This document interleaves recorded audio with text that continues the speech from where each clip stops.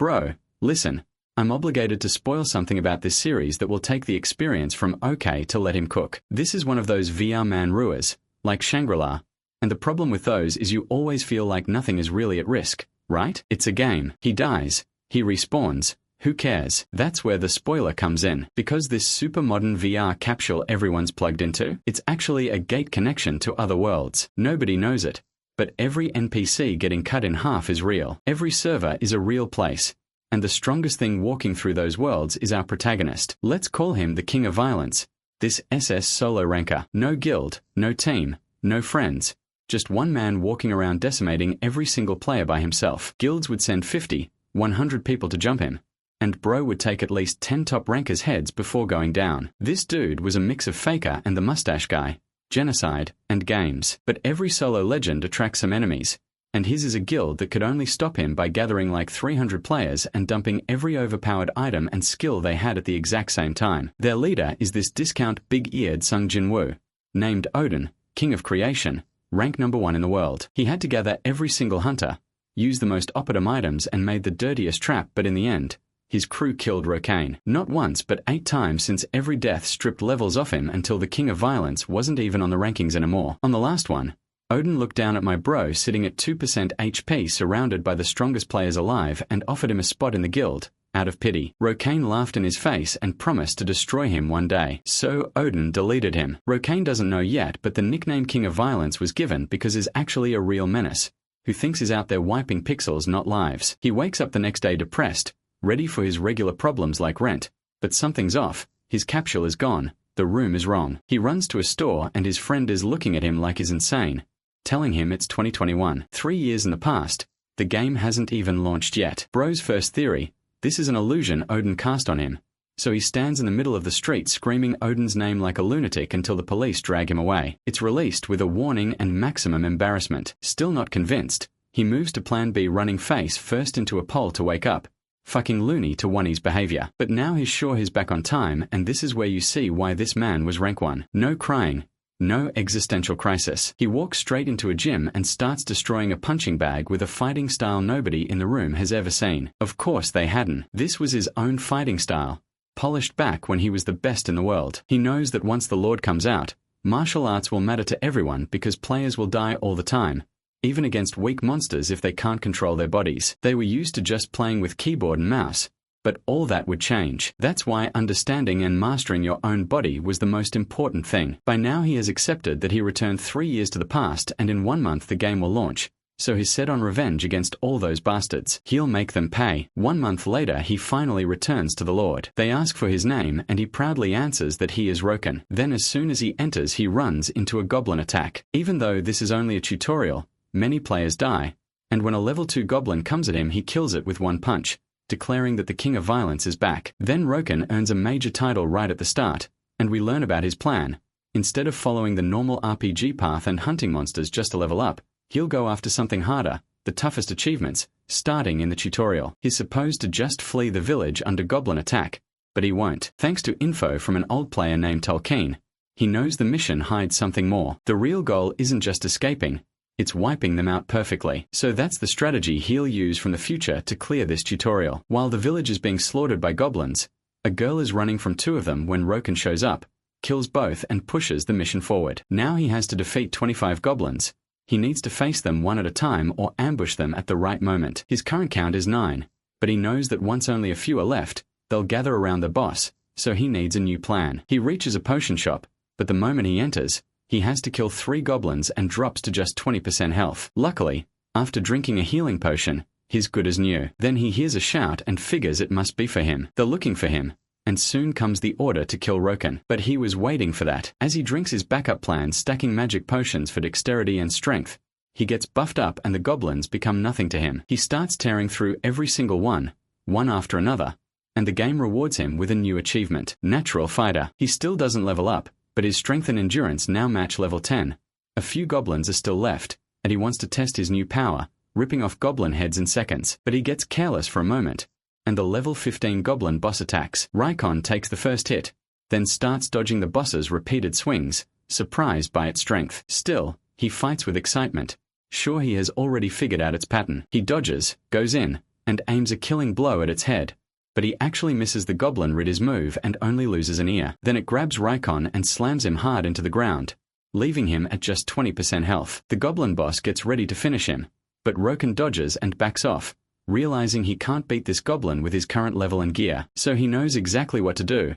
He shouts out his next move, a fast strategic retreat that only makes the goblin angrier, while the main guy screams for his life, baiting the goblin into chasing him to a house, hurting from the game's hyperrealism. He pulls out option 3, a fire-resistant scroll, which lets him resist flames for 10 minutes. Now he just has to lure the goblin in, but it arrives before he even needs to call it. Rokan jokingly asks if they can talk this out, but the thing only attacks. In the end, the main guy can't quite block the last strike, and he falls into critical condition. Desperate, he throws his axe, but misses, realizing he shouldn't have been so overconfident. The goblin turns and the axe knocks down a support beam. At the same time, Raikon jumps out a window, flips it off in farewell, and the goblin boss never notices.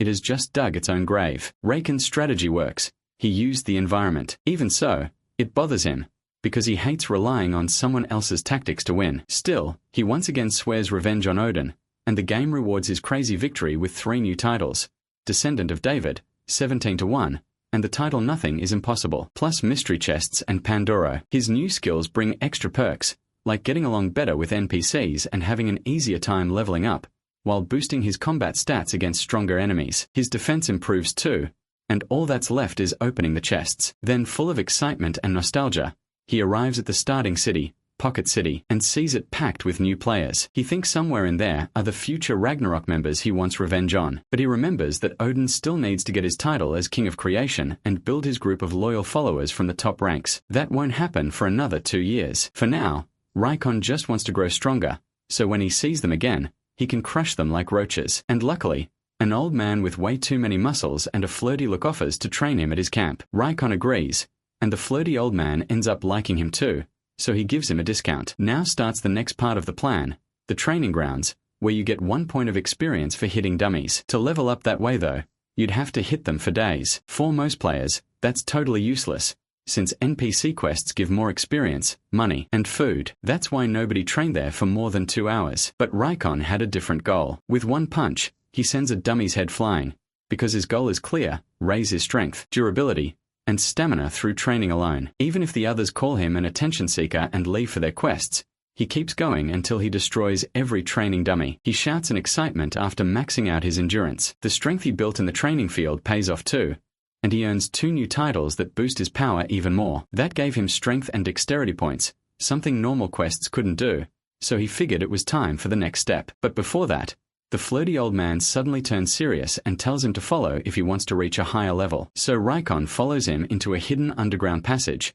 a secret place he never even knew existed. Something like this gets him excited to see what it is, but that excitement dies fast when he realizes the secret training is just more dummies. The old man explains, these aren't normal targets. They move just like real people, and Raikon could even die there, especially since he isn't even level 10 yet. If he goes in, he only gets 1 shot. That only fires him up again. He sees it as a fun challenge, so he throws himself into the fight. He uses his own fighting style, but he barely slips away from the others' attacks and quickly realizes they're way tougher than they look. That just makes him even more excited, and with a grin, he heads right back into battle. 5 days pass like that, and when the room's door finally opens, 1 last dummy crawls forward in ruins until Rokan finishes it off and walks out victorious. Now level 10. His stats are pushed to the limit, and he also gains a new epic title, Unbreakable Resolve. He's thrilled because back in his old life it was much harder to get. Now fully decided, he moves on to the next stage, the great city of Kato. There, he heads to a huge castle to look for berserker work. After a pretty interesting talk, they accept him, and just like that he earns the title of berserker. His level resets back to 1, but he keeps his stats, and he also gets a free weapon. Rokan picks an axe, then starts practicing his fighting style with it. That leaves the berserker who hired him amazed, and Rokan nods. This was exactly what he needed. It was perfect for him. Now his first move as a berserker is to get as deep in debt as possible, so he can buy books and learn skills. But after borrowing the money, he spots a quest, and asks the old man if he knows anything about Wild Wind. The old man has no clue. Later in his thoughts, Rokan keeps wondering about that Wild Wind quest because that skill never showed up in the original game. Still, he can't take that quest yet, so for now he has to put it aside and focus on maxing out his berserker skill. To do that he needs someone to take him to the orc camp, but nobody wants to go except one knight, a level 25 guy who really likes money. Rokan takes one look at him and turns him down, thinking he's just a show-off. The knight's ego takes a hit, so he uses detection to check Rokan's level, a move that's basically seen as an insult. Even then the protagonist doesn't react, not even when the knight mocks him for being only level 1. Seeing how smug he is, Rokan challenges him to a duel. Whoever wins gets 15 silver coins. The knight thinks it's a joke, but Rokan's attitude gets under his skin so badly that he accepts, with all 15 coins officially on the line. The knight tells him to come closer, treating him like trash and a pest. Around then, a random adventurer party passes by and notices that a crowd is locked in on the duel. The knight, wearing top-grade armor and high-quality weapons, asks if Rokan really won't use any armor. Seeing how calm he looks, the knight curses him for being a stupid, arrogant fool. Then he rushes in, already getting desperate, but every strike hits nothing but air, again and again. Rokan is shocked by Rokan's speed, but still thinks he's just a level 1. Then MC, with a single punch, smashes the knight's helmet, and follows up with a brutal hit that wrecks most of his armor while everyone watches in shock. Rokan yells that he's an idiot. His level is 1 because he reset, but he already pushed his stats to the limit. His real power is above level 50, so nobody should judge others by what they see at first glance. Everyone is stunned because a level 1 shouldn't be this strong. Rokan likes his new power, but he still has the travel problem. Then that same generic party from before, a knight, a mage and a healer, offers to take him. At first Rokan isn't sure, but when he checks their levels, they're 35 and 32, solid numbers, and the team is well balanced, so he accepts, warning them he's not going as a client and won't fight at all. They head into the forest carefully, and when they reach the first obstacle, they toss out a piece of meat and manage to slip past without alerting anyone. Rokan is impressed. He thought they were amateurs, but they clearly knew what they were doing. Still, the entrance they plan to use has a guard on it, so they decide to use their silencer Rokan, pulling it off in just a few seconds, taking him out without making a sound. That gets him inside the orc camp. The knight warns him to be careful, but he casually pays them. The woman can't understand it. Is he really going in alone? That camp is way too dangerous. When he says yes, they finally leave, and as they go, the healer wonders why they abandoned the kid. The mage can only guess he has a death wish, maybe because he's too weak to keep playing. But the knight isn't convinced that Rokan wants to die. Just by looking at him, he can tell there's a plan, he just doesn't know what it is. Meanwhile, the protagonist reaches the center of the Orcs Plaza with a secret he learned from the future, then shouts that he demands a duel with the strongest one, calling on the Orcs' pride. His goal isn't to level up, but to earn titles tied to legendary figures. The Orcs are shocked that a human knows about their honor. That gives Rokan the edge because now he can fight them one at a time, but all his courage disappears when the first one to step forward is the actual Orc chief. Rokan knows the chief is far beyond his power. He has no chance of beating him. Luckily other Orcs interrupt, saying they need to test whether the human is even worthy before the chief fights. They convince the chief, so his opponent becomes Yahello, a rank 4 Orc. That brings Rokan's spirit back, though he also feels embarrassed. How could he think like that? Was he really happy to face someone weaker? Snorting at himself, he puts his points into strength and dexterity, then tells the Orc to start, and even declares to the Orc chief that he will die today. That unrig is Yahello, who charges straight in, but his axe is stopped in a clash of power, making him think he underestimated the human. So he uses his war cry, which lowers his enemy's abilities. Even so, to his surprise, Rokan still looks confident as he attacks. Yahello had taken Rokan for an arrogant human, and swings his axe, but every blow gets dodged. He can't understand it even though his skill worked. He still can't do anything. He demands to know why the human is winning. Rokan tells him his attack patterns are easy to read, just like the rest of his kind. That only makes the Orc angrier, but again, his axe gets stopped. Rokan leaps into the air and activates his axe skill, saying that thanks to Yahello, he'll be able to beat the chief, Axe of Final Judgment. With that Rokan claims a new achievement, and his plan is going perfectly. The achievements he needed to beat the chief are ready, so now he plans to take the stat and level boost. But the system tells him there won't be any level up this time,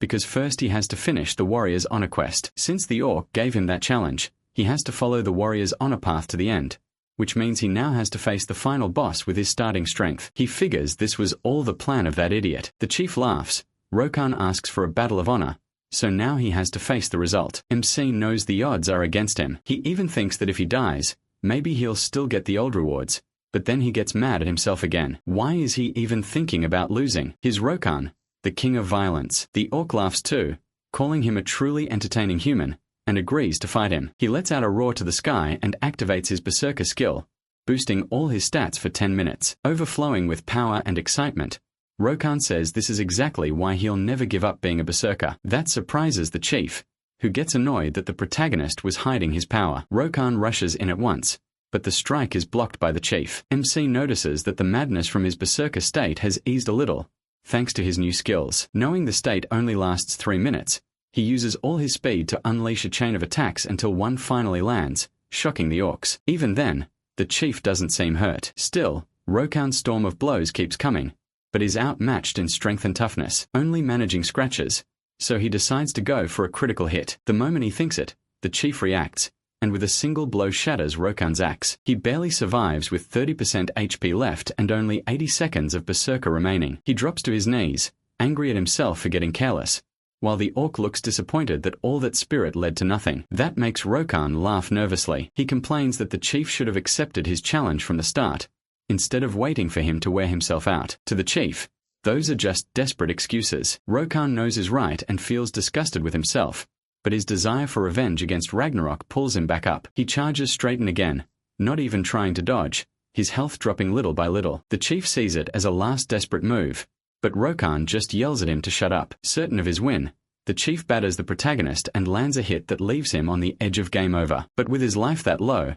a new sacred state awakens. Rokan laughs as the chief walks in for the finishing blow. Right then, the skill Unbreakable Resolve activates, giving him a 50% boost to all stats right before death. With that new surge of power and only 30 seconds of berserker left, Rokan launches back into his relentless assault. The orc answers with a defensive skill that covers him in steel, but it still isn't enough, because Rokan smashes apart his sword in one hit, and then with his strike skill, lands a boosted blow that completely destroys the orc chief, who starts to fade away, ashamed he lost to a human. Rokan only tells him he kept his word and wipe him out. Smiling, the orc finally acknowledges MC is a worthy warrior. That leaves the other orcs in shock and admiration. They praise him so much that he starts feeling embarrassed, even while his ego swells. Then he remembers his berserker skill is almost over, so before the madness kills him, he drinks a couple potions. Now he can finally check his new titles in peace. Orc Chief defeated at level 1, which boosts his strength and powers up his critical hits. And he also gets the honorary orc title,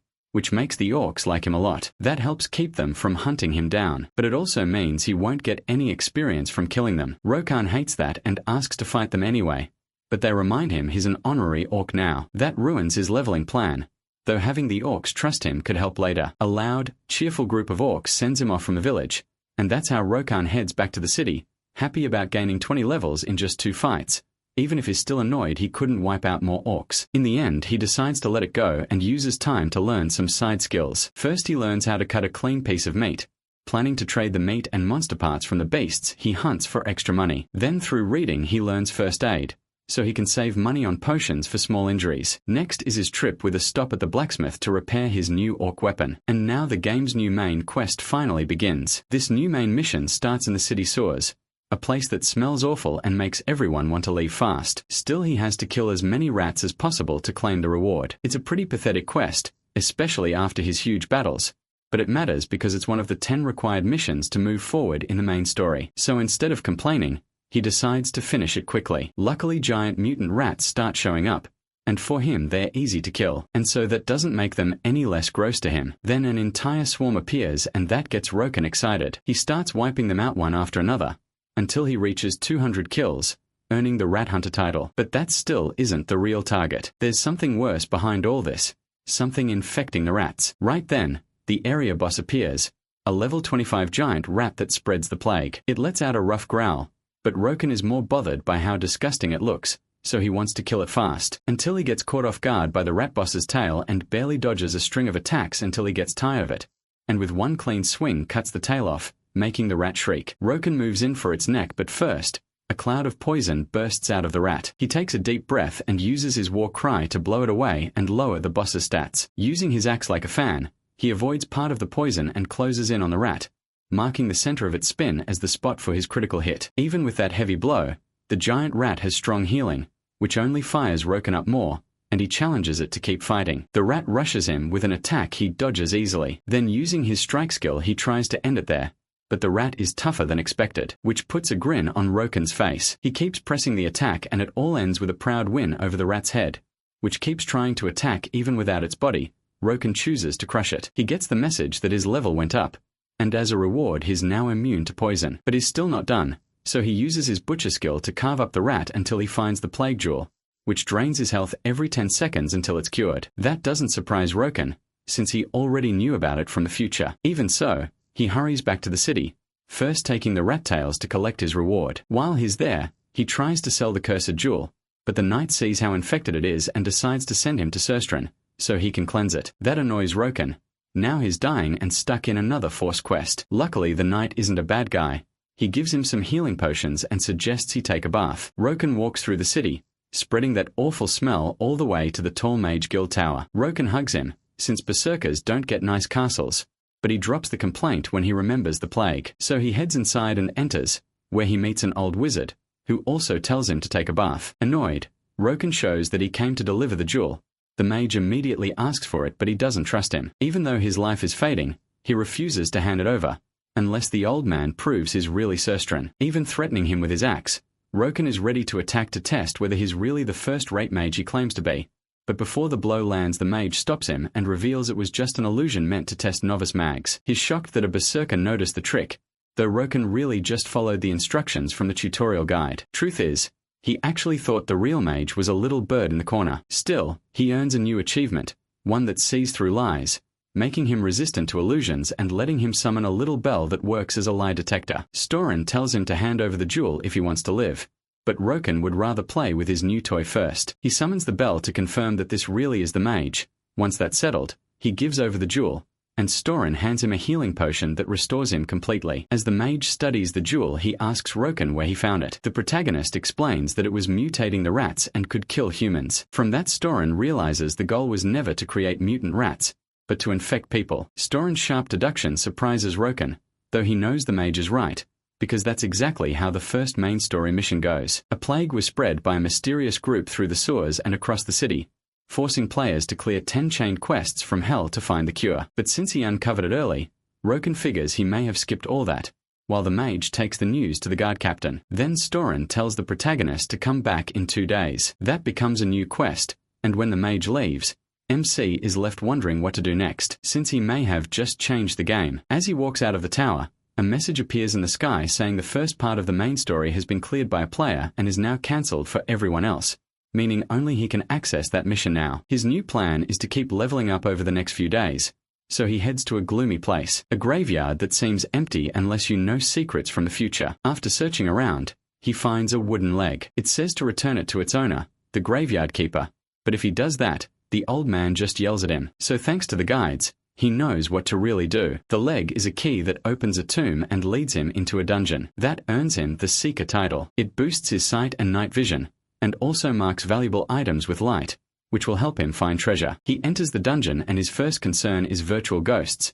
but none show up, just a giant skeleton, which he kills easily. Then many more appear and Roken smashes them down as soon as they stand up. Even though he finds them annoying, he still prefers them over rats. To speed things up, he pushes his stats to the limit, to clear every enemy and reach level 30. So his run through the dungeon keeps going, cutting down hundreds of skeletons. They start to get boring, but that changes when the dungeon boss appears. It attacks, but Roken drops it with just a few moves, leaving it as a pile of bones and hitting level 30. Happy to be done smashing reviving skeletons, he finally checks his rewards. A lot of money, plus plenty of skeleton armor outfits that players really want. So he's set to make a great profit, and like someone who knows the future, he plans to reinvest it in the safest choices. He also wants to sell the dungeon's location to some guild. After that, he returns to the main story, and goes back to the old man, who apologizes for sending him away so quickly before. Roken asks if they really found the people responsible, but there's been no progress, which makes sense,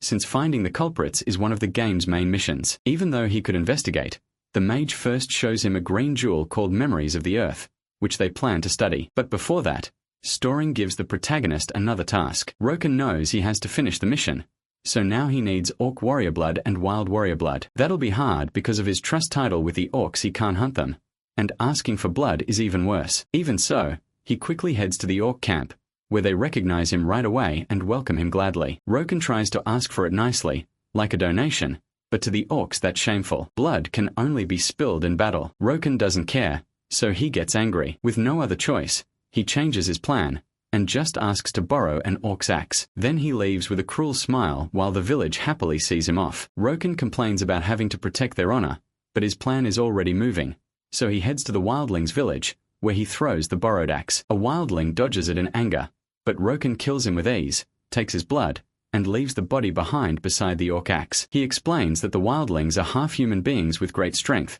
and they already have forest disputes with the orcs, so he plans to start the future war between both tribes early. The next step is going back to the orc village and throwing the wildling sword. That scares the orcs, who take it as an attack. Roken arrives right after to stir up the coming war even more, pushing them toward a direct attack, a fight he'll gladly join. That leads the new orc chief to step forward, raise his sword, and lead the orcs into war. That puts a wicked smile on Roken's face. So the orcs march out hungry for blood through the forest. Some humans spot them from afar and panic at how enraged the orcs are, unsure whether to run or hide.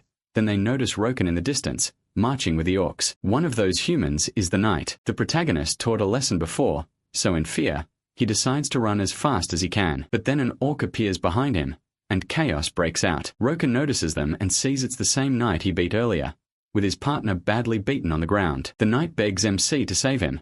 Another ogre gets annoyed that he touched one of their own and smashes his nose with one punch. With a cruel grin, Roken pretends he doesn't even know who the guy is. He leaves the rest to the orcs, and the desperate knight tries to fight back, but it clearly does nothing. Then the war against the savages finally begins, and it turns into a brutal clash. The orcs push forward with one goal: wipe out every savage until none are left. Meanwhile, Roken moves through the battlefield without joining in, gathering blood from wounded orcs. He admits he really did make them furious, and even though he caused it himself, that only makes him happier as he gets ready to use the chaos. Then he lets out a war cry that affects several savages, and they're stunned by his power. They rush him right away, but Roken bursts ahead at full speed, cuts through the middle of them with his axe, and keeps shouting for the savage chief. Breeding like a maniac, he remembers this war wasn't just for orc blood. He could have gotten that by pretending to be a savage. He did all of this because what he really wanted was their chief. Getting close to him was hard, so Roken used the honorable orcs to create a chance for a one-on-one fight. He searches all across the battlefield,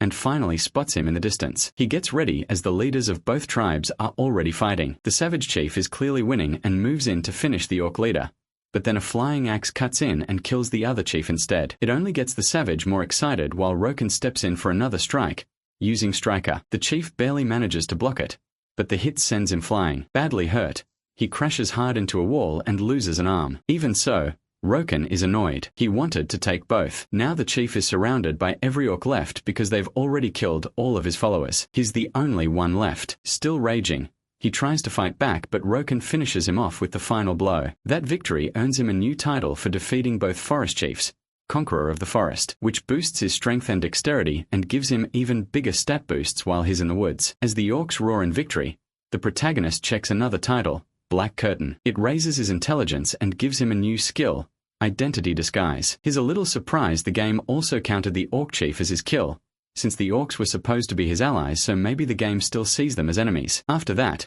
the orcs decide to finish off the few savages still alive and head home. Roken thinks they're having way too much fun, but he has to get back to the old man. Back at the tower, Storian is shocked that he finished the mission so fast. That earns MC the title, First Apprentice of Storian, which raises his stats. Now he gets another mission from Storian: deliver the improved antidote to Materion in a new city called Trinsic. After that, Roken finally logs out into the real world. He complains about the time limit, only 5 hours per game session, and decides to use the break to check his social media, especially the post about selling dungeon information. The post is getting a lot of hate. Most people think it's fake, but luckily a player, also a YouTuber from a gaming magazine known for investigating hidden dungeons named Ra, says it looks possibly real. That keeps Roken from being branded a liar and brings in a flood of offers. But with his future knowledge, he already knows who he wants to trust. The best choice is the MP Guild, or Ways to Play, a guild that trains beginners and punishes players who like killing others, which gave them a kind reputation. So he gets in touch with their leader and sets up a meeting. Even so,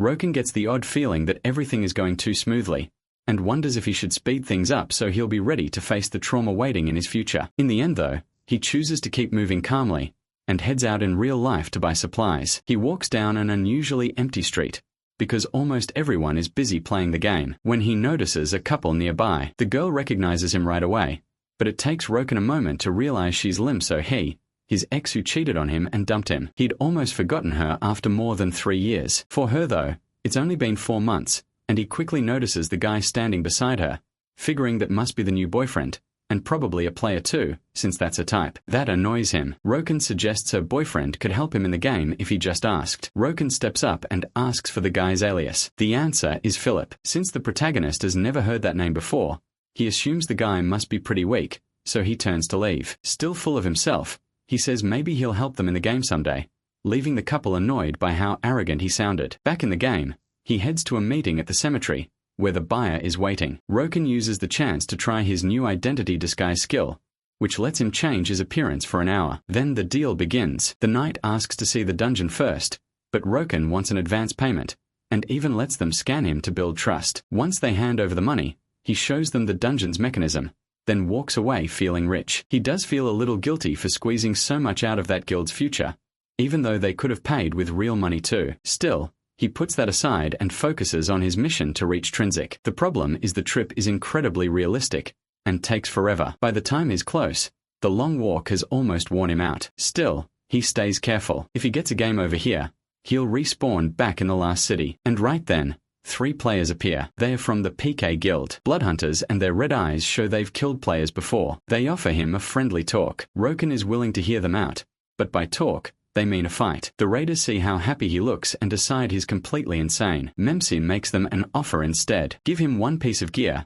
and he'll let them leave, using the same kind of deal they usually force on others, killing players to take items they can't get any other way. They yell that he's a crazy loudmouth because if he loses, he'll have to make the whole trip again. Roken is honestly glad the deal failed, though he never planned to negotiate in the first place. The raiders attack. The biggest one charges first, but Roken dodges him. He instantly goes all in against him, but he gets stopped by the smaller raider's shield skill. That leaves him open and off balance, barely slipping past their attacks until the archer fires a rain of arrows. Roken tries to avoid them, but a lot of them still hit him. He pauses to read the fight. He can't win from far away or up close, the normal way because of their skills and how well they work together, so he changes tactics, throwing his other weapons, 2 flying axes. That forces the shield user back and he calls for the big guy to attack. Roken waits for him and drives a hit straight into his stomach, then finishes him with the axe. Next he goes after the archer, who tries to react by firing again, but Roken catches the arrows with ease and closes the gap, telling him that if he wanted to kill him, he should have done it while Roken was still playing around with the big guy. Then he smashes the bow. Roken pulls a knife to keep fighting, and the protagonist answers by grabbing him and tearing off his arm. He even takes pride in how real the pain feels in the game. The shield raider tries to use his shield to knock Roken down with a hard shove, but MC stops it with just 1 hand. He knows the only reason he struggled earlier was the reflection effect. There's no way this guy can match his strength.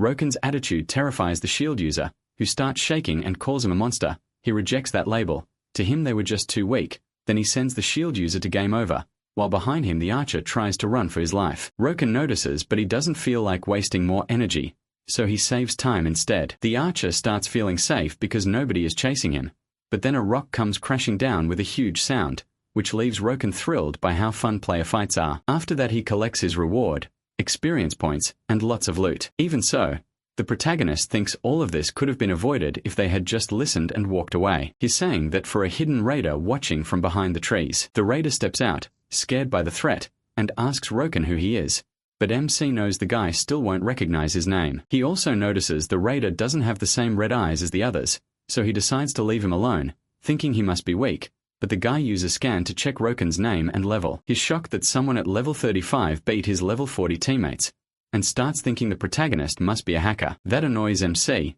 so he takes him out with 1 hit and keeps moving toward the city. It turns out to be more crowded than he expected for a city meant only for level 40 players. That makes him realize just how popular the game is getting. At last he reaches the Mage Guild and goes straight to a magic item shop, where he quickly asks for a rune book. With it, he'll be able to travel to 5 different places. It costs 5 gold coins, which is a fortune in this world, so he figures those raiders from before were carrying a lot of money, since each one had 1. After that, he goes to an NPC named Madarion and hands over the antidote for the plague. But Madarion doesn't really trust him at first, so he gives Roken a test, bring back which elixir from the forest, he can't refuse because it's part of the main story. Still, he knows Madarayan is a shady NPC who sends people on all kinds of jobs for side experiments, not the main one. So he decides to skip the quest by using his money to buy everything from the item auction. Then he quickly returns to Madarayan with a bag full of ingredients.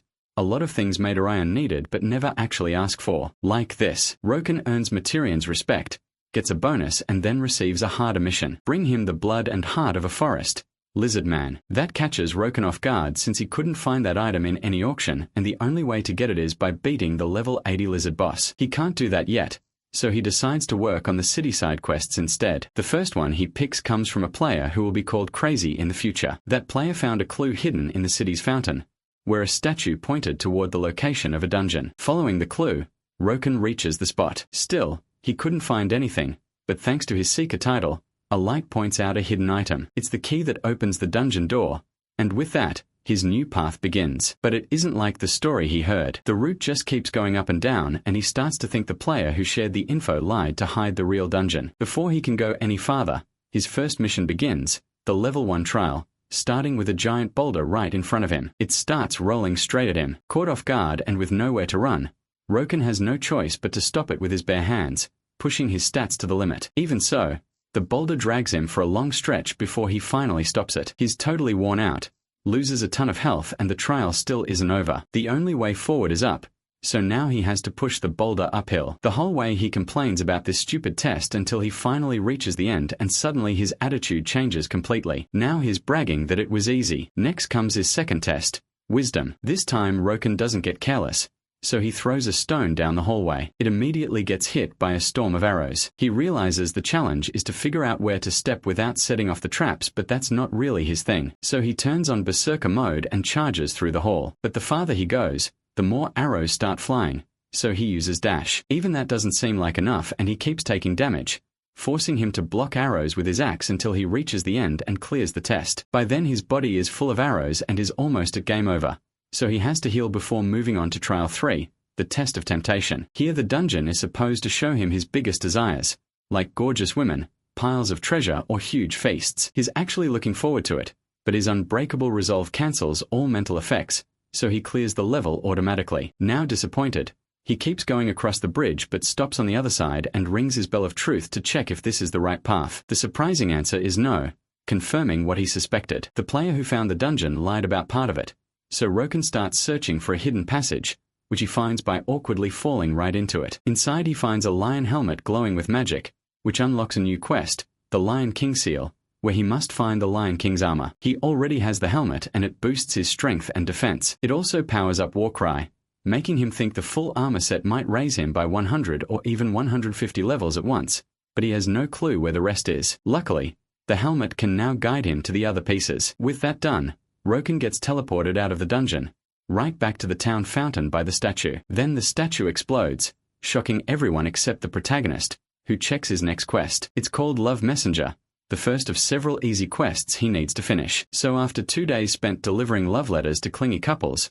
the mission is finally over. The good part is that he gained levels and stats, and also found the Emerald Tear necklace, which boosts healing effects and will help counter Berserker mode. Roken also hears that more and more players are leveling up, even with PK users making things hard for them. That means he has to grow even faster too. Right then, an update appears in the sky, unlocking guild creation and housing. That catches his attention. He explains that a guild creation stone costs 50 gold, which equals 200,001 in the real world. So he figures guilds like MP will start forming soon, but the housing update interests him even more. Now players can buy a small house or a piece of land. So he quickly heads to a cellar, making sure no one else is around. Seeing nobody cares yet, he moves fast and uses 65 gold to rent every 3-bedroom 2-story house in the area. He's trying to take over the housing market before inflation drives prices up through supply and demand, spending almost all his money. Excited, he starts thinking about doubling or tripling the price to make his money back, since he'll profit off the guilds that need a house to protect their guild stone and their members. But for now the next thing is hunting. He arrives at the lizard habitat, which is emptier than he remembers, probably because the lizard boss is still around. Once inside, he decides to start with Warcry, which alerts the lizards and they rush him. 2 of them attack Roken, but he easily tears them apart, one after another. Then another shows up, but he drives it back too, using a move he still hasn't fully mastered. He doesn't want to kill it in one hit, because first he plans to rip off its tail. To him, that's a delicacy in this world, and he can trade it to get some money back. Feeling confident, Roken senses a lot of lizards waiting nearby, so he calls them out to fight. In the end, the only one left is Roken, holding one enemy up by the neck. But then his focus shifts. An entire guild has been watching him fight, waiting to attack once he got tired. That leaves 5 players surrounding him. Roken calmly turns to look at them, but when he locks eyes with their leader, his anger explodes, so intense it scares everyone else and shakes the whole guild. Their leader settles them down, saying it's only one guy and he can kill him without backup. Roken, feeling both satisfied and furious, recognizes the leader as a future follower of Helios. He yells that he'll kill him, and promises to crush Helios and his whole group. But while watching them, he notices they carry the same mark as the raiders he beat earlier, so this is the PK Guild Bloodhunters. Looking them over, he mocks them for bringing so many people just to deal with one player. Helios answers that if you're going to do something, you make sure it's done right, especially when someone gets in the way of his business. Roken doesn't care about their raids, but he'll crush anyone who dares threaten him. Furious at his arrogance, the guild attacks. Roken just waits, then moves with inhuman speed and brutal force, scattering pieces of his enemies all over the battlefield. Then he goes for Helios. Caught off guard but still confident, Helios blocks Roken's strike. Even so, he's impressed by MC's power, mocks his own teammates for being weak, and complains that MC is using a plain war axe. Then with one move, he blasts him away in a burst of fire. The fire magic swordsman smirks, sure the fight is over, but from the smoke, Roken steps out, almost confused. Helios barely manages to block, and shocked by the protagonist's strength, he powers up his explosion, forcing Roken back. When injured, MC laughs at him for being a weak swordsman with both magic and a blade. Enraged, Helios charges again, but Roken dodges him and humiliates him, because he remembers Helios's future fighting style perfectly, that only makes Helios matter. He starts preparing an intermediate level skill, and above him forms a massive cloud of fire, ready to burn everything down. Even Roken is surprised by that. Completely furious, Helios unleashes the attack, causing a huge explosion, sure that not even ashes will be left. It looks like it's over, but Roken comes back wearing the lion armor mask, leaving Helios with no chance at all. One hitter raises him, and the ground shakes. That's how the protagonist stands tall and levels up, while admitting he almost died if not for the lion helmet. After that close call, he's shocked by all the rewards he gets from winning. Now he understands how some players got so far ahead in his past life, they kept others from ranking up, which led many weaker players to team up and fight back. Most of them were from the MP Guild, but in this new timeline, because of Roken, MP is in financial trouble, so they won't be able to stop the PK players before they grow even stronger. That makes him wonder if it would be smart to start hunting them down. But then a huge light flashes behind him, and more fighters appear. He doesn't hesitate for even a second. He slams one of them into the ground and asks if they're reinforcements for the last group, then invites them to fight. Even so, he quickly cuts their numbers down from 15 to 9. Cornered, all the archers fire homing shots with a 100% chance to hit. But to Roken, it's nothing, and the players are terrified. When he starts his counterattack using his speed, as they lay there in pain, they accuse him of hacking. Roken just mocks how pathetic they are and goes to collect the loot. To his surprise, among all of it, he finds a strange item, the Cloak of Stealth, which lets him turn invisible. It's a rare item and too hard to get to risk in battle. Still, he's grateful for what they dropped, right as more reinforcements arrive. That makes it the perfect time to test the cloak, and it works perfectly. From a distance, he sees 2 new people show up and hears them claiming the protagonist is using hacks, since he survived attacks that should have killed him. Roken doesn't worry, even though they learned his username because they scanned him. Instead, he focuses on the symbol on their clothes, figuring that should belong to their leader. The man is angry because even if they report Roken for hacking, if they can't beat him, the hunters will look weak. So now they have to find the Cloak of Stealth, which had been brought there for a girl. He figures she's the Bloodhunters leader's girlfriend, or maybe soon his ex, if they lose that cloak. After trying for a while, Roken recognizes the Knight's logo as the MP Guild. In the original timeline, they were supposed to be the ones who fought and defeated the Bloodhunters, so now he wonders if the whole thing was staged to make them look like heroes. He also suspects they're the ones who sell his information in the future, so now he's set on getting revenge. But first he needs better stats, so Roken goes back to fighting the lizards until he earns the title Endless Challenge. After beating 100 stronger opponents, something that took him a long time the first time around. Now he also unlocks his second class, and with the rune he teleports to the city to start it. But the second he appears in town, he's surrounded by a crowd of blood hunters. Right there, the situation turns bad fast. The man with him, the one beside the MP leader, shows up and tries to make Roken a deal. The protagonist has no interest in it. Instead of listening, he raises his voice and lets out a war cry to call the NPC guards. They quickly surround the hunters, ready to take down the PKs, who aren't welcome in that city. The lead hunter gets angry and rushes at Roken, who knocks him out with a single hit, then leaves the rest to the guards. That seals their fate. If they want their gear back, they can find it at the auction. And sure enough, all their items end up there at crazy prices. After that, Roken checks the forums and sees other city guilds already showing off guild houses to pull in new members, while his city still has barely any, mostly because he bought up so many of the houses himself. So now it's time to start selling real estate, and he posts an ad. At first people think it's a scam, and honestly it is, but since he uses the same fake profile from a dungeon sale, tons of buyers show interest. Even with MP and the hunters involved, he decides not to rush and waits a week. His next move is heading to the Berserker Guild to apply for the class again. This time, the clerk is a deep thinker who tells him to really consider it first, but Roken just wants the forums. The clerk keeps going, and in a weirdly poetic way explains that while his current skills will get stronger, he'll lose the chance to learn new ones through a second class. Roken already knows that. He also knows hidden classes exist, tied to certain conditions or places, so to him, every choice comes with pros and cons anyway. He asks for the papers again, and at last they hand them over, welcoming him as a berserker. That comes with a free item, but there aren't any axes he likes, so he picks something better looking and more defensive, a male lizard man leather shoulder pad. The clerk thinks that's strange, since everyone else only takes weapons, but Roken knows he needs defense. Next, he wants more skills, but after spending so much, he's broke, so he does the obvious thing and goes back into debt, asking for the maximum loan again. Between his face and his guild, he ends up scaring the NPC teller, who still hands over the gold, and once he's back at the guild, he upgrades his skills from dash to strike. He also learns new ones like shoulder charge, takedown, heavy slash, blade attack, and a jumping smash on the way down. And of course he keeps the last move he learned from the orc boss. It's not a huge set, but Roken prefers that.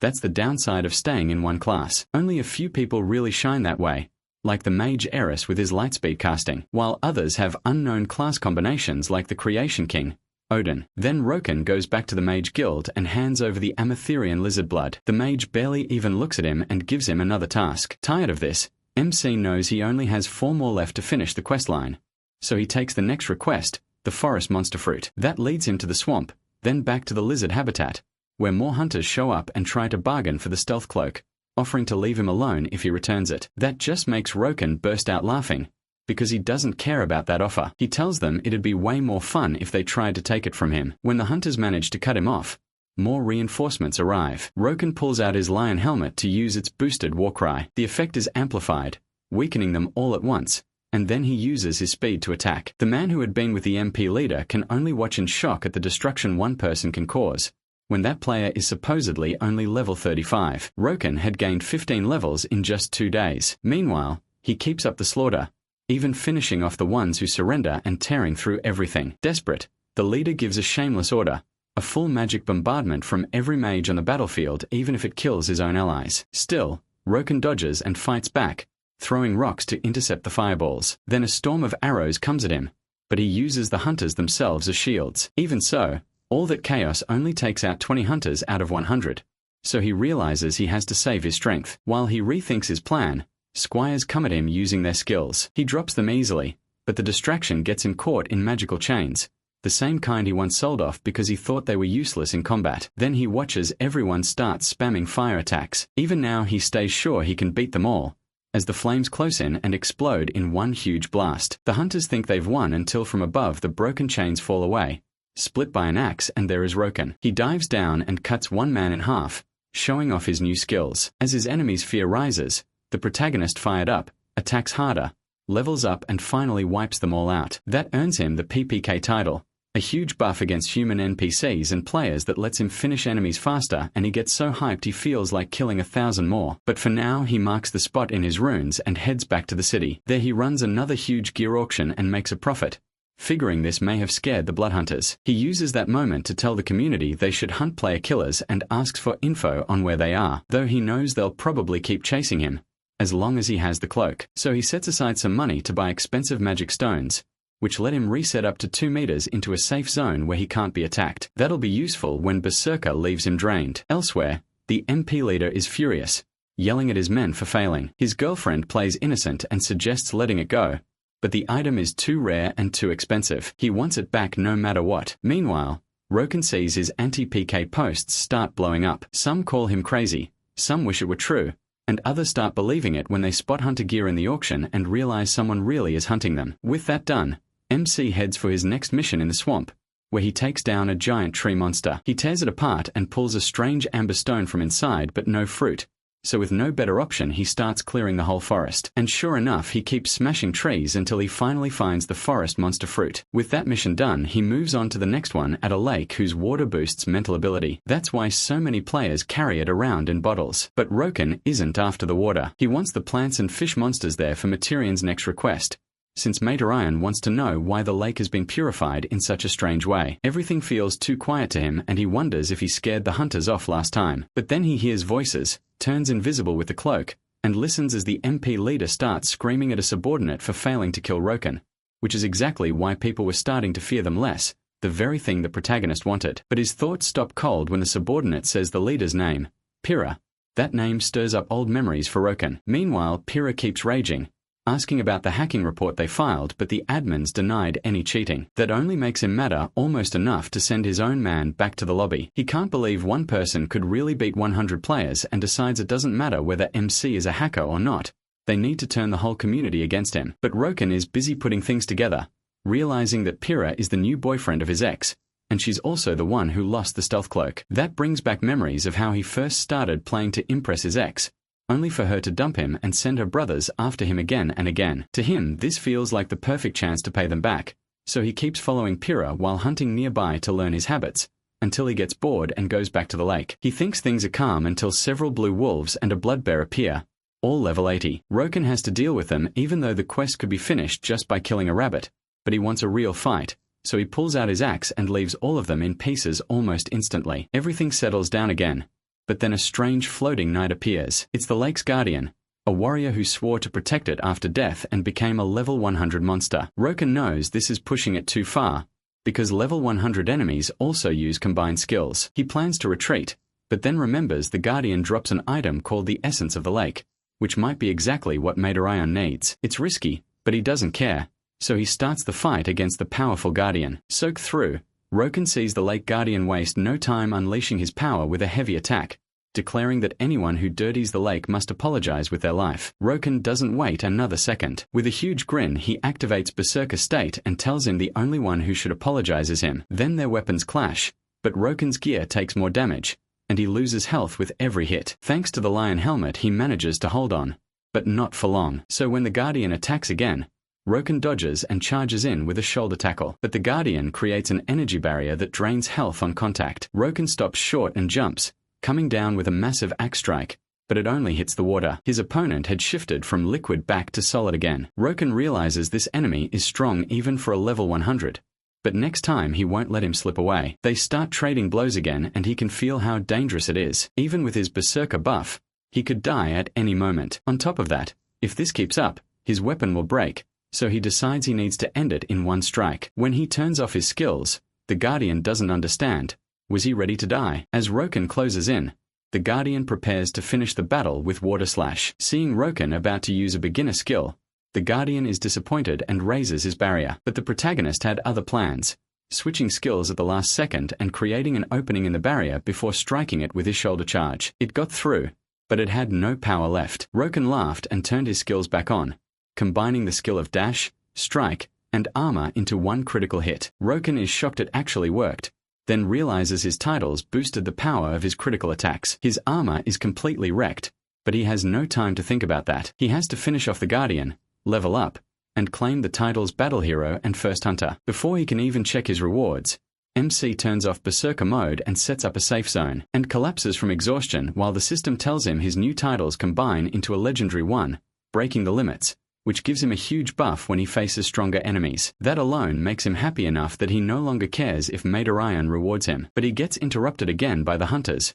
who throw fireballs at him. When they see he takes no damage, they decide to make a video and once again call him a hacker, but Roken ignores them and picks up the lake essence. After that, the hero heads back to town, repairs his axe, puts all the loot he got up for auction and goes to the Mage Guild, where he gets a new enchanted item, a very simple yellow little ball he'll use to get the last ingredient before meeting Madarayan, a lake fish. So he goes back there and uses that tiny yellow ball, even though it's expensive, tossing it into the lake. From it comes a powerful lightning blast. This is his way of skipping the slow, annoying job of fishing, and with a second lightning strike, a bunch of fried fish float up. Then he takes all the fish and other items to Madarayan, who thanks him but says there's still one more mission. Still, he thinks Roken is too inexperienced for it, so he tells him to come back later. Annoyed that he still hasn't gotten his title and wanting to punch him, he calms down and decides to hand over one more item, the lake essence, that leaves Madarayan stunned, and he asks where Roken got it. The hero calmly says he beat the lake knight. Madarayan realizes he's much stronger than he looks,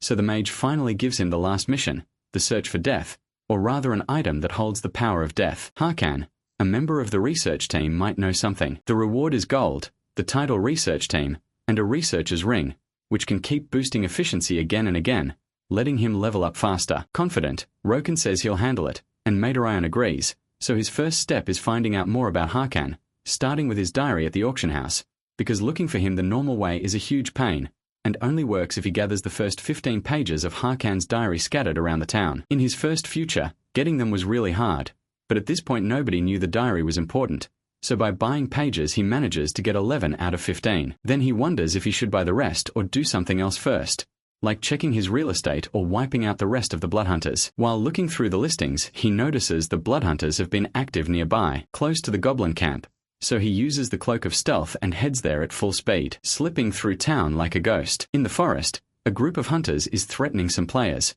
who beg them to stop because they can't even play. The PKs say they should get stronger if they don't want to be killed. For now they demand their items, while Roken watches from a distance. Even after he's killed so many of them, they still have no teamwork or care, so he decides to jump straight into the fight and smash the first one in a single hit, leaving everyone stunned. Right away the others try to run, but Roken holds them in place with his war cry, and the fight begins. Watching from afar, the normal players are shocked. The hunter warning was real, so now the hero clearly knows more than before, even if he only seems focused on killing more hunters and taking their loot. After the first fight, the hunter who had been threatening the player surrenders and says there's no reason to wipe them out. Roken asks if he even needs a reason. Then he throws the hunter's own cruel words back at him.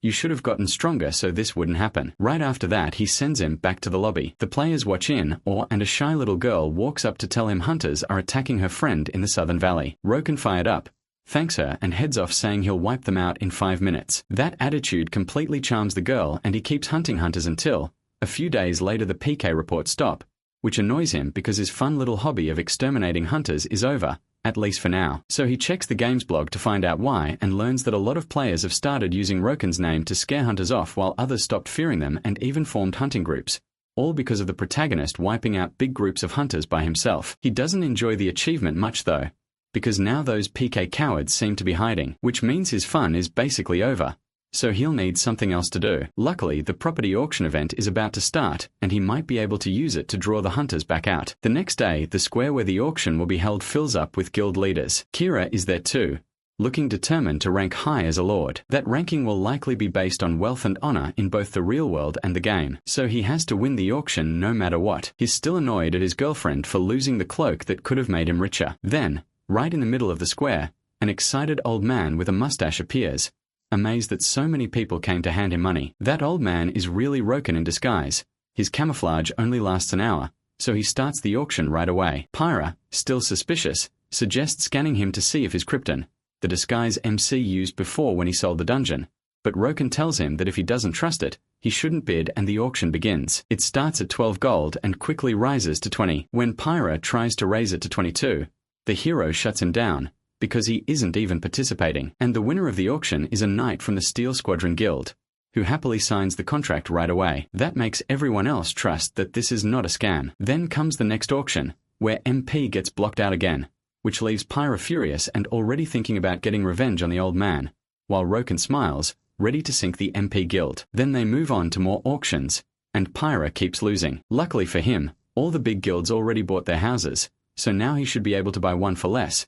But Roken notices that and with a nasty grin pulls one last trick by shouting that the next auction will be the last. Pyra sees no other choice, and when the auction starts at 15 gold, the MP leader instantly offers 40 gold, about 8 million women real money, a ridiculous amount that shocks everyone in the worst way. Happy with the price, Roken gives them the win and signs the contract, reminding them not to fall behind on rent. Pyra is thrilled to win the last auction, but his smile vanishes when Roken announces a break before auctioning the biggest house. Pyra explodes, accusing him of saying that was the last one, and he calmly says it was the last two-room house, leaving Pyra speechless as he walks away. Roken grins to himself, knowing his guild won't be happy with that overpriced buy. As Pyra walks through a dark alley, a hand shoots out from the shadows and grabs him by the neck. It belongs to a skull-masked man, who questions him for using guild money on the auction and reminds him they're only allies for profit, and he could kill him anytime. Pyra decides to hand over the house contract so he can leave in peace, but the masked man asks if they didn't need a house. The MP leader says that before anything else, they need to deal with Roken and expose his defeat to everyone with a video. The skull-masked man admits that they also plan to kill him. Meanwhile, in the real world, the hero checks his earnings more than 300 gold, making him the richest man in the game, so he decides to push inflation and sell gold for double the usual price. Since the guilds are broke after the auction, many of them will fall. He also raises item prices in the auction house to keep the advantage that money gives him, then goes back to his original plan, hunting more hunters, who will probably come out to steal gold. And right then, at a boss area, a group of hunters is fighting monsters, while watching from the side are Tungbogi, the giant hammer man and execution enforcer of the Blood Hunters Guild, and Charman, vice master of the new hunt. Then the skull-masked man interrupts them to say their target has appeared, and he heads out with all the executives to crush Roken, while one desperate hunter runs from a hero, who easily dodges his attacks, jumping around and toying with his victim, terrifying the hunter's allies. But then someone yells at them not to panic.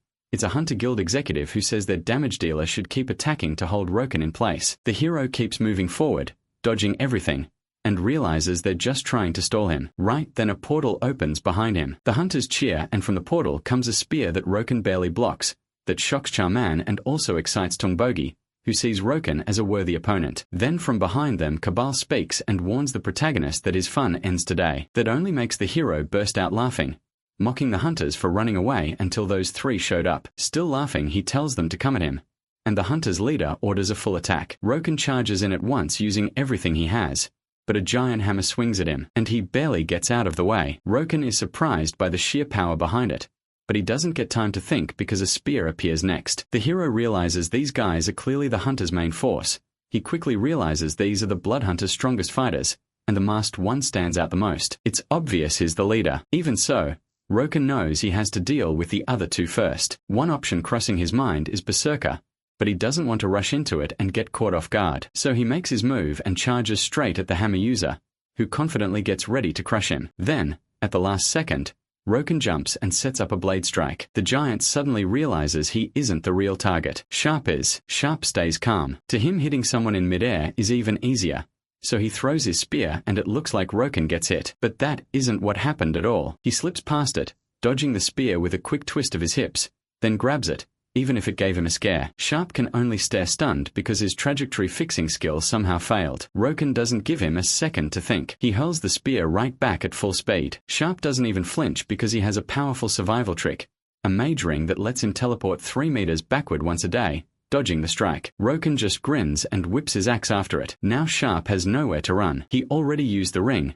so there's only one choice left. Take the axe head on, while his teammate shouts in panic. Certain he's won that exchange, Roken turns to the big guy next. The giant comes at him in a rage, but MC already knows the problem with that kind of power. He's slow, so dodging him is easy. Roken slips around and attacks from behind. The giant blocks it, but all he sees is someone relying too much on brute strength. Furious, the giant roars that he's the strongest in the guild and swings with everything he has, while in the distance, Cabal seems to be getting ready, drawing in the power of the shadows. Back with Roken, he's got the giant by the throat now, and the guy is terrified. With a grin, the protagonist finishes him off and levels up as Cabal watches from afar. That annoys Roken, who calls him a terrible leader for just standing there and watching his men die. Now he goes after the masked man, but stops when Cabal finishes his spell and unleashes the full power of the shadows. The masked fighter says he held back the entire fight so he could face Roken at full power. While MC was busy killing everyone, Cabal was gathering every shadow nearby and taking over the field. That surprises him. This guy is a shadow mage, a hidden class in the game that's insanely hard to unlock. The requirements are so brutal that even in his first life he barely knew of anyone who got it, but he pushes that thought aside if he wants to tear Cabal apart he first has to find the real body. He attacks at once. Shadow swords jump in to protect him, but Roken breaks through them, slashes and cuts the masked man in half. Yet there's no victory. It was only a fake made of shadow. Cabal appears behind him and says reading Roken was easy, then lands a brutal hit that leaves a deep wound and cuts his health in half, while also inflicting sacred paralysis poison, a status effect that drains 30% of his life every 10 seconds. With that, the masked man gets cocky, looking down on Roken and calling him a disappointment. Just a hacker with no real answer. But the protagonist moves with a grin, shattering every shadow tentacle around him and says the real show starts now. His resistance skill has already wiped out the poison. Thinking clearly again, Roken starts to recognize the hunter as someone he knew in the future. He calls him Nidhogg, the 8th ranked member of Ragnarok, and that pulls up memories of their leader Odin. They were all crazy, but MC hates how true it is. They were also the best players around. Still, the group was always suspicious. It appeared out of nowhere, built from top players who left their guilds, changed their aliases, which cost a lot, and joined Ragnarok. All of them followed Odin without question. And Roken remembers one especially dangerous warrior who used both shadows and poison. That was Nidhogg. The name comes from Norse myth, a dragon that gnaws at the world tree with its fangs, so he figures this has to be him. The odds of two people having the exact same skills are almost zero. Still, Cabal seems confused when Roken mentions Ragnarok, which makes the protagonist think he may not know Odin yet. Either way, he starts breaking down his enemy. He guesses Cabal's first class was Killer and his second is Shadow Mage, with a high level and even more agility than his own. So he decides not to hold back, plants his feet, and activates Berserker. Cabal immediately says he hates that Berserker skill, but he isn't worried. He doesn't rely on just one move, so he forms his Shadow Blades. Roken only gives him a cocky smile, then without hesitation rushes him. Their clash tears through the battlefield as they fight inside the shadows, and they move so fast that Cabal loses sight of him. Roken spots an opening and attacks, but it's only another shadow substitute. The masked man warns him that he still doesn't get it. The whole area is under his control. By absorbing all the shadows, he can sense every move Roken makes on the ground and react first. That annoys MC, who thinks he sounds like some cartoon villain explaining his evil plan. But Cabal talks like that because he's sure he's already won. Even if he doesn't kill Roken himself, the Berserker penalty will do it. He doesn't take that well and charges again, only to be met by countless shadows he can barely fight through. It reminds him of their battle in his first future. Both of them were stronger then, but the thought gets cut off by a line of blades he barely dodges, taking heavy damage to his helmet. Almost out of strength, Roken sees a giant shadow dragon coming straight at him, and for a moment he thinks this is the end. After the hit, he's badly hurt, can't get back up, and only has 20 seconds of Berserker left. All he can do is watch Cabal walk closer, annoyed that the only thing keeping Roken alive is the Berserker buff. Once that runs out, it's over.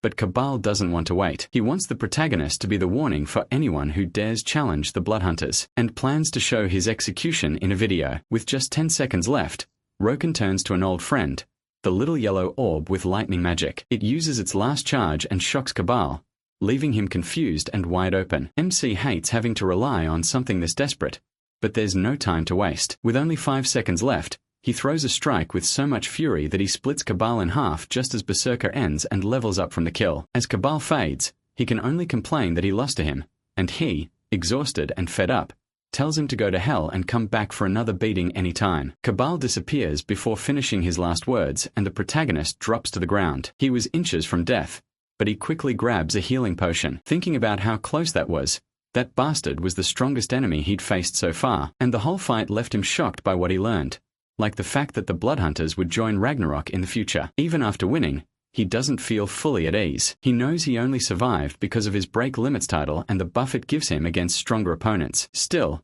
he pushes that aside and focuses on the loot. He got the Coward's Ring, which will be really useful during Berserker. Then he stops to wonder if meeting those two now changed something in the future, though he still doesn't even know how Ragnarok was formed or where Odin is at this point. The more he thinks about the future, the more frustrated he gets, so he decides to focus on Pyrrha instead. It looks like Pyrrha planned that whole attack and Roken takes it as a challenge. He's set on facing him, so first he gears up with a new loadout, hawk armor, yellow gloves, tight lizardmen leather pants, a death belt, and blasting iron boots. They all boost defense, but more importantly, together, they add 20% critical hit chance. With his current skill, that gives him a total of 40% crit chance. After upgrading his axe, he checks his current money and finally gets what it feels like to be rich. He barely spent any gold. He also checks whether he can continue the main quest, but is still missing one diary mage, so his next stop is to test his new gear, though he quickly notices someone is following him. Once he reaches the mountain, he calmly hunts a level 70 boar in one hit,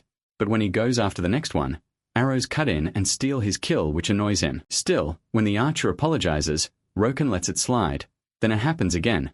The same kill steal, and this time it's a small mage. Now irritated, he starts thinking of a response, but then spots a member of the MP guild. That makes it clear they've surrounded him and plan to keep ruining his hunts, so he warns them, if they keep stealing his kills, he'll treat it as an attack. After he leaves, the MP archer stays calm. Unlike the Bloodhunters, the MP guild is known for being polite, so he thinks Roken won't touch them. The archer then remembers how Pyrrha ordered them to interfere with MC's hunting. He was nervous about his reaction since nobody sees him as exactly stable, but that's what Pyrrha wanted, even the smallest violent response, so they could twist it and use public opinion to bury him if force wouldn't work. Kra also reassured his subordinate that Roken wouldn't dare attack members of a refined guild, and that's enough to convince him. So he lines up another shot at a boar being chased by the protagonist. The protagonist walks right up to the archer, who pretends to play dumb again, but this time MC rips his head off, saying the talking part is over. The others are horrified he just killed an ordinary player. He reminds them he already warned them. The mage from before, terrified, tries to cast a spell, fails, and gets wiped out by a critical hit. Another player tries to save himself by warning Roken. This will look bad if he keeps going, but the protagonist doesn't care anymore and cuts him in half. Unfortunately, the game now marks him as a killer player. That means if he gets a game over, he'll lose a lot of experience and items. The game also says he can remove the penalty by killing other killers, but if his murders keep piling up, the penalty will grow too. Roken expected all of this anyway. He already knows how to get rid of the problem by heading to bandit territory, a place that's dangerous for most players but not for him. Even so, he'd rather keep hunting. A little later, back in the real world, Roken makes a deal over the phone and orders more modern game capsules. Even while resting, one question keeps bothering him: why nothing has happened yet. He figures Pyrrha might actually be scared of him. Then a YouTube alert pops up. Pyrrha is dragging his name through the mud. He says the man everyone treated like a hero for going after PKs was really just someone chasing free experience and loot from other players without taking penalties. That alone isn't the worst part. But then he adds an anonymous report claiming Roken is a hacker with a program that lets him play without limits. He even shows edited clips of MCS stopping arrows and ignoring magic damage. First of all, he says the MP members who tried to question him about hacking were killed before they could speak, so Pyrrha calls for everyone to publicly condemn him as a cheater. For a second, the protagonist looks shaken. Not from fear, he's trying not to laugh. He mocks Pyrrha for hiding this long just to come up with that, and between laughs calls him a clown. He still can't understand how his ex ended up with a guy like that. Still, he turns serious when he thinks ahead. This could become a problem later, even if Pyrrha knows he can't beat him head-on. But Roken has dealt with this kind of thing before, so he already knows how to handle lies like these. This time he'll go right at them, because people will always trust a so-called hero before a strong man they fear. So he heads to the bandits' guard post, and the bandits charge him in anger for daring to challenge them all by himself. Roken acts like he has no idea who they are. Then he tells them they're nothing but worthless points with no experience. That sends the bandits rushing straight at him. Though Roken had thought they looked like a bunch of cartoon thugs, still, they were all above level 90. One of them swears he'll turn MC into dog food, while the protagonist thinks about how these bandits got so strong by robbing and killing adventurers, gaining powerful martial arts and gear until they became monsters in everything but name. They all jump in to finish him, but Roken stays calm and activates Berserker, already thinking about the event he's preparing for Pyrrha. After wiping out the bandits, Pyrrha's video spreads across social media, with some people doubting it, others condemning Roken as a hacker, some unsure whether it's even possible, a few believing him, and plenty more backing the public attack on Roken. Pyrrha is thrilled. He's proud that he turned public opinion against a lone enemy, and thinks he should have started with this from the beginning. His plan is to crush him, then join up with the Bloodhunters. But the whole thing gets interrupted by a call saying the protagonist has appeared in Cotton. That makes Pyrrha happy, and he sends the vultures to stir up a mob against him. But there seems to be one problem with that plan. As Roken walks through the city, a pair of players notice him. The girl glares at him and goes after him, even though her partner tries to stop her. She says she'll only confront him and call the NPC guards to deal with him. She follows him and steps in his way, but when Roken looks at her, his eyes are clear. But you can't believe it, because no one should be able to lower their murder count that fast. MC knows that status usually fades after weeks, or by killing other PKs. What people don't know yet is that it can also drop by killing high-level monsters, or by racking up enough kills. Taking down strong creatures and bandits let him clear it easily. That will become common knowledge later, but for now, it's enough to get him out of trouble. The pair backs off. Roken is about to leave when a reporter from a website stops him and asks for an exclusive interview. Roken agrees, but only if they do it in a public cafe. The reporter accepts, because otherwise the protagonist would just walk away. So the interview begins. The reporter gets straight to it and asks if he's a hacker and a player killer. Roken denies being a hacker and says he only attacks those players when they provoke him, and he has proof. That shocks everyone nearby. When asked how he'll prove it, Roken asks if he's ever heard of a hacker getting reported just once. The interviewer hasn't. The protagonist goes on, saying the only thing against him is one video recorded days ago, and it was surely already reported. The reporter puts it together. If a report was filed and Roken knows it, then the admins already decided he wasn't hacking. So he's playing fair, just using skill, not a program, and if anyone still doubts him, he even gives permission to report him again. The reporter does it on the spot to check. Then he asks how MC can catch arrows or ignore attacks. Roken answers that in a game where a thief can vanish into a building, catching arrows is just one unusual skill, and the other trick comes from a magic item sold in shops. The reporter starts seeing him as honest, so he asks why MC made the video. He says he's worried they want him gone. When the reporter asks why they target him, the protagonist says he has a video explaining that and will upload it tonight. That leads to the last question. Did he kill the MP members? Roken says yes, without hesitation.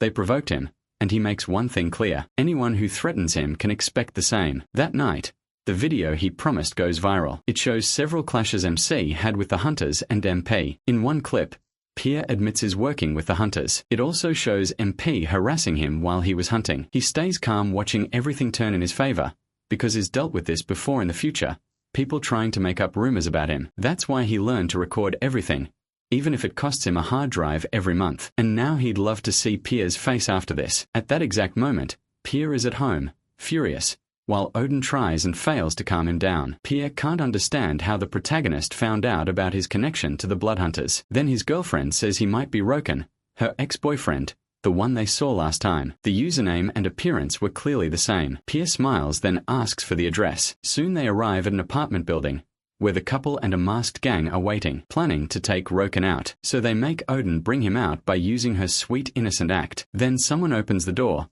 and they start beating him again and again until Odin stops them and shows that this obviously isn't Roken. Once they stop, the guy thinks they're robbers and warns them they'll regret this. He's the son of the police chief. They can't believe it and start cursing MC, who is actually relaxing on a nice terrace. Because of all this, within just a few days the MP guild falls apart. Pierre stops logging in because he's in jail, and his followers are so humiliated and rejected that they quit logging in too. Just like that, one of the Lord's biggest guilds collapses. Roken finds it kind of boring, though he also thinks Pierre is probably having a great time being miserable in his cell. As far as he is concerned, everything worked out well. After the interview, he starts getting tons of fan messages. They even make a fan cafe for him. He thinks it's a little silly, but he doesn't care, because now he can enjoy all the gold he earned. As the game gets more popular, inflation hits and prices go up. So he sells half his gold and buys a nice apartment, since he needs more space for his new top-tier capsule. After that he goes back into the game to reach level 100,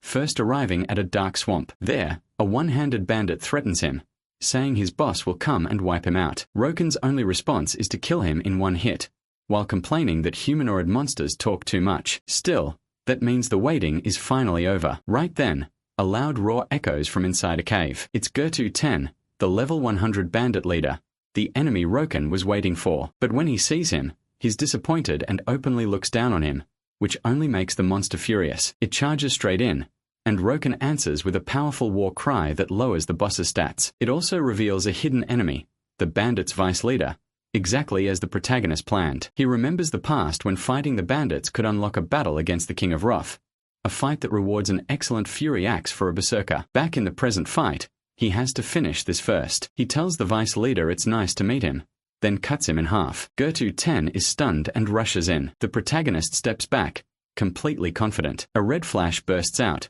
terrifying the boss as berserker mode fully kicks in. In that state, he lunges forward and sends the boss flying. Gertu 10 tries to use combined techniques to harden his body and boost his strength, but Roken raging smashes through his reinforced guard again. Then he tests the bandit's toughness, and with no way out, The boss takes the final blow. The fight ends there, and Roken levels up. Afterward, he finds 2 items, a personal letter from the God of Wrath, and the last page of Draken's diary. Now he can finally combine the rest and obtain Draken's logbook. It's basically a map that reveals the location once all the clues are gathered. Elsewhere, a giant undead waits on a throne inside a cave. Roken heads for a barren wasteland, grumbling about how well hidden the place is, until he reaches a cave. Inside he finds Draken's bones, and checks them only to take a ring, then search for what seems to be an entrance. He places the ring there, unlocking the Cave of Death. He got there earlier than expected, and Jorkeen's ghost tries to block the quest, saying it's no place for someone at such a low level. But Raken walks in anyway,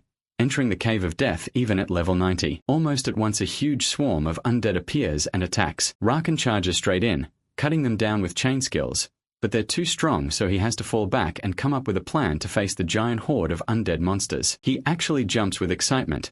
At least he doesn't have to waste time looking for them. Then he starts smashing skeletons one after another, taking down as many as he can. With total confidence and raw power, he ends up blasting hundreds of bone fragments into the air. He's proud of how strong his berserker state feels, but right then a sound catches his attention and surprises him. From deeper inside, a huge flash of light appears, followed by chains, announcing the arrival of the giant skeleton, who declares that at last the seal has been broken. Its name was the Forgotten Skeleton General, the boss of that dungeon. It wanted to make an example out of Raken and show off its power, but MC moved right away, leaping in to cut it down. The skeleton boss stopped him by throwing undead in the way. To it he was just a disrespectful fool, but Raken saw his strike get blocked, and remembered the beast could flood the fight with some undead.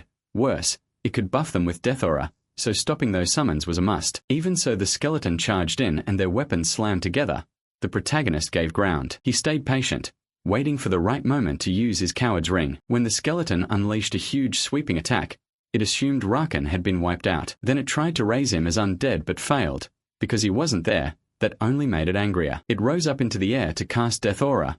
Right then behind it, dropping his stealth, Raken appeared and smashed into it with everything he had. The hero kept pressing the attack, not giving it a second to breathe, but the skeleton boss tried gathering spirit energy to trigger spiritual transformation that would start a second phase, and Raken wanted to stop it before that happened, so the general used its necromancer class skill to summon undead, then mixed it with its 9 abilities, they called a mount, combining both powers. From the jaws of the earth rose a huge skeletal horse named Ghost Corsail, that massive mount, and the boss towered overhead. While Raken watched, the boss shouted at him to kneel before the Empire's power. Then it rushed forward, and the two clashed swords again. Raken tried to hold on, but the sheer force overwhelmed him and sent him flying. He landed on his feet, barely standing, and badly hurt. It felt like getting hit by a truck, so he stopped to think while downing healing potions. He had more raw power, but the boss was so fast that its momentum made this a rough fight. That meant he needed a new plan. Still, Berserker wasn't the answer. He might crush the boss, but the penalty after would be too risky. So he'd have to win without Berserker, and his close-range bombardment plan clearly wasn't working. Instead, he decided to remove the enemy's biggest advantage first, its mobility. Pulling out his axes, he knew he could die, but went for it anyway. He hurled both axes. The general treated the attack like it was nothing, which was exactly what Roken expected. That opened the way for his next move, a direct charge. The boss was caught off guard, thinking MC was coming for it, but instead he struck the horse and knocked the rider down. The general was furious, now with Roken right in front of it. He braced for the finish. He was aiming to kill it, attacking again and again with brutal force until he finally managed to stop the spiritual transformation. At that point, Roken was set on ending everything here. He split it in two, showing off incredible power as the general crumbled away. What it left behind was a gem holding the essence of death, the very thing Roken came for. It was also what Harken gave his life to seal inside that cave. The essence had the power to call death itself, but instead of sealing it right away, he chose to summon undead all around him and spread death even further. Soon thousands of skeletons rose and came straight at him. This was exactly what he'd been hoping for. He threw himself into the fight, showing no mercy as he shattered everything around him. He wanted more and more, pushing all the way to level 99. And so Roken finally hit level 99. Thrilled to reach it at last, while the undead kept regenerating. By then he'd burned through all his bandages, potions and safe zones and had been fighting non-stop for 4 full days. Still, he was the first to reach that level, so he claimed the essence of death and his new title for clearing the dungeon. The title boosted his attack power, dark resistance, and critical damage by 50%. It also let him summon undead, but if he didn't hand over the essence of death, it would consume him, so he hurried out of the cave, finishing the mission and activating the runes to collect his reward. Later at the Trinsic, Mag's guild. Madoran was stunned when Roken showed up with the essence of death. He explained he found it by following Harkon's journal, but the mage cut him off, snatched the essence and handed him a very strong regeneration potion that the hero quickly chugged, restoring a huge amount of vitality. With the mission done, he no longer had to worry about the death energy which would rise again in the future and awaken the skeletons in the city. That problem could wait, as he turned to leave. Madoran stopped him, acting like some grand noble mage, and thanked him for risking his life to prevent a disaster. With a dramatic look he said they should meet again and help each other. Roken agreed with a fake smile. He couldn't really refuse if he wanted this story to keep moving. That was how he joined a group made up of elves, humans, gnomes, and dwarfs under the title of Investigator. With them he could take missions and more importantly get the Investigator's ring, which proved his rank and gave him the power to restore 3000 GP once a day. Perfect with Berserker. Almost like an extra life for Roken. Once again Madoran sent him off with a smile saying he'd support him. The protagonist was annoyed by the mage acting all-inspiring, but he got over it fast and headed off in a very good mood toward his third class change. He arrived at the Berserker Guild where the same manager greeted him again. Roken asked for a new class quest. The man was shocked and thought he'd quit since he'd only just been there a few days ago. But MC said no, he'd already reached the level needed for his third class change, which left the manager stunned since he might be the first on the continent to do it. So the man gave him the final mission. To reach level 100, he had to win a one-on-one fight against someone level 100 or higher. But that only made Roken smile as his wins over the Knight of the Lake, the bandit boss and the skeleton general were confirmed. The guild manager was left speechless. Just like that, Roken was accepted amid a powerful red aura announced as the first S-class user, a true berserker now. Amazed, the guild manager asked who he really was. He told him to get ready because he'd hear his name in the future. Then he killed the dramatic moment by asking for his reward. So the manager showed him his choices, 2 swords and an axe. As always he picked the berserker axe, which fit perfectly in his hand. Next came the new skills, power guard, defense, assault, and spin attack. After that came the combo skills. The manager warned him there were 3, that he'd have to place them into a book, and that he could only do it once. So he needed to be careful not to waste materials. Roken didn't listen and just asked for every skill book he had. Thinking the guy had ignored him, the manager sold him all the materials and couldn't even give him a discount, even though he liked him. Still, he gave one extra gift, a single-use gem that let him use Berserker without the penalty. Roken hadn't expected to get something that good so soon, and he already had a great use for it, so he paid and left, thoroughly confusing the manager, who wondered where he got so much money and felt that this guy might one day become a master. After that the protagonist returned to Cartoon to speak with Storian, who was happy he had trusted the right person. Roken still didn't like the manipulative old mage much though. Then Storian asked where he planned to go next, and MC answered that he was heading to Crossroad. The old man doubted he was ready, but knew he was full of surprises and warned him he'd meet other races there. He already knew Crossroad was a city only for players level 100 and up, where not just humans lived but elves, dwarfs, gnomes, and many NPCs alongside players. As Rakan prepared to leave, the old man gave him one last task, sending him to the tunnel with a letter from Malkin, captain of Crossroads Royal Guard. The protagonist noticed the quest still weren't over. He left with a calm smile until he reached the tunnel. Then his smile vanished when he saw his ride, a cargo cart run by the gnome Leckham. It looked about 100% unsafe. Rakan seriously thought about walking instead, but he'd lose the advantage of being one of the first to reach the city, and this was the only way in. So he got on the cart, which had never been used for passengers before. It took off at full speed and nearly traumatized the hero, who later ended up in front of the city gates, guarded by an elf. She stopped him and asked for identification. Still dizzy, he didn't get it and kept walking. The elf warned that she'd shoot if he came closer, but he was still messed up from the ride, so she fired an arrow which Rakan easily caught. Then with an intimidating aura he stepped toward the elf. She just shut her eyes and waited for the hit, but Rakan only held up his investigator's ring to identify himself and enter the city. Still dizzy, he hoped this really was the place or he'd come back for revenge on that gnome. And that was how he reached Crossroad, a city far bigger and more amazing than the others. This was where everything truly began. He even got rewards for being one of the first to arrive, gaining a 5% bonus to his stats, while the locals still seemed a little hostile toward a human, even though his title should have made them friendlier. Still, it was better than in his past life when humans were openly looked down on in that city, but he was completely exhausted, so he logged out. That was how Rakan finally got the rest he deserved, and while checking social media he saw someone was right behind him. Another player had reached level 99 and it might be Odin. Then a cheerful girl with glasses named Ruby, a reporter from Gain in Ven, introduced her guest. The first player in the world to reach level 99. She called him Sir, though she couldn't reveal his face or identity because those were the terms of the interview. The player seemed very humble, saying he didn't want fame, and his answers about how he reached level 99 so fast were humble too, or maybe just evasive. He said he simply understood the game and knew the most efficient hunting spots. Rakan watched all of this as the interview went on. Ruby asked what he planned to do next, and the anonymous player said he was going to build a guild. He'd stayed alone because he didn't see anyone as a true ally unless they could make it to the third city. Surprised, she asked what his guild would be called, and with a smile he answered Ragnarok. Rakan smiled, but there was anger behind it. He said he couldn't wait to meet that bastard. Later the hero practiced with his axe, a little nervous at first. He figured maybe the changes he made in the past would stop Odin from showing up, but Odin still appeared, and even sooner than before. While training he works on his spinning strike and starts thinking his time travel must be tied to Odin and the game. So even if he wants to crush him right now, he holds back for the moment, settling for that rough little sketch and telling himself Odin needs more time. Because right now that guy is still too weak, it wouldn't feel satisfying if he finished him off this early. He triggers his strength skill, letting out a heavy threatening aura while thinking about how he'll strike once Odin gathers his followers and starts believing he's the strongest player in the game. That's when Rakan plans to crush him head-on, his own kind of revenge. He's actually looking forward to Odin getting stronger, but once the warm-up is over, he moves on to combo skills. First he mixes strength with War Cry, and the result is exactly what he hoped for. He names it Madness Cry. When those skills combine, the effect can range from stunning enemies to lowering their stats, exactly what Rakan wanted.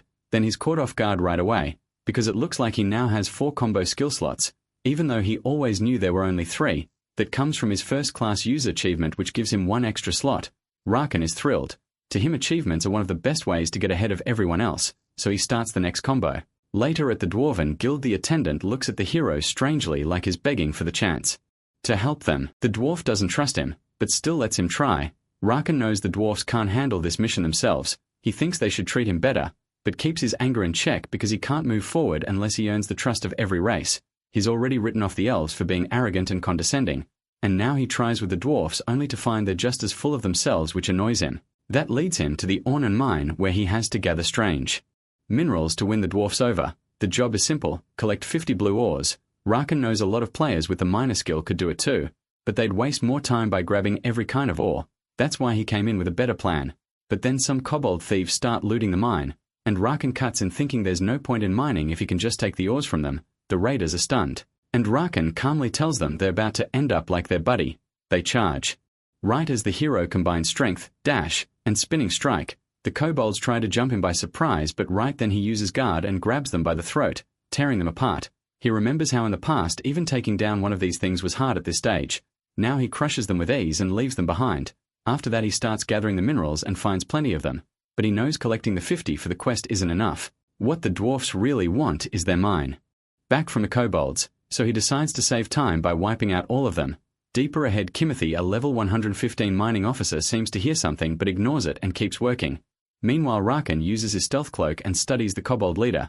Even with his strength, fighting a boss and all his underlings up close would be messy, so he looks for another way. He finds it in a cart loaded with minerals, which he sends rolling loose down the tracks. The mutts are shocked and the boss sends them after the cargo. Meanwhile, the boss smokes to relax, annoyed that dwarf troops might show up. Then he calls out to the hero demanding he come out because even if he's invisible he can still smell him.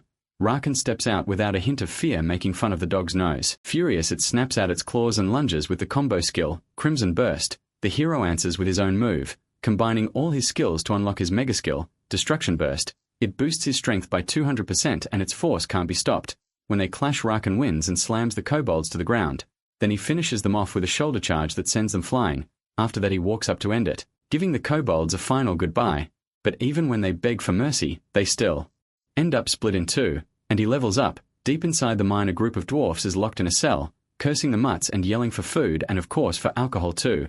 Suddenly a giant dog-like brute seems ready to attack them, but it's just another victim of Rakan. He cuts it down, then tells the dwarfs to step back from the bars.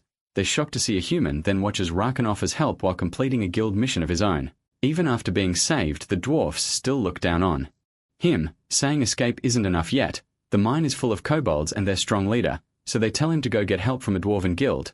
MC just smiles in victory and says if he made it this far, then across the whole mine not a single kobold is still breathing. That leaves them speechless.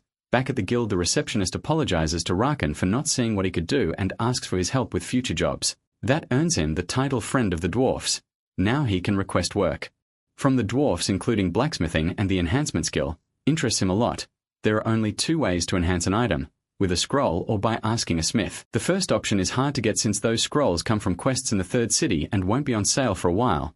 The second depends on having a good relationship with the blacksmith, and even then there's no promise they won't overcharge, since blacksmithing in this game is known as one of the 3 nightmare skills to learn. Right now, nobody knows how to enhance weapons. That gives Rakan an idea: make money with this skill. He heads to the Dwarven Forge and asks one of the smiths to make a long sword from material he brought himself. He picks something easy to work with on purpose, a simple sword, but one used a lot in close combat. The cost would be low, and since he can buy the materials very cheaply at auction, he can increase production. Then Rakan remembers, he can engrave something on the handles. That's how he ends up making 50 batches of long swords, inspired by his new brand, the King. Now he plans to sell NPC-made gear with branding and start his million gold scam. The plan gets even better when he decides to enhance the swords too, then sell them through the city auction house. That way his product can reach players all over the world, and instead of doubling the price, he can triple it. So he lists them at auction and they sell out in less than 5 seconds. Rakan is happily shocked and starts realizing that lots of low-level players with money are desperate for better items, especially after Odin showed up, since Odin is pushing everyone to get stronger faster. So he decides to raise the prices. After many minutes is thrilled by how much money he's made, a total of 458 gold coins, about 10 billion won in the real world. Even so, he knows leveling up still matters. Right now Rakan is focused on earning gold, but Falcon, the company behind the game, notices a monopoly in enhanced gear sales and traces it back to Rakan. Sadly, the system doesn't let it last long because they cap his profit at 100 gold coins. He is furious because he only got to exploit it for 2 days. But at least no one else knows what happened. Still, he made enough that upgrading his gear didn't feel expensive, and he also forged an extra long axe which he named Killer Axe. It gives a huge damage boost and he can't wait to test it on his next mission.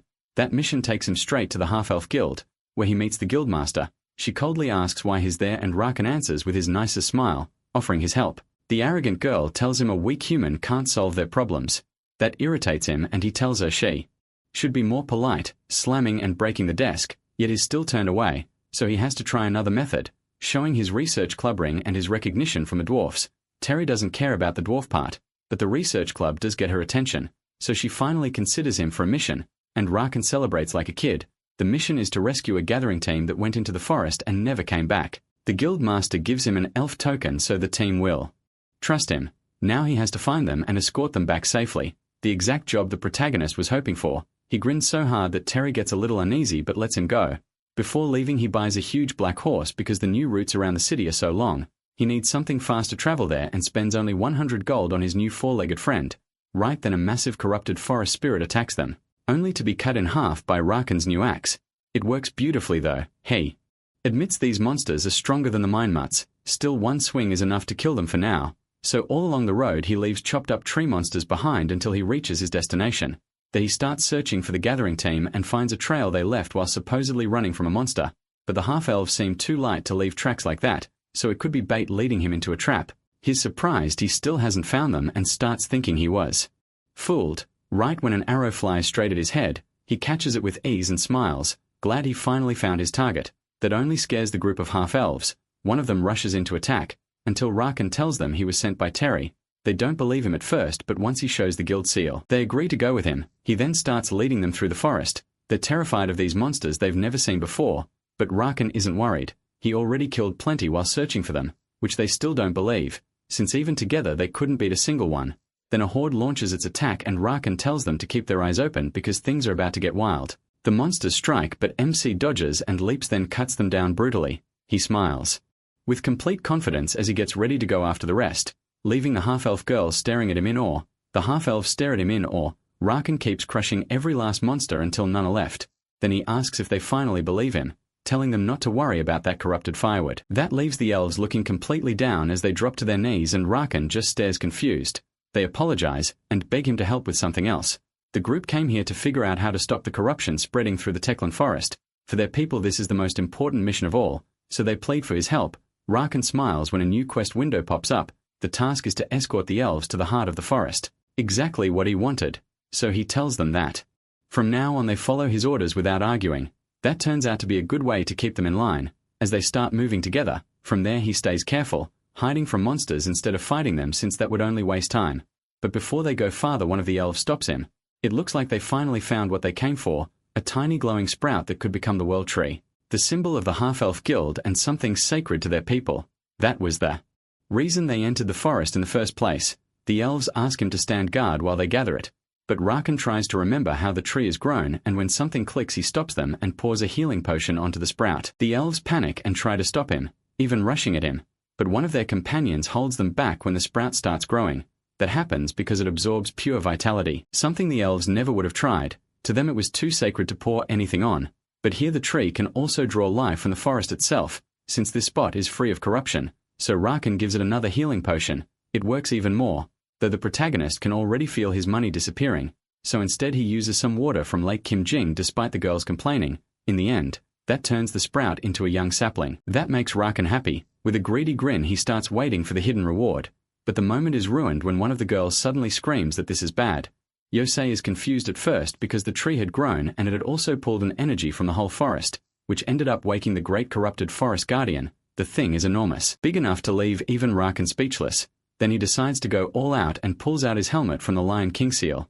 Luckily for him, it releases the seal and its power. That gives the helmet a huge buff and boosts its raw type skill. The upgrade catches Rakan off guard. If this is already his best defensive item, then he can only imagine how strong the full armor set must be. With all of it, he thinks he could become far stronger than he was in his past life. An elf yells, asking what he plans to do now, but Rakan calmly says he'll handle it, as he summons his killer axe and berserker axe, then starts walking forward. Still, the elf leader sees no chance against the guardian. To her it's basically the whole forest made stronger by corruption, something no one person could beat. She says they need to retreat, but those words only annoy Rakan. To him, saying he can't win is the kind of thinking that comes from giving up too easily, so he charges in to prove she's wrong. In his head, he figures that thing was level 135 and the corruption had made it even stronger. So logically the best he should hope for is to distract it while the elves collect the tree and escape. That alone would be enough to clear the mission, but right now his instincts are telling him to test himself. The monster attacks but misses badly by a ridiculous distance. Rakan actually laughs at that, but his smile vanishes when he sees the giant hand of the guardian rip up the ground, sending a rain of boulders down like meteors. The elves barely block it with a shield while Rakan rushes straight ahead as the monster strikes again. He dodges and uses his skills to slice off one of its legs. Even so, he can't avoid a massive hand that slams down on him, but with sharp exact cuts, he shreds the hand and climbs higher, spinning his strikes until another joint drops apart. Then Rakan jumps back. Confidently he looks at the limbless guardian, but then countless cords of energy burst out, tearing up the ground and coming straight for Rakan. To his surprise, those cords are actually vines and they quickly rebuild the guardian's joints. That frustrates him. To him it feels like the thing is showing off. Regeneration should have a limit. Before he can rush in again, an elf stops him and says he has to destroy the core. When Rakan pauses, he sees she's annoyed, guessing he planned to keep chopping until the healing stopped, which was exactly his idea, since brute force comes more naturally to him than strategy. She tells him that won't work anyway because the guardian is feeding on the forest's energy. The only way it would stop healing is if the whole forest ran dry. After sitting through that lecture, the protagonist asks where the core is. Luckily it's a giant purple spot in the center of the monster, though to Rakan, it still doesn't look that big. He doesn't get much time to think because a huge hand smashes him into the rocks. The brief silence breaks when red flashes burst through the air, unleashing Berserker's new beast state as he rises from the shadows with a fierce red aura ready to cut it down.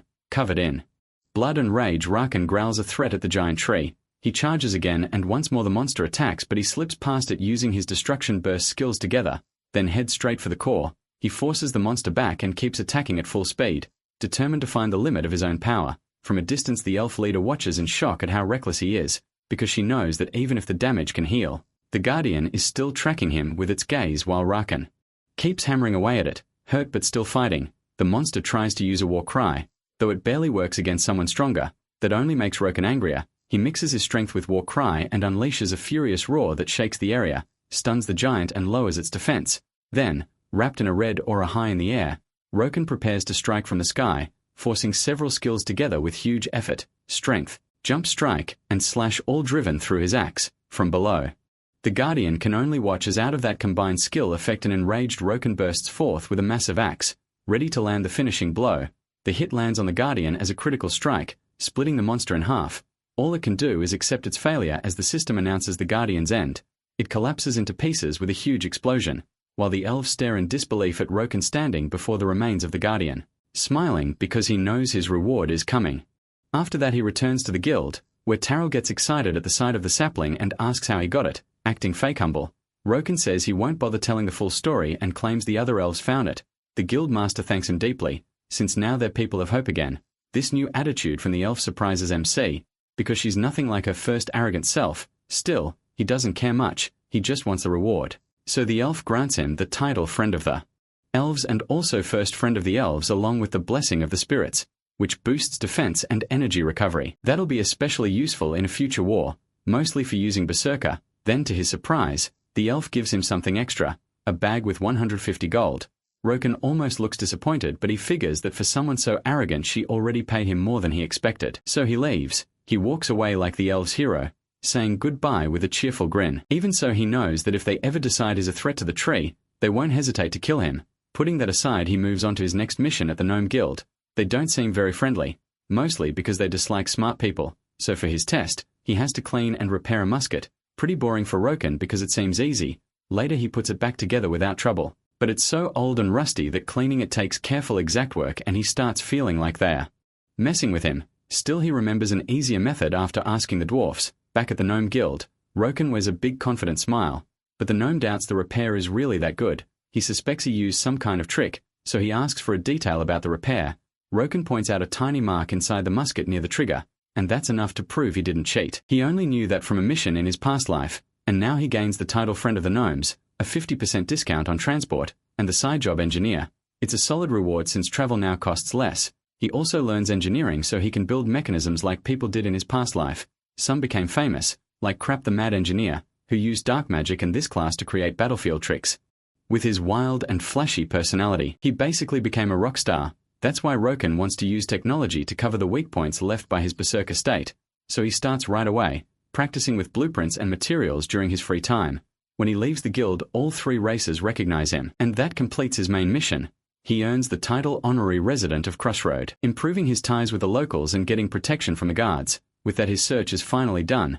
Then he heads for another mission, the delivery of Storian's letter. He takes it to the captain of the guard and arrives at the castle, taking in the place until a man steps through a door huge, imposing, and named Malkin, the head of security. Roken is surprised by how tall he is for a half-elf. They shake hands and Malkin turns out to be cheerful, even praising the protagonist's build. That throws him off, since he remembers this elf as someone very serious. But after thinking about what Terrell said and the debt he owes his people, Roken understands why he acts this way. Honestly, it makes things much easier. This man is the strongest in the city at level 200. He asks if Storian sent him and whether he's still a bit twisted. MC looks at him and hands over the letter. Malkin reads it right away. It says he is part of the research team, which makes Malkin happy since he is too, though the protagonist already knew that. And with that, Malkin keeps watching him closely. Malkin now sees him as someone worth respecting, recognized by every race and part of the research team. What really throws him off is that even with intangible magic on him meant to make him suffer, Roken feels nothing. Catching that reaction, he walks up with total confidence and asks if he passed. Malkin is stunned and goes quiet. Then Roken steps closer, looking much more serious, and suggests they make it a game. In his head though, he knows that even a miracle wouldn't let him beat Malkin. Still, he acts proud and hostile, which wins over the elf. Malkin likes people with that same rough attitude. Seeing how serious MC gets, Malkin finally laughs and apologizes for the test. Roken accepts but asks for a reward instead. Malkin offers money, weapons, or anything else reasonable.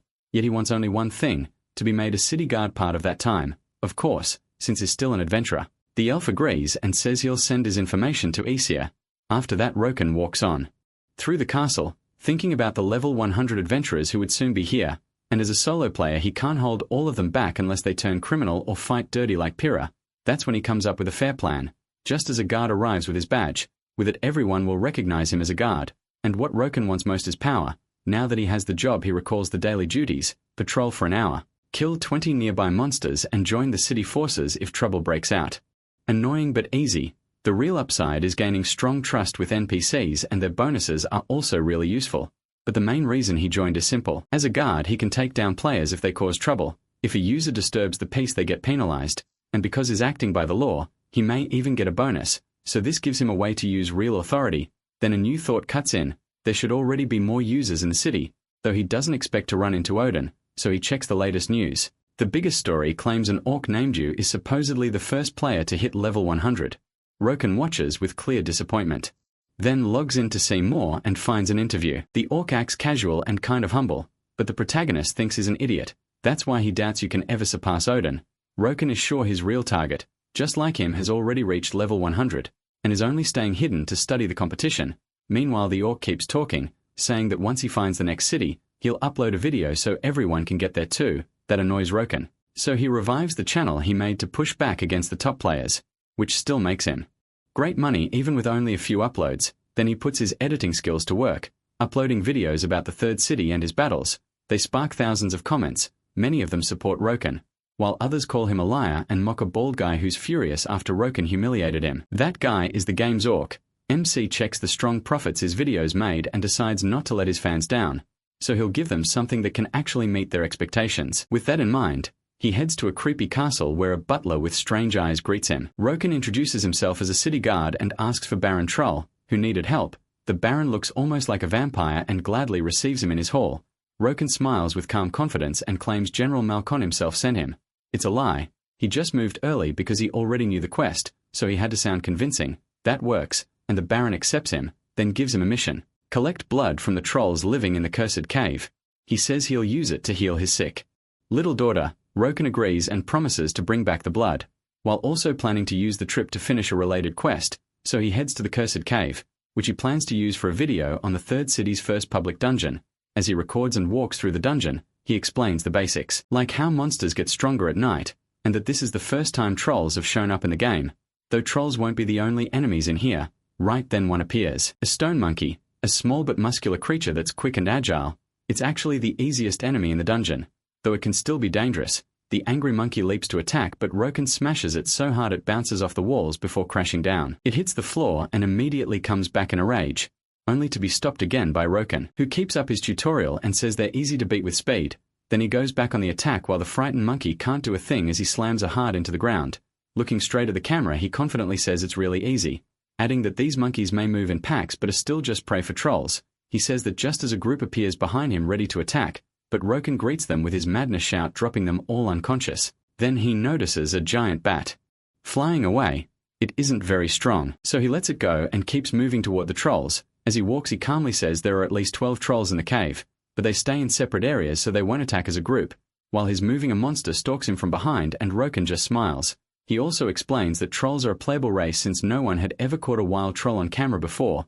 Right then the troll behind him gets ready to strike. The protagonist shoots it an annoyed look and hurls his axe at full speed, leaving it fatally wounded. He keeps talking through the tutorial, explaining that trolls are a little faster and more agile than humans, but their most important trait is regeneration. Even while the troll is pinned by the axe, it rips free and charges again. Roken does the same, rushing straight at it and saying there's no need to fear their healing. They'll go down eventually.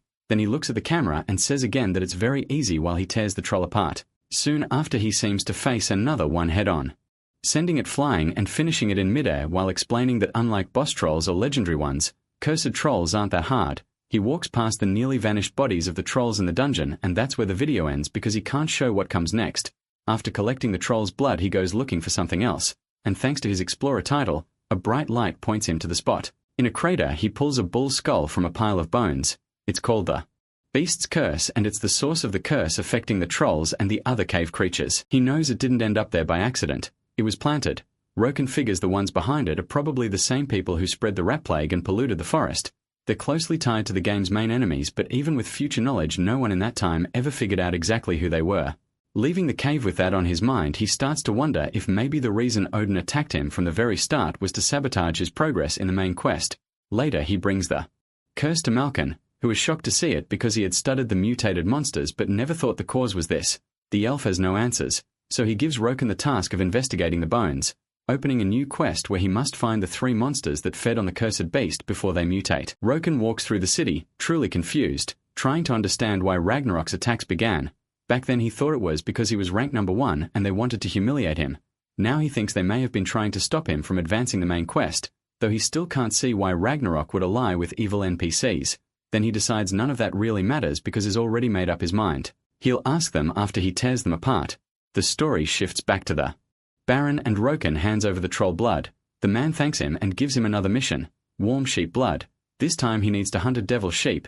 MC leaves the castle laughing at Troll's words about saving his poor daughter, since for now he plans to pretend he doesn't know the truth. He walks out smiling, and in the middle of the night 3 devil sheep wander nearby when Roken spots them. Happy to start his herding job, he leaps into the air and comes down slashing one of them. The other sheep freeze in fear, and Roken guesses that as herbivores they lock up when a predator is near. With that in mind he attacks using his lion helmet, landing a solo hit, but then he's shocked to see the blow get absorbed by the sheep's wool. The sheep hits back and sends him flying. He lands on his feet and prepares a combo skill, charge, and headbutt, striking at near light speed. The sheep still manages to meet him, but Roken moves fast enough to slip behind it. Then he says they're about to find out who's stronger and throws a blow so huge it doesn't just destroy the sheep, it wrecks a huge part of the area too. The last sheep is terrified and tries to run, but a slightly tired Roken tells it he only wants 2 things if it wants to live: its blood and its skin. That only terrifies the poor thing even more. Later Roken returns to the city complaining about the night hunt, when he hears that new players arrived sooner than expected and were already fighting with the townsfolk who looked down on them because they had low trust with those races, so the angry players start making a mess, even hanging a dwarf. The victim's pleas are cut off by Roken's arrival. He was testing his guard armor and his disguise skill. The newly arrived adventurers try to explain themselves, but Roken doesn't wait and uses his authority to throw them out of the city. The dwarf thanks him while Roken thinks those players really lost control by turning violent against an NPC, especially a merchant. Still he gets it. He knows how frustrating it must be to buy nothing in a city, be ignored and get looked down on by every race. Just remembering the humiliation he went through makes him mad. As he keeps walking, an idea hits him, a way to make a lot of money from that information. So the first thing he does is buy an entire building in a busy part of the city. Remembering his old business days, he remembers his old real estate days and knows exactly how this works. In Crossroad, property prices are only going up. Buying everything is impossible though, so he picks the best spot he can get. Once he steps inside, he realizes the place is even bigger than he expected. That gives him an idea. He'll turn it into a shopping center, built for all the new players who still can't use the city stores. If no one else can sell to them, he'll take that whole market for himself. So he starts setting up the building. The first floor is for basics like scrolls and potions, and he marks them up because players will be desperate. The second floor is for premium gear, with higher prices to match. The third floor is for top brand items, and to finish it off he adds an auction hall. With everything ready, he leaves an NPC clerk in charge. As he heads out though, he starts thinking, the first 2 floors won't stay useful forever. Once players earn trust with the races, those shops lose their edge. So he starts looking for a way to squeeze out more profit. Without wasting time he heads to the guard supply department. There he goes straight to the printing office and submits a special quest. He will make new players hunt the monsters rocking choosers, giving them rewards and helping them earn the city's trust. He issues it under the name the Malkin. It's a pretty sneaky setup because the players who come in looking to level up will end up farming the monsters rocking needs for materials. Since he'll be the only buyer, he can get them cheap and keep his store profitable much longer. Still he remembers he has to visit Troll. The man is shocked he finished the quest and sends him to the shaman Trinica to get the ingredients prepared. Rocking agrees, but then he hears a strange noise. The Baron brushes it off, which only makes Rocking laugh. He already knows something is going on and he leaves smiling. Remembering the obvious clues from the start, the truth is clear. Trill is a vampire and the girl he's keeping isn't his daughter, she's actually a high elf. The race with the best blood for vampires. High elves are a rare branch of the elves seen as noble bloodlines, and there's a legend about them. If a vampire drinks one of their blood, they gain huge power right away, but only a very strong vampire can survive it. An ordinary one would just melt. That's exactly what would happen to Troll, so he turned to witchcraft, boosting himself with magic items in hopes of drinking that blood without dying. With that in mind, Rocking moves through the night in Mist Valley, looking for Trinica so he can deliver the materials. Finding the shaman is a pain. The forest is huge and the darkness makes it worse. Most people would have given up by now. Then a pack of level 115 mist hyenas appears. Rocking spots them, but instead of stopping, he speeds up. He wants to finish the quest first. That annoys the hyenas, so they chase after him. Since they seem slow, he relaxes and moves even faster, until his foot finds no ground at all. Pale and embarrassed, he drops into the void below, blaming the fog for the mess. When he gets back up, he sees he's surrounded by hundreds of hungry hyenas. Rocking looks around, plants his axe in the ground, smiles and wonders how many monsters he can kill at once. He's about to find out. Then he charges in. As he fights, he remembers a berserker's biggest weakness, dealing with lots of enemies. They usually don't have moves that can wipe out a crowd, so he has to handle them one at a time. That gets tiring fast. So to make up for it, he uses his mega burst of destruction, tearing through the pack and crushing 80 of them. That proves the combo skills he created can partly cover his lack of area attacks. Even so, he knows those moves would only work against normal players. If he fought Ragnarok again, he'd still be at a disadvantage. The reason is simple. Burst of destruction works best on targets lined up, not on groups spread all over the place. so he needs a real area attack if he wants to face them. Thinking that over, he swears to Odin that he'll create a technique strong enough to wipe them out. Then he remembers the mission comes first and keeps moving. Near dawn, someone warns him not to come any closer and to leave the ingredients on the ground. This is the shaman Tirika. Rocking tosses them over in a box and the shaman's whole mood changes. Using the ingredients and a pile of spell leaves, he starts chanting a powerful spell. The magic sends hundreds of objects flying all around them. Rocking watches, curious, and asks what kind of magic that is. When it's done, the shaman hands him a blood imprint, one that boosts vampiric strength. Rocking remembers he's supposed to deliver it, even though the Baron only wants it to reach elf blood. At that moment it becomes clear that he never cared about the quest reward. He wanted the blood imprint itself. The shaman warns him not to do it, but the protagonist takes it anyway and gets marked. He receives the best imprint for close combat, life absorption. Rocking studies the change in his body, thinking that while he has plenty of power, he still lacks toughness. That's why he chose the strongest close-range imprint, one that lets him drain 3% of an enemy's energy based on the force of his hit. Later on this gets nerfed, but anyone who gets it before then keeps the full effect. Right after that, Rocking takes a heavy blast of energy to the face and it barely bothers him. The shaman curses him for stealing it, so MC decides this is the perfect chance to test the imprint. He moves in a flash and tears the shaman's head off with ridiculous ease. He gets the energy bonus too, along with the goblin's head. Roken wants to keep testing the skill, and his grin says he already knows where to do that first. He starts by heading to the Berserker Guild, where he buys a set of skills to combine. The key ones are Strength, Charge, Spinning Attack, and Solid Body. After practicing the motion, he finishes the setup and creates a new move, Wind Wheel. It lets him spin non-stop, shredding enemies as long as he has mana. Excited to finally have his first area skill, he runs off to test it. His destination is the Cursed Cave. There, he starts searching non-stop for monsters to fight, happy when he ends up surrounded by a crowd.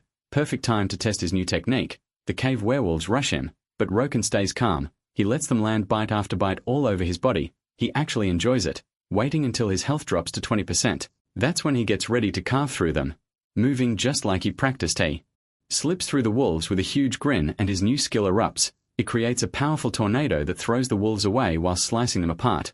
When it ends, everything around him is destroyed and only Roken is left standing.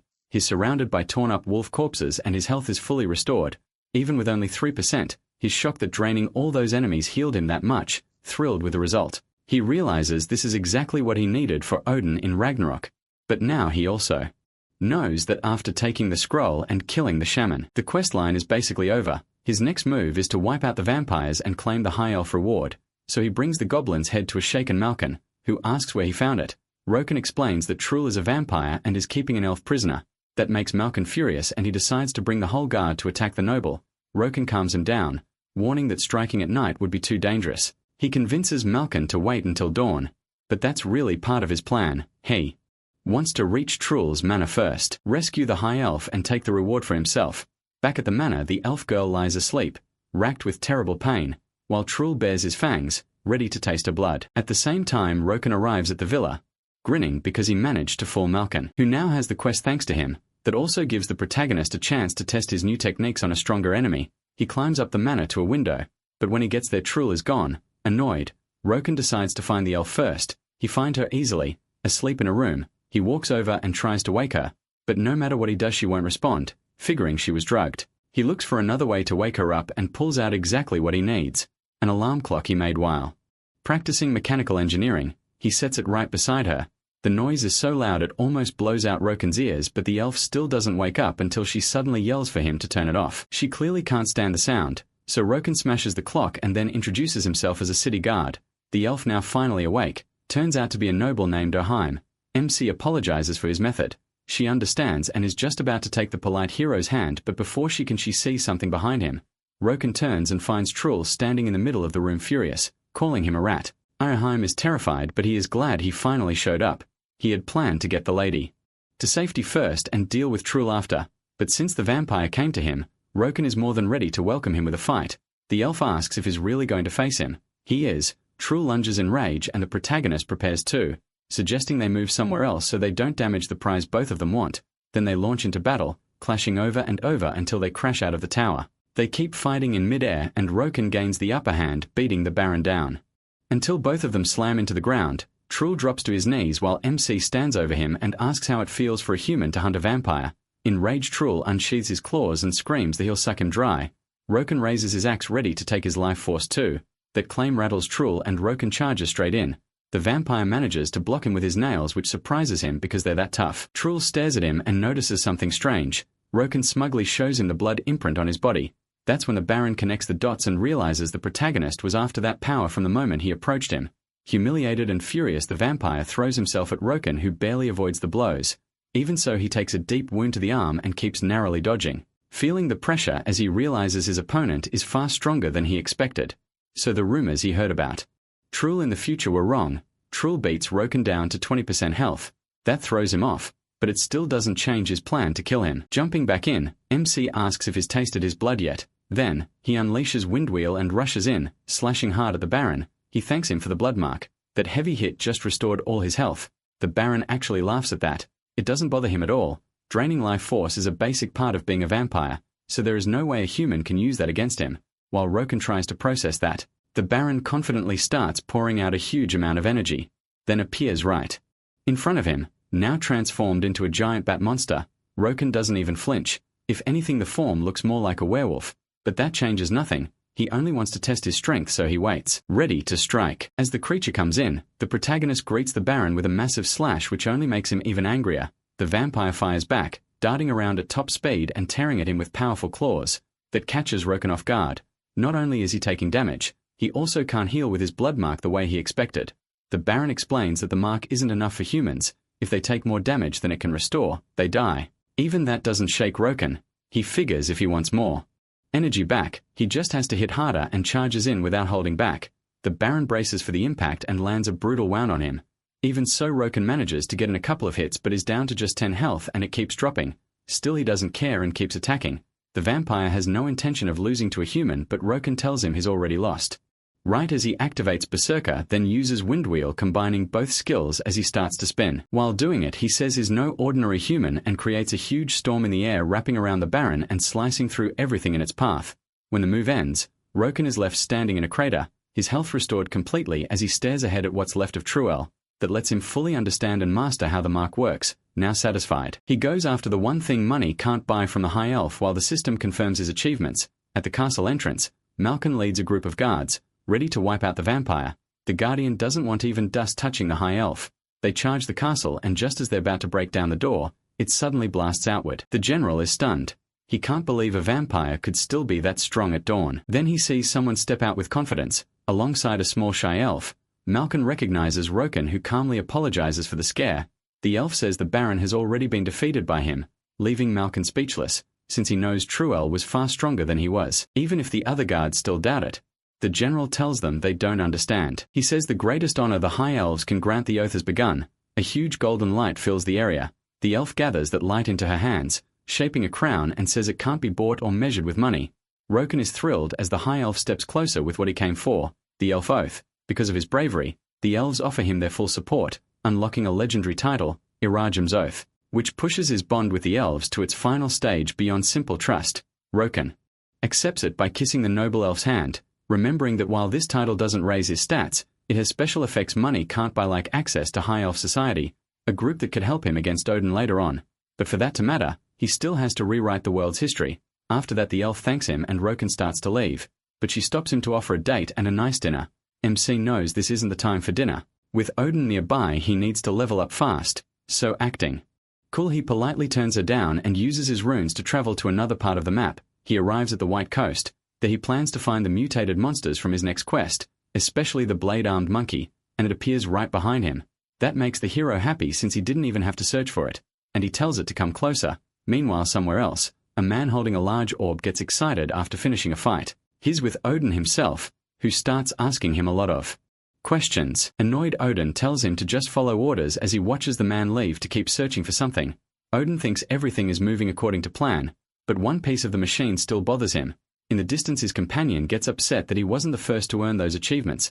Since Rakan had already been there, Odin calms him down, saying that whether they want it or not, those walking the same path are bound to meet someday. Back with him, he watches the blade-handed monkeys rush in as a pack, and fully ready to wipe them out, he charges in to hunt. The others get ready too, but for Rakan this is easy. He tells them to come even closer. They all leap to attack and the protagonist is thrilled, activating Whirlwind and cutting through every one of them as he levels up again and again until he takes down the first mutated monster. When it's over he calmly says those monkeys were easier than Truel. But now, a giant is coming straight at him. This is the second mutated monster, the field boss, Blade Demon, a huge creature with a large core in its center, which is its weak spot. Still he needs to wait before attacking because if he's patient, the demon will merge with all the other monsters' bodies and form a complete body. The perfect time to destroy it. Once the transformation is complete, Rakan starts his attack. He waited on purpose because in this form, the creature drops an item, even though it moves fast. MC dodges and shows his plan by striking even faster, starting with a heavy blow straight to the head. But that still isn't enough, so he keeps throwing hit after hit until the monster falls. Even then its armor protects it. So Rakan, angry, now tries to smash it apart with more blows until at last the armor breaks. But the monster smiles from the ground and triggers its special attack, catching Rakan off guard. He has to move fast because thousands of blades are about to fire out from the monster for 25 seconds before it self-destructs. He tanks the storm of blades with his destruction burst technique. But one last blade seems headed right for his eye, only to stop at the last second, when it runs out of energy. He finally thinks the fight is over. But then the demon starts to glow and pull in energy, reminding him of the final move, self-destruction. Then through the smoke and flames, Rakan steps out smiling, saying that almost killed him but it was completely worth it, because now he has a Blade Demon Fragment, a rare item that boosts the power of bladed weapons. He uses it on his axe right away and gains a bleeding effect on hit, something he wants to test soon. First he needs to find the last monster. But before that he walks by the lake looking for an item called the Color Pearl, which might be in the clam garden. From there he can see a huge ship sunk in the water. Rakan says that's the territory of someone very strong. The story then takes us through the sunken ship to the deepest part of the lake, where a giant terrifying piranha lives. For now Rakan's job is to open clams. At first he only finds normal pearls. He could sell them but he wants the color pearl much more and he finds it a little later. He uses it to raise his defense, though he still wants more. But right then the detection skill from the Lion King's helmet activates and gives him a new lead. Something with power similar to the helmet. He realizes it could be another piece, so he takes the helmet out and lets it point the way. It leads to the shipwreck which he needed to visit anyway to finish off the mutated monster, so he'll handle both at once. With the color pearl found he dives into the water and swims quickly down to the depths. Luckily he uses the gills from a monster he fought recently to breathe underwater, making it all the way to the last part of the ship Captain Murloc's room and the home of the mutated boss monster, which he waits to lure out. He comes out smashing through the ship and throws a punch at Roking. The first to appear is Captain Murloc, a giant fish reptile with turbines, who asks the protagonist why he's there. Roking answers that he doesn't talk to the dead, then uses Whirlwind, but it's much slower underwater, which annoys him as he tries to react. The captain notices the attack cost him a finger and gets furious, ready to strike, but then the reptile realizes MC has already vanished, reappearing from above. Right then Murloc summons his crew to block the attack. After that he strikes from above and hits Roking, who glares in anger as the frog crew keeps tanking blows for their captain. That pushes him to his limit, so he decides to speed things up. Wrapped in a red aura and wearing the helmet, he uses his best technique, Berserker. Ready to turn the captain into sashimi, he rushes in, locking the captain in place. Murloc tries to defend himself with his swords, but they're shattered. Then he tries to keep up with Roking, but can't even see him at that speed until he appears behind him, unleashing a storm of crimson-lit strikes that tears the giant frog apart into countless pieces. With that, Malkin's mission is complete. For now Roking can barely crawl, admitting that he likes the Berserker state, but running out of energy not so much. As he drags himself along he finds a pirate coin. It meant nothing in his first future, but when he takes it, a giant lion head activates and inside it there's a chest. The moment he inserts the coin, the chest opens, making the helmet shine. Inside he sees what's there and smiles. It's a strange circular piece. He picks it up and it keeps glowing until he realizes it's the Lion King symbol, which must belong to that armor set. Bracken, thrilled, stands up in victory and is even more shocked by the 100 points of intelligence and endurance it gives him. But that's not all. Inside the chest, he also finds a cloth engraved with the Lion King story, showing him giving the upper part of his armor to the frogmen of the area. Bracken gets excited, thinking it might still be there, but he finds no clue nearby, until he remembers an event from the game where those pirate frogs were robbed by the Pirate King, making him think that piece of armor should be with him. Since that enemy is level 300, the protagonist figures he should wait a bit. He's not strong enough yet, so he decides to rest. For now, he tells himself this is still a good win. Then he gets ready to hunt down the rest of the treasure. On the way back to the city, he's so tired he thinks about logging out for a while. Before that though, he spots a loud crowd fighting over something. It's his shop. Apparently, all his customers are battling over the items. Bracken loves the sight. At this rate he'll be rich soon. Still, he decides to turn in his quest first, so he puts on his most proper expression, as noble, honest, and humble as he can, and reports to Malkin. Malkin is surprised, then happy to see him. Now he knows Rakan really took down all 3 monsters. Bowser asks if he knows who's corrupting the monsters, but Malkin says they're still looking into a mysterious force and don't know much yet. What matters for now is getting stronger. His next goal is reaching level 150. That's the requirement for the locked quests, so he decides to hit a dungeon. After getting ready with a defense scroll, he heads out. He starts moving southwest from the city. A moment later, he gets to work, cutting down trees until he gathers 10 logs, then moves on. But he suddenly stops. Other players are fighting nearby, and he can't believe it. No one should have found this dungeon yet. Then he sees the mess, a cocky dwarf with glasses, introducing himself like his hot stuff. He's showing off in front of 2 players whose hunt he seems to have ruined. The little guy mocks them for being weak, and that sets them off. They rush him at once, but the tiny glasses-wearing player is crazy fast. Even from a distance, Rakan recognizes him. Little gnome, Mitty. There's a gnome class player who made his character as small as possible, so he'd be hard to catch. His best move is dodging enemy attacks, and now he fires a beam at one of them. That only makes them madder. Then a guard shows up, or rather, Rakan disguised as one to stop the fight for attempted murder and hand down a sentence, sending them to detention. Every player who attacked Mitty gets dragged off. Mitty thanks him, but Rakan tells him to get lost too, so the gnome runs off scared. That cheers him up, and he relaxes now that the fight didn't get worse. If it had, they might have uncovered the secret entrance only he knows about. He smashes a tree hard, and a huge portal-like light appears, opening the dungeon. Rakan steps inside as the first player to discover it, earning a 30% bonus to experience. First, he crushes a 5-colored pearl to boost his strength. Then he starts throwing the logs far ahead, straight down the path. As they land, they trigger the hallway traps and set off huge explosions, which tells Rakan he can clear this place fast. While tossing the last log into another trap, he explains the big difference between magical dungeons and normal ones. They're packed with insane numbers of traps, enough to kill any newbie, and even players above average could end here. Even with all his memories from his past life, he chose to use logs to find the traps first. But now he's out of them, so the rest will be pure reflexes, and at least is halfway through. He starts running, weaving past arrows, giant axes, huge rocks, and explosions. Still, he was expecting something else, and right on cue it appears a massive beam of light. Rakan is shocked because he practically summoned it just by saying it. That's how the Spectre appears, a level 120 enemy that attacks him at once. Rakan knows brute force won't work against it because it has a physical body, so he prepares something special, a fire enchantment scroll, making sure all his attacks now carry fire. With that, he strikes the ghost. The Spectre tries to defend itself, but the protagonist is sure this will be the last fight here, and he finishes it with a huge explosion. After that, he picks up his reward, a magic scroll called Fire Arrow. Rakan's disappointed. He expected something better. Still, it's useful enough, so he starts wiping out every Spectre he finds. Eventually, the Spectres keep falling while the Fire Scroll's effect runs out, and is surprised by how easy it was, considering they were made by a powerful mage. As he keeps moving, he finds a magical chest that looks promising. He thinks about opening it carefully, but in the end he attacks it instead, because it was only pretending. He already knew the chest was really a mimic, and after smashing it he finally gets something good, a coward mage shield ring and a mana charger. That's much better, since it helps balance his build. Even so, he wants more items before he leaves with everything. He eventually pushes through a barrier by sheer force, warning the coward mage that is dead. The dungeon boss looks stunned as Rakan activates his red aura and charges in with Burst of Destruction, but the attack gets stopped by a spell that makes the floor slick. Rakan can't keep his footing, so he leaps to slash, but the mage dodges that too, then appears behind him firing cannons and activating a huge seal under him. The coward mage, sounding confident,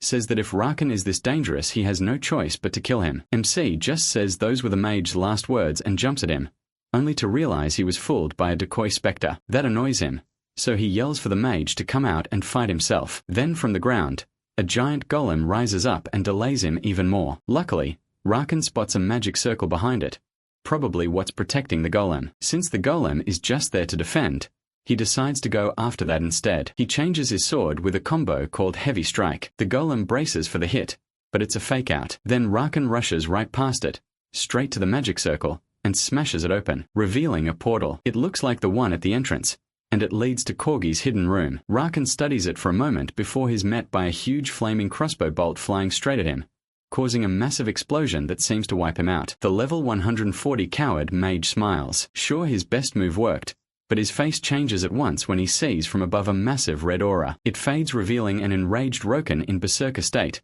cursing the mage for almost killing him. Terrified, the mage desperately calls for his golem, but it's too slow. He dodges it easily and goes straight for the mage, hitting him and sending him flying. Even so, the coward barely has a scratch, thankfully spent strong magic on his armor. That only makes Roken burst out laughing, because the armor slows him down so much that to the protagonist, he's just a punching bag now, and he hopes the armor can survive the beating that's coming. Scared again, the mage relies on the golem once more, and it keeps distracting Roken because he knows if he hits it, it'll regenerate with the nearby rocks. Even so, his plan doesn't change. He smacks the golem in the head and warns the mage that is next, and he activates Whirlwind, grinding every piece of the golem into nothing. Once the move ends, he goes for the mage. The boss can only think in pure fear that Roken isn't human. MC builds up speed for one strike that shatters the mage's armor, making him scream. Then he's finished off brutally on the ground, bringing the coward mage to game over. With that, Roken levels up and thinks about how he entered berserker mode on instinct. And even though it worked out,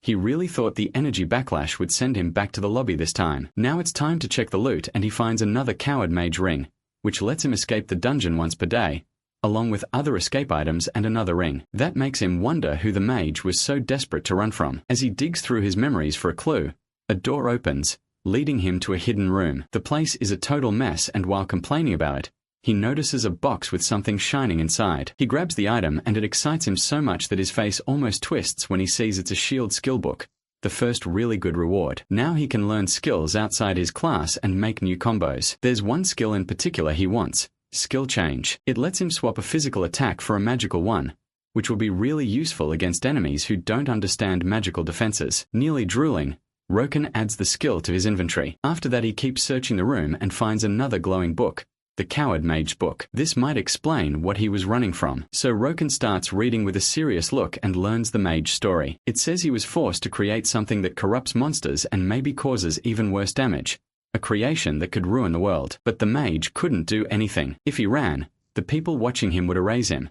So the only choice was to go along with them until he used an assembly in the city as his chance to escape. He lost magical items along the way, and now that they no longer need him, he knows too much, so they'll come after him to make him disappear. Because of that, he fled to a sheltered deep underground, living with constant paranoia. Roken decides the mage really was a weirdo, and he really was being hunted. More importantly, he notices the part about corrupting creatures and realizes this information was unknown even in the future. Then he remembers that after the mutated monster quest comes the fallen monster quest. That leads him to one conclusion: whoever is behind this isn't some outside force. People inside the city are involved. That feels strange to him because he knows how much damage the Fallen caused later in the two main camps. So now he knows this mission is way too difficult to handle alone, and he'll pass the information to the investigation team. Besides, he still has to reach level 150, which is his next mission. That won't be easy, but luckily he has an idea, so he heads back to the city. There he walks through the street carrying scrolls for his shop,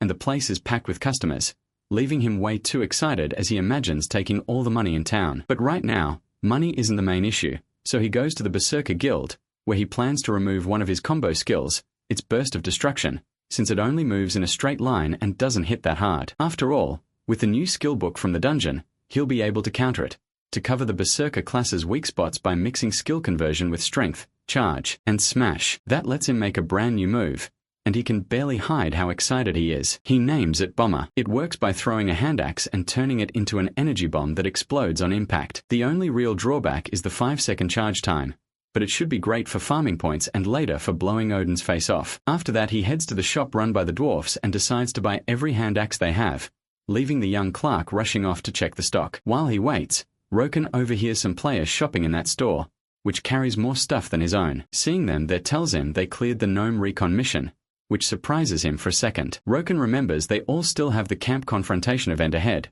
a PvP mode that got almost as popular as the main quest because it lets players fight hostile users from other camps, and honestly, that was way more fun than hunting monsters. Even he got sidetracked by it before. Soon his axes are ready, and he leaves. A cheerful dwarf sees him off. Roken reaches the war camp called Outpost, where players can head out to fight NPCs and hostile users from the rival Black Dragon camp. He knows he still isn't high enough level to sign up as a free mercenary, but he stays calm anyway. Then he goes to the admin, who looks down on him for being so weak. Roken has to swallow his anger and the embarrassment. A moment later the system accepts and stamps the approval for him to become a mercenary. And with that, he walks out annoyed at the bald guy. Putting that aside, he heads for the deep canyon and uses his stealth cloak to avoid fighting on the way. He eventually reaches a river inside the canyon. This spot serves as a supply route for the Black Dragons. With his mind made up, he pulls out his tools and starts going down the cliff by rope until he reaches the middle of the canyon. There he opens a hole and sets himself up inside,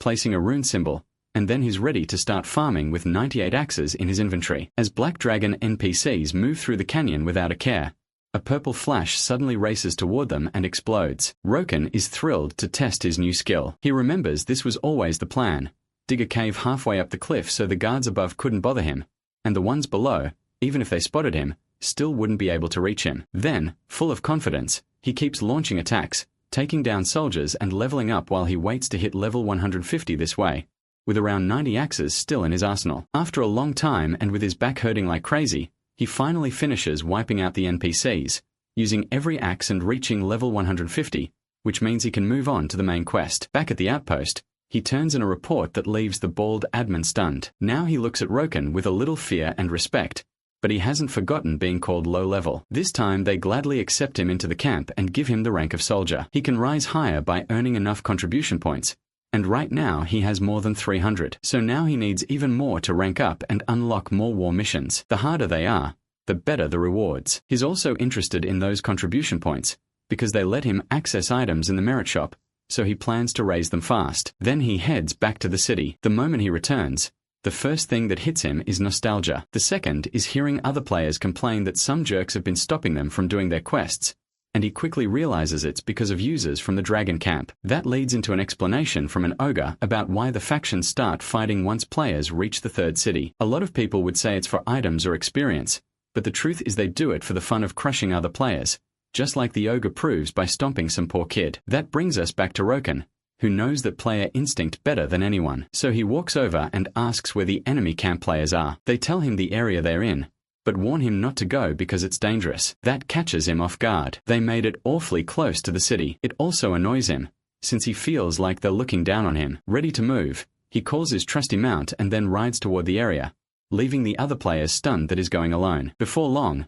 he reaches the wasteland where a group led by an elf is badly beaten, begging for mercy after already handing over their items. The cruel player monster gang, a skeleton, an orc, and a bull-headed fighter just says no. They're going to crush them anyway. They laugh it up, and the skeleton swings at the elf, only for a teammate to jump in and take the hit with his body. But the blow never lands, because Roken arrives with a grin and sends out a bright golden flash that kills the skeleton. The others notice at once and rush to attack, while Roken charges in at full speed. He looks unstoppable on horseback. The enemy group says they should surround him without fear, but the protagonist has already decided to wipe out several of them right away. Then he jumps from his horse, leaving it behind so he can strike from higher up, combining strength and power with skill conversion as he throws his axe, turning it into a blast of energy that kills the orc. Now Roken lands on his feet, smiling as he invites them to play. The monsters get mad and charge him, yelling that they'll crush him. Roken just grins back and cuts down one of them while shouting that he's the one who crushed them. He launches himself forward and attacks with spinning strikes so strong they terrify the monsters. They barely have time to react before he wipes them out, earning 1 point for each enemy he kills. That isn't much though, so he'll have to keep hunting. For now, he decides to rest and return to the city. He goes straight to a temple and, feeling generous, donates 3 gold, earning a priest blessing. Just like in real life, the nice thing here is that it slightly boosts all his stats. The effect depends on how much you donate, and only lasts a few hours. Next, he sets up his gear into lethal strike, defense, and endurance sets, then moves on to gathering all his prey in one place. He starts by using an online post to ask for info on enemies from the other camp. That immediately sparks a hostile fight between players backing Roken after he took down those PKs and the rival camp users who swear they'll kill him. MC likes that, so he decides to start a live hunt, now with way more support and way more viewers. At the battle camp he spots a small group from the rival camp attacking a band of adventurers, but Roken steps in and proceeds to cut them down, slashing straight through each of his opponents. When he sees how scared the rest are, He gets annoyed and even tells them how they should line up to attack. The slaughter starts there and ends fast. He gains a lot of experience and levels up. Then another black dragon group comes at him. Roken waits for them so he can use his combined skill whirlwind and shred his enemies to pieces. They get trapped inside a giant tornado until he finally decides to stop it. Once he wins, he starts feeling bored again, so he turns to his front camera and throws out a challenge to the enemy camp, saying that if anyone can beat him, he'll give them a solid knight-class sword. The chat goes wild. After reading all the fan comments, he figures that stirred things up nicely, but he still has to be careful because his own camp might come after him for the prize too, though if they do he'll wipe them out. Then he calls his horse and heads for the northern plateau. It's a long ride, so he picks up speed. Meanwhile, the chat keeps arguing about Roken and his hunting quests, with even whole guilds fighting over who gets to hunt him first. He sees all this and stays calm, barely scratched. He just hopes they aren't all talk, because ending things too fast would be boring. Soon he's sitting there calmly among a pile of enemy bodies fading away. Now level 157 with over 500 merit points, in what used to be the Black Dragon's northern plateau, now marked as wiped out. An orc watches the scene in fear, then nervously looks for an answer from his brother. The leader tells him to relax. The ones Roken killed on the plateau were weak. Their group came much better prepared. That calms the younger orc a little, as he looks back at the army behind them and starts believing they can win. Meanwhile, the bored Roken hears them coming and quickly sees it's a big determined force of around 40 high-level warriors. This is exactly what he wanted. Now he starts his plan by switching gear, this time to more defensive equipment that weighs him down but lets him run in without fearing damage, and he taunts them to come closer. The group advances carefully, trying to spread out around him, but their plan gets cut off when a huge spinning purple blast drops from the sky and blows away the entire third line. While the front line stays untouched, Roken moves in, forcing them back. At that point, one orc realizes he's trying to bunch them together in the center. The protagonist jumps into the attack, proving him right as he cuts through enemy after enemy on his way to the middle of the battlefield, where he finally arrives. The enemies think that with all of them together he'll be easy prey, so they rush him. Roken takes a deep breath and gathers momentum to unleash Madness Roar. The attack leaves the orcs frozen and stunned, making them think it's some kind of trap. Annoyed, Roken tells them they haven't seen anything yet as he prepares his finisher. It catches all of them inside his tornado of slashes and destruction, and then someone calls his name from above, catching him off guard. He looks up and sees a warrior diving straight at him. Roken manages to block but is left off balance, shocked by how powerful his opponent is. The newcomer introduces himself as the Black Dragon's Rancer, the Swordmaster, whom Roken recognizes as Tides, the orc who bragged about being the first to hit level 100. Remembering that, MC mocks him and asks if he's ready for another humiliation. Furious, Tides snaps back that he only wanted the sword and could have let him live, but now he'll fix his attitude with the power of a Rancer. Then, in a flash, Roken attacks first, moving behind the orc. Tides can only stare, while the protagonist proudly shouts that this is what a real Rancer looks like. MC starts celebrating, calling him a slow pig, or maybe not, because he instantly freezes in confusion when he sees the orc vanish at incredible speed. He looks everywhere for him and even wonders if he logged out of the game, which only makes him more annoyed. In the end, he throws a tantrum and yells for him to come out while the cowardly orc hides behind his followers, choking down potions. Then he comes back, acting confident and telling Roken they should keep fighting. He just stares at him confused, which makes Tides even madder, until someone points out that his beard is covered in potion stains, the same potions he needed just to stay alive. Childishly, the orc insists they belong to Roken, only looks at him with second-hand embarrassment and keeps humiliating him, reminding him this is live in front of around 30,000 people and they're all cringing just as hard at the orc. Ashamed, he decides to come back with a combo attack called Dancing Blades. Roken sees it coming and drops his weapons,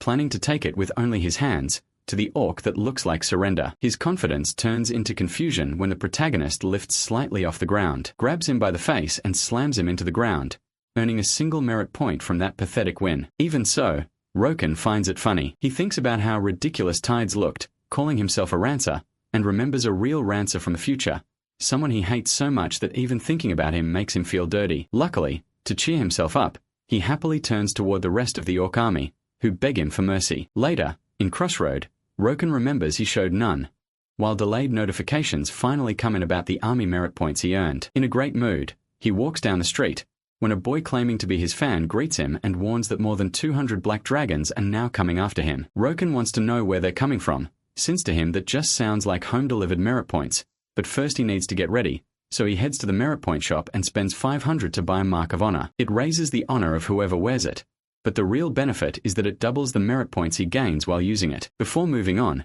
he has to end the stream, and says goodbye to his fans. His next move is going to the Crossroad Guard, where Malkin congratulates him on getting so strong and unlocks a new quest, along with giving him some of his trust as part of it. The elf talks about the monster investigation, explaining that some monsters completed their mutation, became far stronger and were named fallen monsters. They've captured some for research because creatures like that shouldn't exist in this world. So his next mission is to kill one and bring back its eyes, which you'll recognize by the green glow all fallen have, unlocking the new hunting quest against fallen monsters. If he also brings the remains to the research group, he'll get an extra reward. That makes Roken think about money again and of course better gear too. Still, the main quest reward is just more information from Malkin, which annoys him. He looks at the elf with distrust, realizing that even at level 150, the captain of the guard still doesn't fully trust him. So without wasting time, he decides to go bring back a fallen, while Malkin cheerfully sees him off. But before leaving, Roken comes back because he has something to tell the elf, whispering into his ear and making him furious. Outside the outer fortress, a group of black dragon orcs comes looking for MC, but instead they run into an enraged Malkin, backed by an army. The moment he sees them there, he orders them to kill every last one. Meanwhile, Roken starts his stream again. Now he's at the Black Dragon's third city, which he says has a beautiful view, so he's going to take his viewers along while he raids it. Then he jumps off the cliff, landing right in front of two guards. The second he sees them, he knows they're the weakest ones, since all the stronger fighters probably left to face him in the city. He doesn't enjoy taking out weak enemies, but he has a mission, so he cuts them down easily, with a quick little apology. That's how he keeps hunting black dragons. But the place is empty, so he calmly decides to hunt the camp's fallen monsters instead, since they're easier than the ones back at his own camp, where Malkin is still dealing with the invaders. As for Roken, he remembers turning off his stream when he got there so he could hunt without any worries, right as he runs into a level 140 Greyfanged wolf, a normal monster he doesn't want to waste time on. That's not why he came here, and is definitely not here to get killed. But before the fight can even start, both of them freeze in surprise when a giant reptile appears nearby and announces itself with a huge roar. It's Tila, Jarrus's pet dragon dinosaur, level 181, exactly what Roken was looking for. He isn't even surprised that the pet turned out to be a fallen. He does feel a little worried, knowing that once he beats it he'll have to deal with Jarrus, the area's security chief, basically the Black Dragon's version of Malkin. The little wolf immediately runs for its life, and Roken laughs, though he admits no sane person would fight that thing except him. Set on fighting, he takes his stance and calls out to the reptile.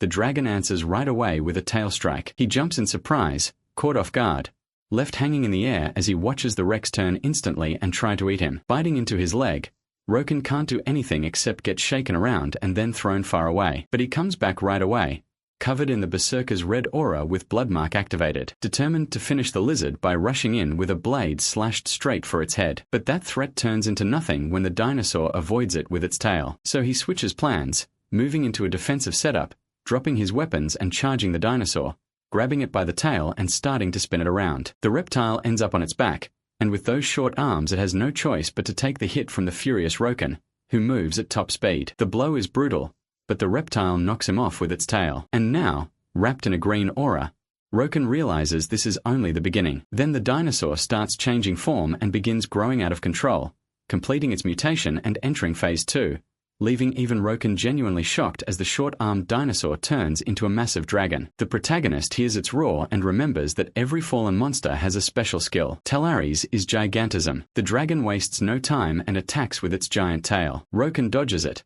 but the tail keeps tracking him, smashes into him, and slams him into a wall. Nearly knocked out, Roken remembers, he's not just fighting a giant dino anymore, it's also way stronger and faster now. He complains about getting turned into a human donut from just one rebound hit, even if he hates admitting it, while staring at the huge dragon and realizing it's the strongest enemy he's faced since coming back. Tail's eye shines brightly as it roars. Roken, still caught in the reptile's green aura, watches it start dragging the ground with its tail. But among the rubble, MC doesn't appear, until a huge red aura rises against the dragon's green one. Now wearing the Lion King's helmet, Roken realizes his opponent is level 200 and decides to use this chance to test how much power he has now, charging back into battle. No longer holding back because of the reptile, he takes the fight seriously and looks for a weak spot to hit. Luckily, he notices the wound he gave Tyler before it mutated, so he throws his bomber skill to distract it. The dinosaur dodges, but loses sight of Roken, who slips to the side and fires a blade slash, landing a hit on the dragon's chest. Then he moves into attack from above. Taylor tries to defend itself but fails, while Roken runs across its body, tearing it apart with his axe. Taylor roars in rage, but he jumps out of its reach and gets to see what is done. A dragon with no eyes and half its skull gone. Even then, it keeps its ferocity and attacks again. Roken was waiting for that, ready to end the fight by combining his skills, forming a giant axe with a handle shaped like a black rose, then leaping and striking straight into the reptile's brain, finally killing it, leveling up and completing his mission. He also gets a new title, the one who defeated corruption, which lets him reduce damage from corrupted beings, along with other effects that still haven't been revealed. Sitting down, he thinks about how hard that fight was even at his level, and wonders why the rest of his new title's effects still haven't been shown. His expression changes when he gets the alert that Yaros already knows his dragon is dead and is heading straight for him, maybe with an army. So Roken picks the oldest strategy there is, runs straight to his next destination. Now in the Grey Forest, the hero searches for something in the home hunting grounds, which hide a secret. He throws 2 axes at a pair of trees, triggering a bright light, and from it rises a huge rock with a seal on it. Roken smiles.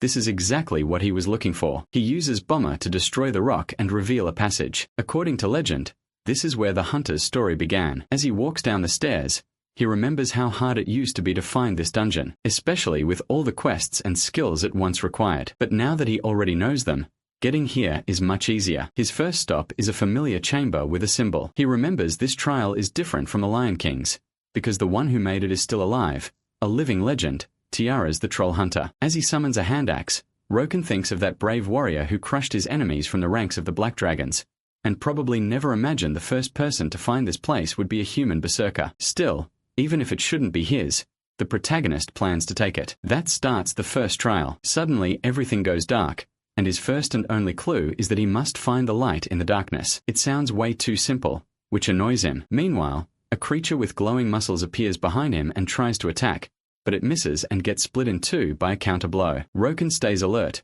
surrounded by enemies that may be many, but are actually very weak and easy to kill. That night when he stops his final strike, he realizes that finding the light in the darkness means spotting a small harmless goblin with such a pure smile that it shows him which way to go. Roken follows the hallway, staying close to the wall as he looks for another hidden path, and finds it by pressing a button. But that opens a trap under his feet, sending him falling deep down until he lands face first with a brutal pain in his back. As he recovers, he hears Phase 2 begin, telling him he has to destroy something. The problem is, he has no idea what it is, until a golem rises out of the ground and nearly gives him a heart attack. Once Roken calms down, he realizes this thing is like any other golem. It will keep healing until he breaks its core, and that won't be easy. MC charges in with a loud roar, half crazed, then swings a slash trying to crush it, but the blow bounces off. That makes sense. It was made by Chiares, the Troll King. The golem gets ready to strike, and when it opens its mouth, Roken spots the core inside its head. He knows he'll need raw destructive power, so he hurls a bombarder with everything he has. The explosion is huge and blows the golem apart. Just like that, Roken clears the hunter's second trial. He does note this would be easier if he were good with a bow. Still, nothing is stopping him, so he asks for the next challenge and starts the third phase. Since everything is moving so fast, he waits eagerly until he sees a small troll walking straight toward him. Right away, he remembers this is the final stage. He watches as the little troll starts getting corrupted by dark energy. Roken doesn't hesitate and rushes to attack, but is stopped by that same dark power. Then it turns on him, trying to kill him. He backs away as best he can until he's far enough away to see the little green troll enter a massive sphere of dark energy. This is Curious Killer Release Technique, a kind of cocoon, and from it the transformed troll slowly begins to emerge, revealing its full form with a dark crescent floating above its head. So the last phase is defeating Curious, who smiles at Roken. He quickly charges again, but the troll doesn't even flinch, and from a distance summons a giant wolf from the darkness, Pantans, leader of the Frost Wolves, and sends it straight at the hero. Roken barely blocks it, and now the wolf has its jaws locked on his axe, refusing to let go. When Roken is confused, the protagonist decides to improvise. Since he can't get the wolf off him, he lifts his axe with the wolf still hanging from it and swings at the troll, who dodges. Roken calls Curious a coward for not taking the hit with his partner. Curious tells him to shut up and says he'll pay for his sins, then fires the arrows of judgment which rain down all across the battlefield. Roken barely slips past them and gets ready to strike back. His attacks keep getting dodged, and he thinks that if he had one more trick this fight would already be over, but there's no time to dwell on that, so he keeps attacking. The troll waits, convinced Roken still hasn't learned from his mistakes. Using bind,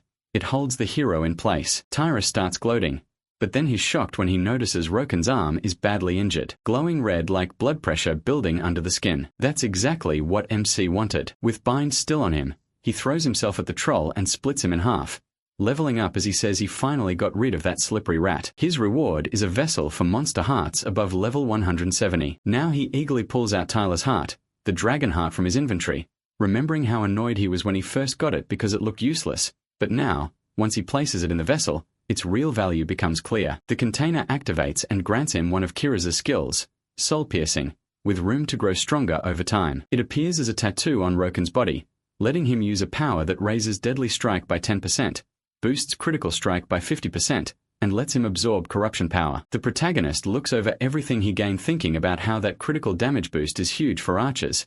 But the best part is absorbing corrupted power, since that will help him build up even more of it. With that, he plans to get much stronger before facing Odin. Then back in Crossroad, Malkin is shocked by how fast Roken returned and gives him the information he promised. Someone is creating the fallen monsters, and they've spread not just through this city, but into the center too. MC explains that the center is the area of the fourth city, and is surprised by how quickly the story is moving. Malkin goes on, saying these monsters are dangerous and aggressive, both toward their own kind and toward humans. Since they still haven't found anything important, he asks Roken to help investigate, and gives him a sign of support, a ticket for a special quest that lets him take a fallen monster mission without searching for one himself, saving him time. Now he knows exactly where he's headed next, the human guild in the city, but when he walks in he immediately loses hope. The place feels like a haunted mansion. He figures that's because all the other guilds ignore them, and the only one who comes to greet him is a strange old man who complains that he came in making a racket. Roken is surprised because even though the man looks like an ordinary elder, he's wearing a badge that marks him as part of the council, an important group for human prosperity in the central city. With that in mind, he decides to be extra polite, offering to help humanity thrive. The old man thinks is a bit odd but also useful. Drooling all the while, he gives Roken Jarvan's mission, clear out the fishing area by killing a bunch of turtles, and bringing them back. Roken leaves wearing a tired look, realizing the old man just wants to add exotic meat to his diet. Even if the man is annoying and the job is easy, the protagonist knows this is still the path to his goal, which is crucial in the game, completing the race quests. So he heads for the beach on a nameless deserted island, and quickly wipes out the turtles. Since he's already there, he decides to look for something else to get ahead. While digging through the ground, he finds turtle eggs. With that, everything is ready. He starts a turtle barbecue to lure the island's only intelligent being. Kind of weird but not scary, and sure enough it gets drawn in easily by the smell. It's a giant bird with a huge red aura. The eagle stops to stare at the turtle meat. Roken is grilling and praises his cooking. A little uncomfortable, MC recognizes the bird as Timon from the Join clan, already drooling over the food, just like he planned. In this quest he has to tempt the bird to earn a favor, and that can be done with words or, like now, with a perfectly cooked piece of meat. The bird can't take it anymore, and asks if Roken wants something, but the protagonist ignores him on purpose. The eagle quickly gets worked up and starts pressing him, but MC still doesn't give in, which only makes the bird more curious. He keeps playing hard to get to improve his odds until Timon finally gives in and offers any favor Roken wants, even a ride back to the continent. His grin says he's gotten exactly what he wanted. He turns and asks for a pass to the sky, which shocks the bird and makes him feel tricked. Roken keeps acting casual and throws on more firewood, making the hungry bird worry about the meat cooking too much. Then he raises the stakes by adding a turtle egg. It pairs perfectly with the meat,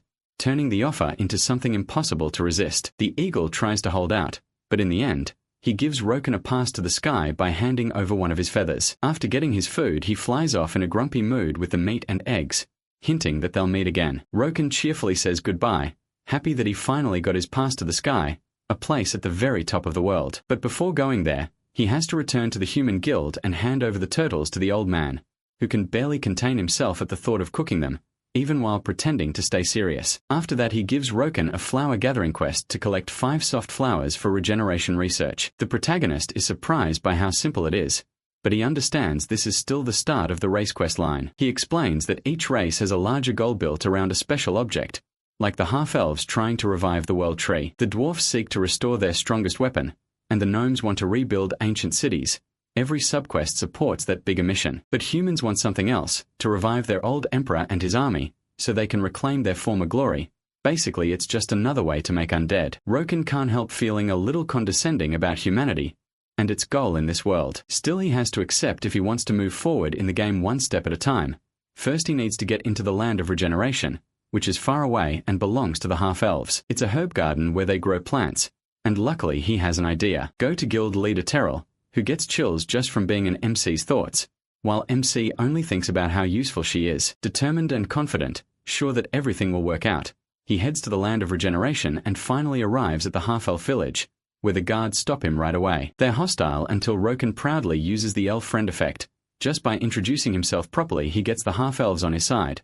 Because of his generous offer to help, they decide to give him work right in the greenhouse, killing pests and feeding plants with supplements. This is exactly what Roken wanted, and he silently thanks Terrell, who seems to be starting to feel the hero's strange vibe. He's then taken to the greenhouse, where he takes in the strange place that shelters all kinds of plants, all tied to their main goal, bringing back the Tree of Life. That's why everything there has grown enormous, even the insects. Roken feels like he's been shrunk down, but his thoughts are cut off when he senses something without knowing where it's coming from. He goes on alert, not noticing that behind him, a giant praying mantis appears and aims for his head. In the next scene, the protagonist is covered in blood and furious, hating bugs more than ever. He raises his weapon to finish off the insect, while complaining about how filthy he's gotten. Right after that, the system tells him the mission is complete. Roken thinks it ended way too fast, so he assumes that Bug was the quest boss. Now he has two choices: report the mission done, or stay and keep hunting, which could earn him extra rewards. Ready for more fighting,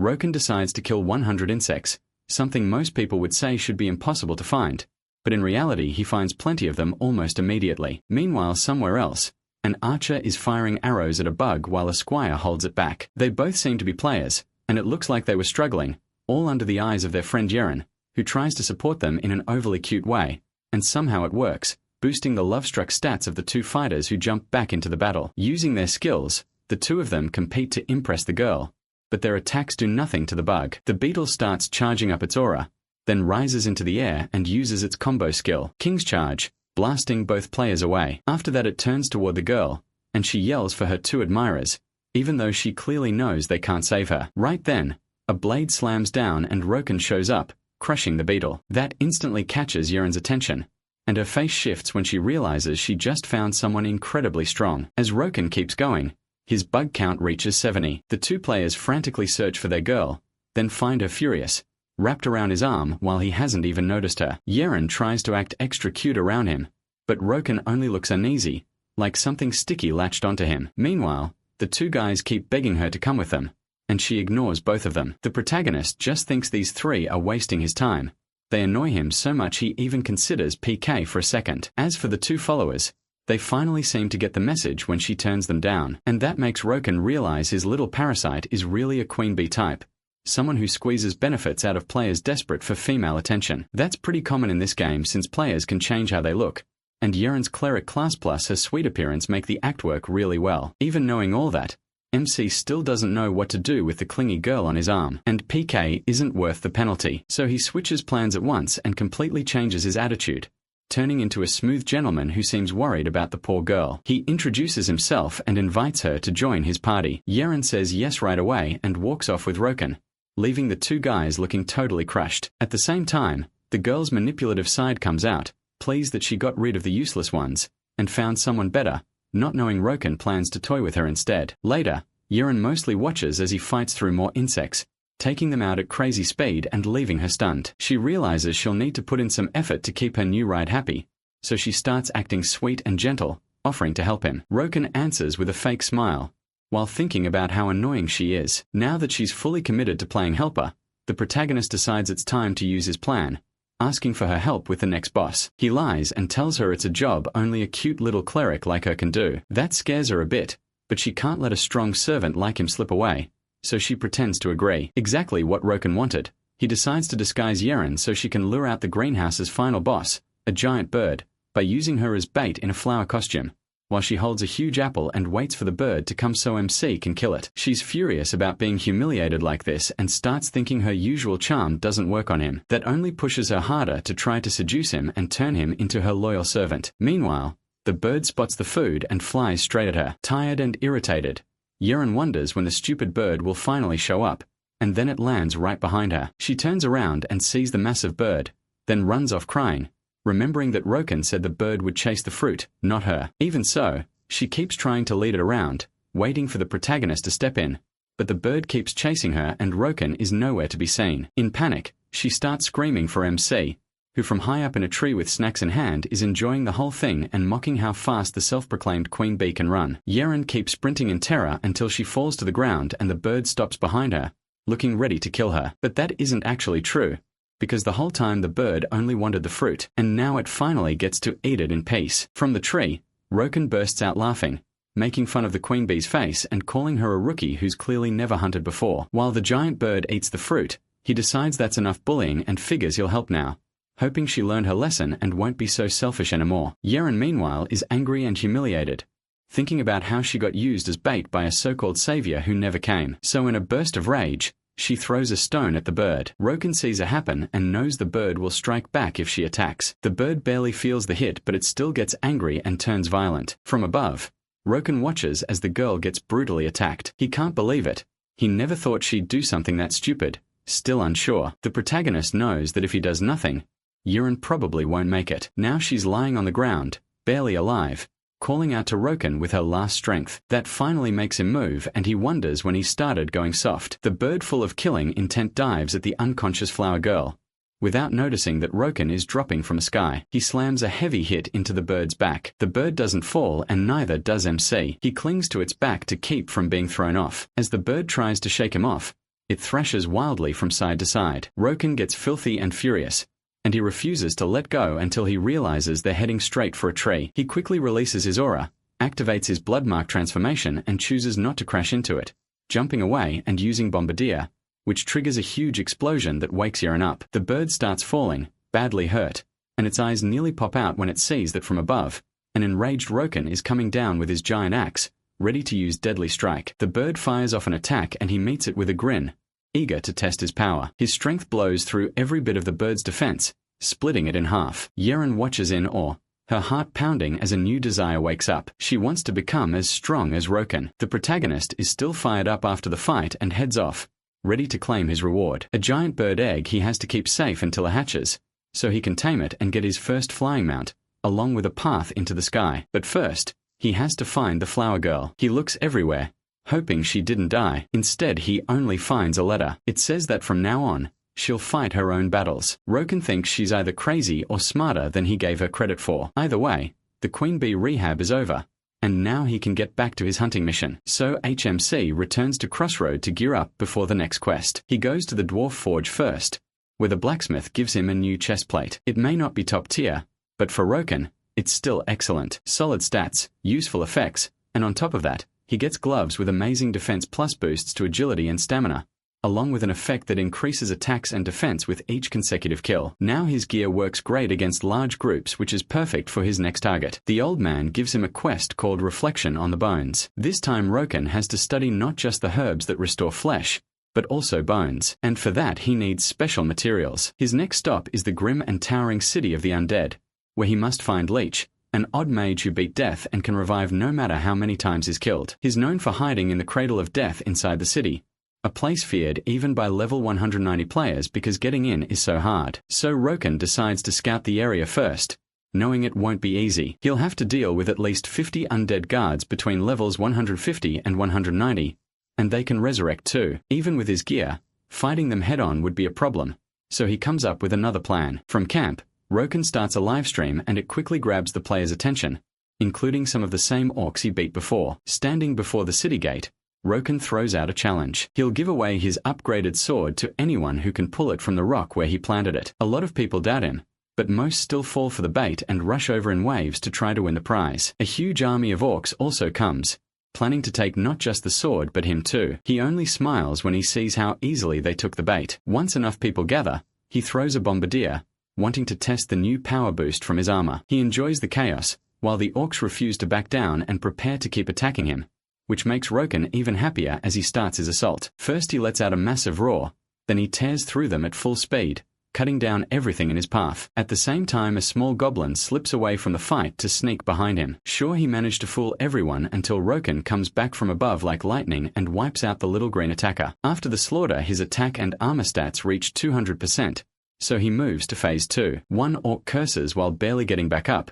Then Roken launches a bombardier, but not at the orc at the city. That activates a magic seal and releases the city's defenders, the Undead Legion. The orc gets cocky when he sees them and thinks the protagonist is finished, but the protagonist waits until they're close enough, then raises his hands and calls down a huge electric force. It crashes down as a giant lightning strike that sweeps through the undead. The orc can only stare in shock, as Roken tells his audience the fight is only just getting started. Then the undead rise again and rush at Roken, but is ready for them, already reading their moves. That part is easy because he knows the AI well. At last, he lands a powerful strike that drops one of them and begins his counterattack. He promises the weak undead he'll wipe them out for good, then runs across the battlefield, cutting down each one with clean strikes until only he remains before the massive city. The orc is still there too, the one who survived, and he summons more guards to stop him. Roken knows it's pointless. He jumps and drops like lightning, smashing everything in his way until only he and the terrified orc are left. Roken walks toward him while the orc keeps calling for guards, but MC already killed 50 of them, so it will take time before they revive. Now there's only one loose end left. The orc has nowhere to run and can only beg, scream. Later Roken walks alone down the empty road to get back his sword, the one nobody could pull from the rock. He knows no one has done it yet, or maybe one person could, the Great Odin. Roken hopes to find him soon and finish him off. After that he heads through a field of red flowers, the only living place left in the village. That's also the entrance to the Lich's lab, and now that it's unguarded, getting in should be easy. Before going inside, he cuts his arm a little and lets blood fall onto one of the roses. That triggers a mechanism and opens a huge door in the ground, and then he steps into a strange, brightly lit passage. He figures the lanterns are special somehow, but ignores that for now. Right now he only cares about finding the materials for the mission. He reaches a locked door that seems to be the Lich's lab. Right then, the Lich appears, rambling like a madman, while Roken gets warned that if he came here, he'll end up as a human sacrifice. The protagonist answers with a bombardier affair. It looks like that finished him, and then Roken rushes in to end it, but when he goes for the final blow, an energy barrier stops him. Stunned, Roken gets thrown straight to the ground with full force, leaving him badly hurt and bleeding. The skeleton is thrilled, saying MC is trapped inside a magical engineering field. Meanwhile, the Lich revives some servants to finish off an exhausted Roken, who can't even stand and realizes he badly underestimated his enemy. He thought he'd just kick him around and erase him, but now as the army closes in, the air fills with a red aura, and the hero's eyes turn white ready for a furious counterattack. Roken keeps moving, smashing several glowing orbs that light up the dungeon. That scares the Lich, who thinks Roken is trying to run away like a coward, but he keeps breaking the orbs because he knows one of them is really the skeleton mage's life vessel. If he breaks it, the Lich dies for good, so he keeps destroying more orbs, but still can't find the right one. With no better option, he pushes on, ready to wipe them all out until he finds the real one. The mage, shaking more and more, tries to pull Roken's attention by lifting a huge stone shield that starts giving off powerful purple flashes. As the protagonist runs, he notices out of the corner of his eye that the Lich is getting ready to strike, making giant stone spears all over the cave, and they move like tentacles. Roken switches to two-hand axes, dodging again and again as the tentacles try to skewer him. He watches their attack patterns and keeps avoiding them until he finally finds a brief opening. Locking onto his target, he throws the axes and uses Bombardier, destroying 3 orbs at the same time. The mage's tentacles can't stop the attack, so they try to trap Roken instead, but he jumps between them to reach another orb. When he hits it with all his strength, the blow bounces off, and its hardness shocks him. That makes him think he's finally found the Lich's vessel. Set on breaking it, he gets ready to fire another Bombardier, but one of the Lich's tentacles barely intercepts it. Enraged, the Lich swears he won't let Roken leave this place alive. Using his tentacles, he grabs the vessel and places it in the center of his dead body, restoring all his energy and reviving as a level 180 Solonian mage. The new enemy looks proud and completely sure of himself, until Roken, with one quick move, appears right behind him. MC crushes his confidence, saying he never even wanted to fight his Lich form because it was boring and a waste of time. Furious, the mage charges at him with Dark Destruction Strike. Roken though doesn't even flinch, and with just one move, he pierces through him, then shatters the orb, ending him for good. He repeats that it was really boring. After the explosion, after leveling up, and with no chance of the enemy coming back, it's time to enjoy the rewards. Roken gets the research material, contemplation of bones, finishing the mission. But now he turns his attention to some extra rewards, and finds a few skill books. Excited, he starts searching, but most of it is junk, so he tosses it aside. At last he finds something useful, a skill book called Third Hand. It gives the power to create a new hand made of mana, or as many as he wants, as long as he has enough mana in focus. It could be really useful, but since he doesn't know how to use it yet, he decides to save it. Meanwhile, a new enemy sneaks closer to attack him, but at the last second, Roken stops it. He's actually happy, because he'd been waiting for it. Then he crushes the skeleton skull while mocking him. But suddenly a massive horde of undead shows up. That only entertains Roken, who jokes they must be looking for their undead friend, but now they should call him fully dead. The whole army attacks him, and he pushes forward, eager to test his strength, dropping skeleton after skeleton until he jumps and takes out several of them in one strike. Still, the skeletons keep coming because of the leftover death essence from the orb that held the Lich power. For beginners, that would be a clear sign to run. For Roken though, it's an amazing experience farm, and he keeps leveling up, raising his stats with every enemy he drops. Fired up, he enjoys the hunt, until in the end, he's the only one left standing. With enough points earned, he decides it's time to leave the dungeon and move to the next target, the undead village. There, a scared little orc sees the city in ruins, figures Roken did it, and sees the live broadcast, grateful he wasn't there. As he walks through the area, he runs into the orc everyone thought the protagonist had already killed. That orc explains that once MC ran out of opponents, he ended the stream and left, for no clear reason. Then the smaller orc checks online and finds a notice saying Roken is live again under a new stream title, The Invasion of the Land of the Undead. The whole city goes on alert, ready to kill him. The skeleton guards who arrive are met by Roken's fast cuts, and when the orcs get there they can only watch as he easily tears through the skeletons. One of them calls him a hacker, that annoys him and hurts his mood, reminding him of the trouble in the last city. Still, it also pushes him to tell everyone that, believe it or not, he can wipe out the whole city by himself. Then Roken explains capture mode. According to him, that's when you drive out all hostiles or defeat every enemy in a camp and take control of it. That means a large-scale battle where players can keep respawning, bringing 50 guards for each invading player. This only works with groups or a clan, and the orcs know that. But Roken has no interest in forming a clan because he wants all the rewards for himself. He tears apart one orc, then ends up surrounded by more enemies and they all rush in. While fighting, Roken thinks that the huge power gap against a whole camp is only a problem in theory, as he destroys all his rivals with a massive spinning attack. A small troll watches this from an alley, terrified that even their strongest warriors have been beaten. Only half the players are left and the guards won't return for hours, meaning a single player has conquered them. Roken appears right in front of the troll, grinning as he offers a gift for figuring out the situation. So the city's streets, wells, and corners become witnesses to the hero's brutal massacre, leaving the place in ruins as daylight starts to break. The capture of the city is confirmed, stopping players from that camp from respawning there for at least 3 hours. Once he conquered the camp alone, Roken gets a notice that he's earned the title Tyrant, which boosts his stats by up to 15% in hostile areas or against hostile NPCs. On top of that, his power rises by 50% against large groups of enemies. With that, and the huge reaction from viewers to what he just did, the protagonist knows he can make a lot of money from his YouTube channel. But for now, he wants to rest before going after the main mission. Just then, a viewer warns him to watch the front. Roken doesn't get it until a powerful figure rushes in at full speed and smashes him straight in the stomach with a huge stone hammer, sending him flying across the city and crashing into a wall. MC spits blood and looks confused. There shouldn't be any enemies left. Then he sees a figure walking toward him saying he's waited for this day to kill him for Tyler, who must be crying in heaven. That's how the level 200 guard Captain Jarrus makes his entrance. Roken didn't expect him to show up here. He thinks about running, but his pride won't let him do that in the middle of the stream. Besides, this is a fight where he has nothing to gain and everything to lose, especially after just one hit left him this badly hurt. He knows the monster in front of him is stronger than he is. Even so, thinking about Odin, he realizes he needs an even higher level to become the predator. He stands up, serious now, facing Jarrus, who sees him as nothing but a loud fool. Roken doesn't hold back and asks if killing him would make him the strongest in the area. That irritates the boss, who thinks he's being mocked. Even so, Jarrus answers that yes, if Roken kills him he'll be the strongest around all the way to the next continent. He gives his word as commander.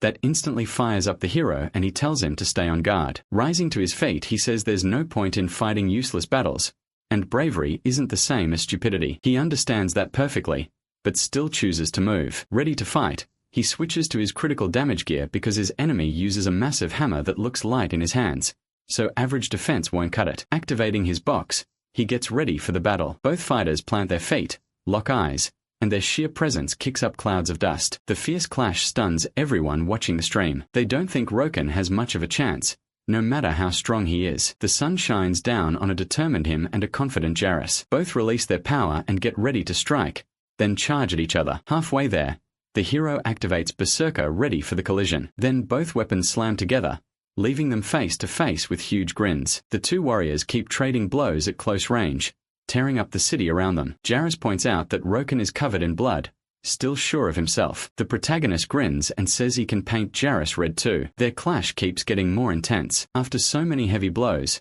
in one of them both of them lose their weapons, so they switch to bare-knuckle fighting. Roken tries to dodge the commander's crushing punches, but he still gets sent flying by a hit that cracks his helmet and barely leaves him standing. Then he sees Jairus come in with a brutal kick that Roken can barely block, and the impact wrecks everything around them. MC fires bands out from his hands, and Jairus uses that opening to smash him right in the jaw. At that exact moment, Roken uses the bands to snap back, riding the force of the blow, and drives in with a hard headbutt, followed by a kick that sends the commander flying straight into a building. Not giving him a second to recover, Roken rushes in and activates his axe to finish it with one last strike, a massive slash that tears through Jairus' shoulder and ends in an explosion. But from the rubble, Jairus steps out still alive, seeing that his arm is almost broken. That's when Roken realizes he can beat him. Right then, the city guards step in, rushing to help their commander. Roken knows that's a real problem, because if the others join in, he won't be able to do much. But Jairus, with his face glowing with a faint purple light,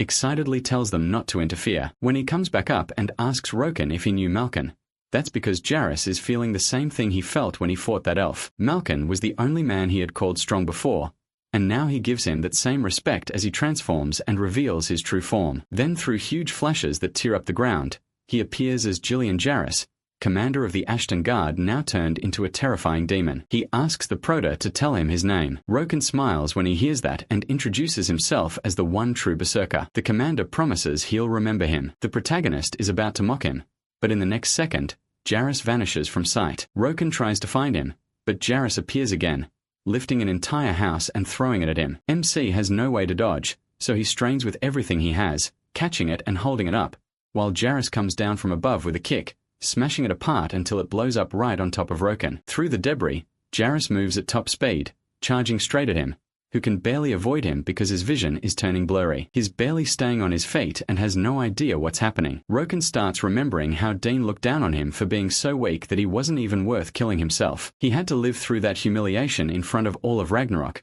and it fills him with rage, so much that he activates his madness shout. At once, he throws himself at the commander, who blocks the attack. Planting his feet, Jairus smiles and calls Roken a true berserker, but the protagonist, driven by fury, keeps attacking with everything he has. Jairus quickly takes control and destroys his weapon in a single move. Then, full of confidence, he charges in with a combo attack called Mount, crushing the Prota before starting to pound him hard in the face. As the beating continues, Roken begins unlocking memories from his past life. The beating keeps coming, and powerless, he lies on the ground gasping for air while taking another hard blow to the face. Everything gets blurrier, and his memories of all the humiliation he suffered in Ragnarok come rushing back. With rain falling, those memories twist together while Jairus hits him even harder.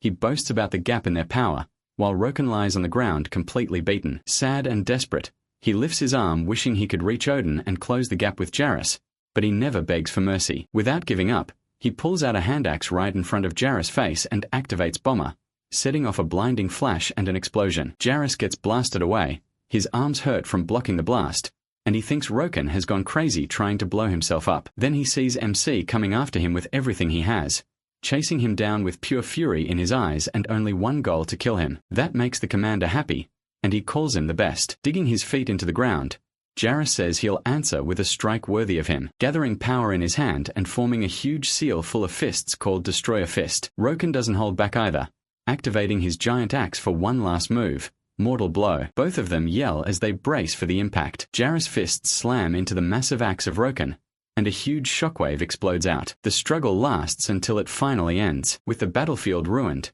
he and Jairus are left standing back to back. The commander congratulates the protagonist for that perfect strike right before his body gives out and falls in two. With that, the stream cuts off. A group that had been watching can't believe what just happened. Odin is there, and he asks his assistant Zeus what that berserker's name was. Drinking potions just to stay upright, Roken thinks about how close he came to dying because of Jarrah's power. The good news is that the fight gave him amazing footage, and between the stream payout, ads, and videos, he's going to make great money. So once the berserker penalty ends, he can get back up and move on to the next mission. He returns to the old man who says he always believed Roken would pull it off. Then he hands over the scroll and says they've made progress on the mission. So now he gives him another one called Blood and Magic, where he has to collect the blood of 44 monsters. The rewards aren't that exciting, but what matters is that this is finally the last species quest available in that city. It sounds simple, but there's a catch. He needs blood from 44 level 160 monsters, all from different species. Sounds easy, but each hunting ground only has 20 species, so he'd still be short by 4. Those could be players from the Black Dragons, but very few of them are level 160. Desperate, he even thinks about taking over the city and fighting the guards, wondering if those would count, while the old man just wants to go to sleep. Then Roken gets an idea, and that's how, northwest of Crossroad, MC slaughters monsters until he finally gets rock-type blood. That cheers him up, since he's exhausted after hunting all day and only getting one kind of blood, but it's the only way to move forward, even if it's slow and tiring. With no time to complain, he jumps right back in and keeps going. Time passes between his hunts, his search for level 160 players, tips for finding good hunting spots, and skipping certain races while he keeps sharpening his skills. At last he gets out of the capsule, complaining about how packed his schedule is, then cheering up because he finally has no more work left. After capturing a mob called Steel Rhinoceros, Roken can finally celebrate with chicken and beer. And while looking for something to watch, he finds a video talking about him. It says a group of level 160 black dragons is coming after him. That makes all his effort worth it, since he taught them how to level up. But now he has to lure them in, because ever since Dolaros, every player has been avoiding him, so just waiting out in the hunting field won't work. Then he sees a video about how to make a scarecrow and gets an idea to keep them from knowing he's there. So when he reaches the hunting ground, he summons an NPC vendor and starts dressing it up to look threatening, so it can draw the black dragons in to deal with it. Now he just needs to bring the players over, so he uses the blog where he helped the black dragons reach level 160, convincing them there's a secret shop outside the city in the Red Moon Forest. Because they trust him, they head there, while Roken waits eagerly. Soon a pair of orcs arrives at the spot with a bad feeling. They hide when they spot what looks like Roken standing in front of the creepy disguised NPC, then watch him disappear in a flash, leaving the orcs confused. They carefully approach the NPC and get a shop window. Surprised, they see the weapons and assume that's where Roken gets his gear, but the prices are high and there are buying limits, so they go back for their whole clan, falling right into his trap as he watches his plan work exactly the way he wanted. Later the orcs come back with the whole guild rushing to buy everything. Excited, they focus on the items and start shopping without noticing that Roken has appeared right behind them. While the leaders keep checking the goods, they finally turn around and see all their allies already down on the ground, with Roken behind the vendor telling them they fell for a hunter and bait trick. After the screams of pain, the protagonist appears with a victorious smile and blood from troll, orc, undead, and goblin, getting all 4 at once. Then he calmly dismisses the NPC vendor and wonders if he should go back to the old man now. In the end, he does. He goes straight to the human guild, where the old man happily thanks him, because Roken's work earned him a promotion. The mission ends there and he hands over a letter of thanks. MC takes the letter, happy on the outside, though inside he thinks it's just a piece of paper that won't raise his stats. Even so, he already knows how to use it later. He casually says goodbye and the old man asks him to keep helping the human union. Now he gets ready for his next mission, the central city, the 4th city he can enter without a level cap. But that doesn't make it easy, because to get there he has to cross the ocean and it's full of dangerous creatures trying to sink him. Still nothing he can't handle if he prepares well. So first he heads to a certain place, reaching the southwest side of Crossroad, where the ruins sit. It's already been looted clean, but no one knows the last secret there is still hidden. People say that around the ruins, the gnomes Guki and Miyuki keep watch. They're the little NPC mercenaries Roken hired for a high price, but he'd rather rely on them than other players. He goes into the ruins and reaches a crossroads, where Roken sends the gnomes down different paths to find a room with floor tiles arranged in a pattern. Before long, the little ones find it and activate the tiles, which reveals the secret of the ruins by unleashing a swarm of stone guardians that Roken has to defeat to recover the key. A battle he will obviously enjoy. He charges in, cutting down every enemy in his way until he reaches the end of the room. He feels incredibly light on his feet thanks to all the training he got without even meaning to, Now that he's level 190, he feels stronger than ever and gets ready to smash every golem into pieces, setting off a huge blast. After a while, the gnomes come back calmly from the room, saying there was nothing dangerous, only to freeze in shock when they spot the remains of all the golems. Roken has them help open the door since he's carrying all the keys. He sets them in place and opens the real entrance to the ruins. With that, the three head down. Roken figures the place is around level 170 because of all the traps and monsters, but he stays calm knowing his gnomes are level 180, so they should make it. They soon reach a hallway packed with monsters and traps, and Roken wants to see the gnomes in action.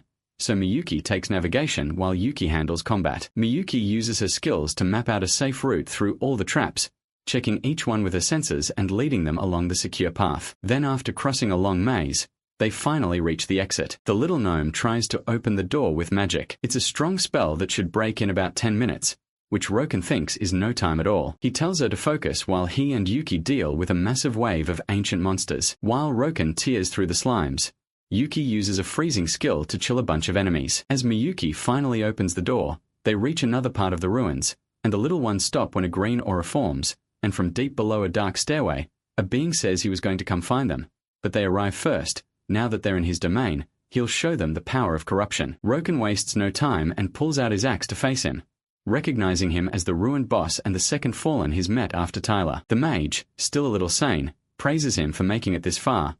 Then he channels power into his skullstaff, declaring their end as a huge cloud full of green lightning covers the whole area. A giant flash drops down and the mad mage calls forth his disciples. Roken sees a mass of eyes moving in from a cage and realizes the fallen monster power this mage has is mind control. That lets him turn other monsters into servants, and right away he releases a horde of sharks and bulls, all charging at once. Roken quickly lines the gnomes up, ready to face the threat. As the wave rushes in, Yuki moves first, while he meets them head-on. With a single move, he knocks monsters out with his bare hands, but another group leaps at him. Roken activates his combo technique, Turbo Line, turning the sharks into sushi. Feeling completely in control, he mocks the mage who, scared and furious, calls Roken insolent. The protagonist wants to finish him now, but a shield of corrupt power around the mage blocks every strike. To beat him, he'll have to force the mage to burn through all his power, so he gets ready for every coming wave. He asks the gnomes if they're tired, and both agree the fight is actually easy. Even so,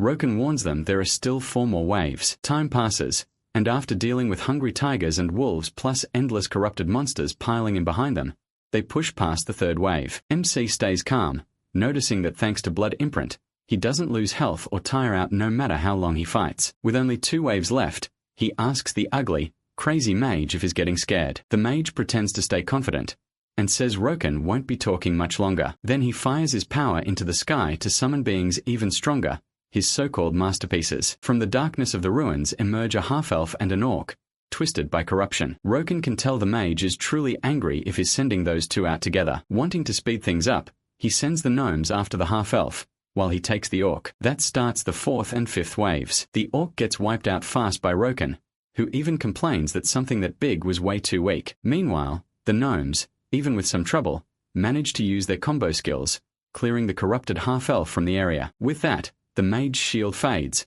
leaving him open and helpless before Roken, who rushes in at once. But the mage reacts with his technique, Light of Extinction. Roken stops cold when he sees a giant wave of green power coming at him, knowing one touch means instant death. With no way out, it almost feels like everything is over. Then he's shocked to see a tiny shield. It was Yuki. The little gnome jumped in, leaving Roken stunned. He can't believe Yuki actually blocked that hit, but Yuki is already at his limit and can't hold the attack much longer. Luckily, Miyuki appears behind the mage and lands a hit that knocks his weapon away. Still, it's a short-lived win because Miyuki gets blasted away by a counterattack. The mage grabs his staff again and follows up with a crushing hammer strike, but when it hits Miyuki, she turns intangible. That's because Roken sends both gnomes back to the guild so they won't get hurt anymore. He thanks them for helping him get this far, and the injured gnomes agree, wishing him luck. With them gone, the mad mage gets cocky and thinks he can crush Roken, so he attacks him directly. He blocks it with ease and the mage's face turns to fear. For the first time he sees the human before him as the stronger one, and Roken's aura rises. He tells the mage, Galvito, that he wants something from him, but for that he needs him completely enraged. The line works perfectly. Telling himself the chosen one of corrupt power, the mage swears the protagonist will suffer and throws a heavy blow. Then he pulls back and launches a huge energy sphere, But Roken just summons his battle axe. As the attack seems about to hit in a massive explosion, the mage, still furious, says Imcha's pride won't save him, but in that exact moment, Roken appears behind him. The mage has no time to react, and he sends him flying with one hit, saying that strike was payback for his friends. Then he steps in and lands a blow so strong it cracks the ground. Still, this isn't his real goal yet. Roken lunges again, grabs the mage by the throat, and slams him hard into the floor. But he doesn't stop there, piling on one humiliating hit after another, until the mage is in terrible shape. Out of options, the furious mage, angry at Roken's insolence, decides to take him down with him as green light starts pouring from his mouth and eyes. That only makes the protagonist smile. Then a huge explosion tears through the area, and from the rubble, MC steps out calmly. A little burned but happy he survived by using Berserker State, and even happier that his plan worked as he starts looking for the item that only appears when the mage destroys himself. And there it is. A new green sphere called the Corrupt Orb. This item can only be obtained that way because if Roken had killed the mage outright, it would have been destroyed. With his goal now in hand, he heads back to the city for his reward, arriving at the guard post, where Malkin is stunned the moment he sees the object. Roken says he got it from a fallen monster, and the elf rushes off to investigate, promising a huge reward once he's done examining it. Satisfied, the protagonist decides to catch up with the others while he waits, but his focus breaks when he sees news that a clan called Satian has launched the first expedition to the fourth city, leaving Roken furious that someone beat him to it. He figures they must have learned how valuable first clear titles are because otherwise a guild full of players around level 170 or lower would never be reckless enough to try this. At that level, he knows their odds are maybe 2%, low but not zero. And now that the announcement is public, he's almost sure they won't be the only team setting sail, which makes him even madder since he might lose the precious title. Still, after thinking it through, he realizes he can never catch them once they're already at sea, much less past them. He has only one choice: take a shortcut through a place so difficult that only very advanced players in the central city ever found it. Seeing that both options have terrible odds, Roken picks the only answer that makes sense to him: go crazy. Luckily, Malkin comes back and pulls him out of that mood. The elf says the item MC brought is extremely important and full of corrupt power worth studying, so he'll receive a major reward. Because he's the first to earn this achievement, his title upgrades from one who surpasses the Fallen to Hunter of the Fallen. This cuts damage he takes from corrupted enemies by 20% and lets him sense corrupt power. There also seems to be a third, unknown effect. That makes Roken happy, though he also notices his arm and the rest of his body now show a large tattoo, a sign of the power to pierce souls, which raises his critical hit chance by 11%, boosts his range by 60% and now lets him absorb corrupt power too. That excites him even more, since he can tell this power is still growing little by little and will probably keep evolving. Malkin thanks him again and gives him another reward: a large golden book suited for Roken. To his shock, it's a skill book with an amazing ability called Two Hearts. It creates a second energy heart, raising all his stats. It's a skill even he had never heard of. Malkin smiles at his reaction, knowing it'll help a lot on the road ahead to the next city. That catches Roken off guard and Malkin laughs, saying that's obviously the next stop for a warrior who might already be stronger than he is, judging by everything the protagonist has done, including what happened in the Cradle of the Dead. And this book is also a courtesy for defeating his rival, Yaros. Cheerful, Malkin holds out his hand and says it was an honor working together, wishing him blessings on the journey ahead. Roken answers with a big smile and shakes the elf's hand. Later, in a private training ground, he decides to learn his new skill. The moment he activates it, a giant arrow with a heart-shaped tip flies straight into Roken's body and pierces his chest, causing overwhelming pain until it fully sinks into him. It leaves a huge scar on his chest, and the pain is worse than anything he's ever felt. Then he realizes something else. He can feel 2 heartbeats. A moment later, his new stats appear. His strength doubles and his stamina jumps by 300. His power and intelligence also rise, and once a day he can boost his blood flow. That last upgrade catches him off guard and he starts thinking maybe it'll let him handle that place. Not wasting time, he quickly heads to the coastal village. As he walks, he thinks about the trip ahead. There are only 2 ways to reach the center: by ship or through that hidden route. That shortcut gets him there twice as fast, even if barely anyone knew about it back then. The few who did only found it much later. It took a lot of clues to uncover, but not for Roken. He already went through all that before, so he reaches the tunnel entrance and jumps in, finally arriving at that place, the underwater tunnel. And right away an annoying guy greets him. He's an NPC and Roken politely asks to use the tunnel. Shocked to see a human, the NPC says he needs to take a test first, then introduces himself as the tunnel's manager. Roken doesn't seem too worried, and as he moves forward he finds a city beneath the sea. That discovery earns him the Explorer title, which makes him pretty happy. It looks like the title gives him an edge when dealing with other explorers. On top of that,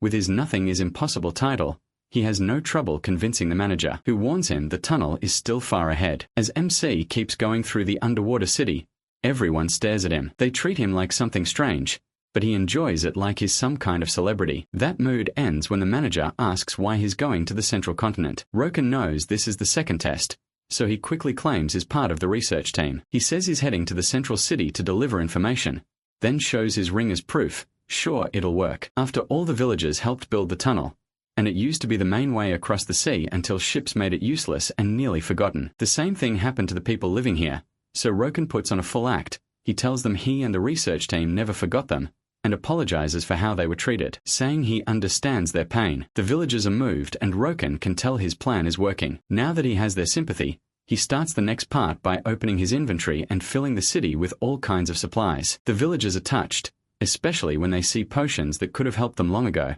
and the whole place starts buzzing. But the manager stops them to speak with him. He thanks him for everything but says that still won't exempt him from the qualification test. With his plan ruined and his mood sinking, Roken has to step onto the platform. There, with only him and the manager present, the results are announced. He passes the first test easily because he's part of the research team and has what he needs to reach the continent. The second test is whether he's a bad person. Luckily his honor score is high, and since he's part of the community, they judge him as not evil. Roken feels a little awkward remembering all the pretty villain-like things he's done. Still, his donations help him clear the third test respect, and they thank him for the items. Everything seems to be going well, which only makes him more nervous, because there's just one test left, protection. For that, he has to prove he can defend the underwater tunnels. The final exam is hunting a trident. It's a powerful underwater fighter, a close-range specialist that's almost unbeatable in its own territory. Dragging it onto land won't work, because then the test wouldn't count, so Roken has to fight it head-on in the water. Once he's underwater, he's given the job of luring it out. Even though it's tricky, he has a conch shell to call it, and it works perfectly. The trident rushes straight at him without hesitation. Roken thinks the thing has terrible manners. The furious trident only spits out death threats, and the fight begins. Using its speed, the trident overwhelms him. It strikes from the front, and right at that moment, Roken uses Madness Shout, stunning the trident. But before he can finish it, the creature slips away and starts swimming again at crazy speed. He is left confused as the trident declares that no one in this dark, deep sea can defeat him, then drives his trident into the protagonist. The trident believes pain is exactly what arrogant people deserve, and since he just pierced Roken's heart, he decides to end it with one more charge of his trident. But MC's other heart reacts and knocks the attack aside. The trident can't understand how he's still alive, and Roken activates Berserker, saying that he's finally got him. The trident still can't figure it out. How is he alive? He just laughs because of his double heart, then summons his axe and declares the trident's death. While recovering with potions, Roken figures he ended up sacrificing one heart after all. Still, he can fix that once he reaches the central continent, since there's a temple there that can even regrow severed arms. Right then, the manager appears and congratulates him. After proving his strength, he's now qualified to use the tunnel. Roken thinks it was way too easy, but then they mention one problem. The missions may be over, yet since nobody uses the tunnel anymore, it's packed with monsters, so they ask him to clear it as he passes through. The protagonist lights up at the thought-free experience. He accepts the quest, moves on, and looks at the tunnel like it's heaven. The monsters are pretty scary, but on land they're incredibly weak. So he dives in to enjoy the feast, attacking again and again with a huge grin for all that experience, and keeps going until he even has time to make a plate of food. Later, he starts yelling like crazy because of the wild speed of the cart carrying him, once again cursing the gnome who built it. He gets launched out, then slams headfirst into the ground. After getting back up and finally reaching dry land again, he at last arrives at the central continent. That earns him an achievement, a boost in reputation at the camp, and plenty of other rewards for discovering an entire continent. One reward that catches his eye is advanced training. He doesn't remember what it's for, so he decides to figure it out as he goes. What matters now is the continent mission. If the first and second cities were tutorials, and the third was a beginner zone, then this is where the real system is fully active. He figures he needs to go for the job exchange, and for that he needs to collect 300 Emperor pieces. Right then, a giant ogre appears, level 199, exactly what he was looking for, since he needs 300 enemies like that to finish the quest. Roken knows it doesn't matter how many titles he has if he can't get past level 200. So there's only one thing to do, fight with everything he's got. He charges in and the ogre thinks it stopped him, or at least that's what the ogre thought. Then it watches a mere human land one strike that splits it in half. Roken please collects his reward and senses another presence. Only 299 left. He thinks officially starting his hunt. A few hours later, he decides that even though they were strong, they only relied on brute force. He leaps in, cuts them in two, and when another shows up, it isn't a match for Roken either. At last, MC gets all 300 king tokens and rises to level 200. It felt almost too easy, and since he still had time, he could keep using it to hunt more and level up even further. But then something catches his eye. He hides and wonders why that bastard showed up. He explains that this is another berserker-type fighter like him. Its level is way higher than his, and it feels stronger in every way. So he decides a smart retreat is best. After finishing the 4th job change, he'll come back for it. Then he teleports to the Berserker Guild in the 3rd city. The NPC starts praising him over and over like he's the greatest thing ever. He's never seen anyone like him, which makes Roken a little uncomfortable. Then he hands over the Expert Ogre class item, adding another slot to his created skills. Only experts can use this. At first it doesn't seem like much, but if he adds something like a skill into a combined skill, it can create insane power, though it burns a lot of mana. Now Roken has 4 combination skills and 4 creation skills. Since he already learned the boost skills and the basic ones, the NPC also gives him special enhancement books: Steel Muscles, Indomitable Advance, Madness, Mana Control, Weapon Break, and Armor Break. He buys them all and levels up each of those skills. Once outside, he starts mixing his abilities to make a new combo, then heads to the battlefield to test it. He attacks with unbelievable force, destroying everything in his path. He names the new move Killer Explosion. Later, back on the central continent, Roken finds himself surrounded by ogres. He dodges one that noticed him, then uses Indomitable Advance and Deadly Strike, killing it in an instant. That adds another skill to his set, called Counterattack. He also gets a letter from his guild fans, but he tosses it aside because it's too long. Then he throws himself back in to finish testing his skills. About 2 hours later, he comes face to face with a 2-headed level 200 ogre. He tells it to come closer. The monster roars at the sky and jumps at Roken, but he barely dodges and thinks it's nothing special. Then an axe is already slicing toward his neck, but his counterattack skill activates and takes one head off instead. Seeing the danger, the creature enters berserker mode and attacks with everything it has, but Roken cleanly avoids every swing. Their weapons clash, and when he gets a small opening, he uses Disarm, a skill so strong that black spikes shatter the axe into thousands of pieces. The ogre panics and tries one last strike, but Roken is already gone. He used Evasion, mocking the creature for calling itself a berserker. To him, it's a disgrace to its race. He brings his fingers together and calls out Killer Explosion. After the blast, he admits the ogre earned some respect after that slaughter. It was still fighting. That he feels is what a berserker should be. Then he uses Killer Explosion of slashes. With the twin-headed ogre finally defeated, he heads for the continent using runes. When he arrives, he can't believe how much mana he burned and decides he'll need to be more careful with his new combo skills. Then while checking the ogre's axe, he notices people around him getting excited. Roken wonders if the saint might be here, feeling lucky that he found her right in the center of the city. She offers a prayer for a citizen and gives her blessing. Roken calls for the next person. Roken steps forward and asks if she is Tamur from the central continent. He tells her he's a guard from Crossroad and is investigating the central continent, then asks if she can repair his heart so he can explain the rest later. Just like that, he's healed, making him think those titles really do help. That mattered a lot. And with the other guilds heading to the central continent too, Roken knew he had to get ready. His first stop was registration in the city of Tamur. After that, he bought property there. Next he decided to spend the gold he got from the ogres. He asked for armor, but the smith said it couldn't be made with the materials he brought. That changed when Roken pulled out the ogre's axe. The man lit up and got excited about both the materials and the amount the protagonist was willing to pay. MC explains he picked that place because its 5 forges each offered their own kind of custom work. It was expensive, but worth it. He wanted more critical hit power on the neck, shoulders, hands, chest, heels, and shoes. Once everything was decided, they told him to come back tomorrow. With that done, Roken headed to the city's most important place, the Tower of Trials, where they asked for his ID. After checking his rating, they charged him 5 gold and wished him luck. Roken says the Tower of Trials is a place of honor and challenge, where players prove their strength. The higher you go, the stronger the monsters get, and you have to kill every enemy on each floor to move up. It gives no normal rewards, but the top players each month get special items. Soon, He spots some little squirrels and figures it's time to begin on floor 1. He attacks, almost feeling bad for how weak they are.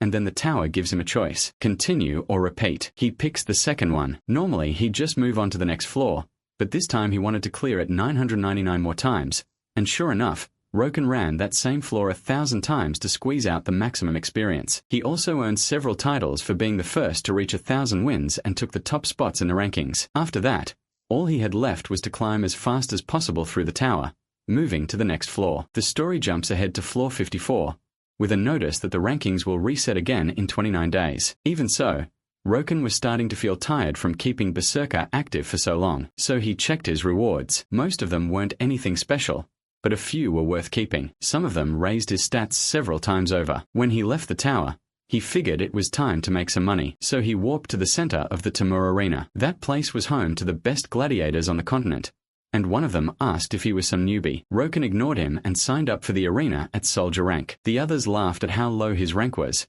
and the NPC handed him a token for his turn. Roken explains the rules were simple. 2 fighters enter the center, and they battle until one dies. There aren't many penalties, and best of all, Berserker resets every match.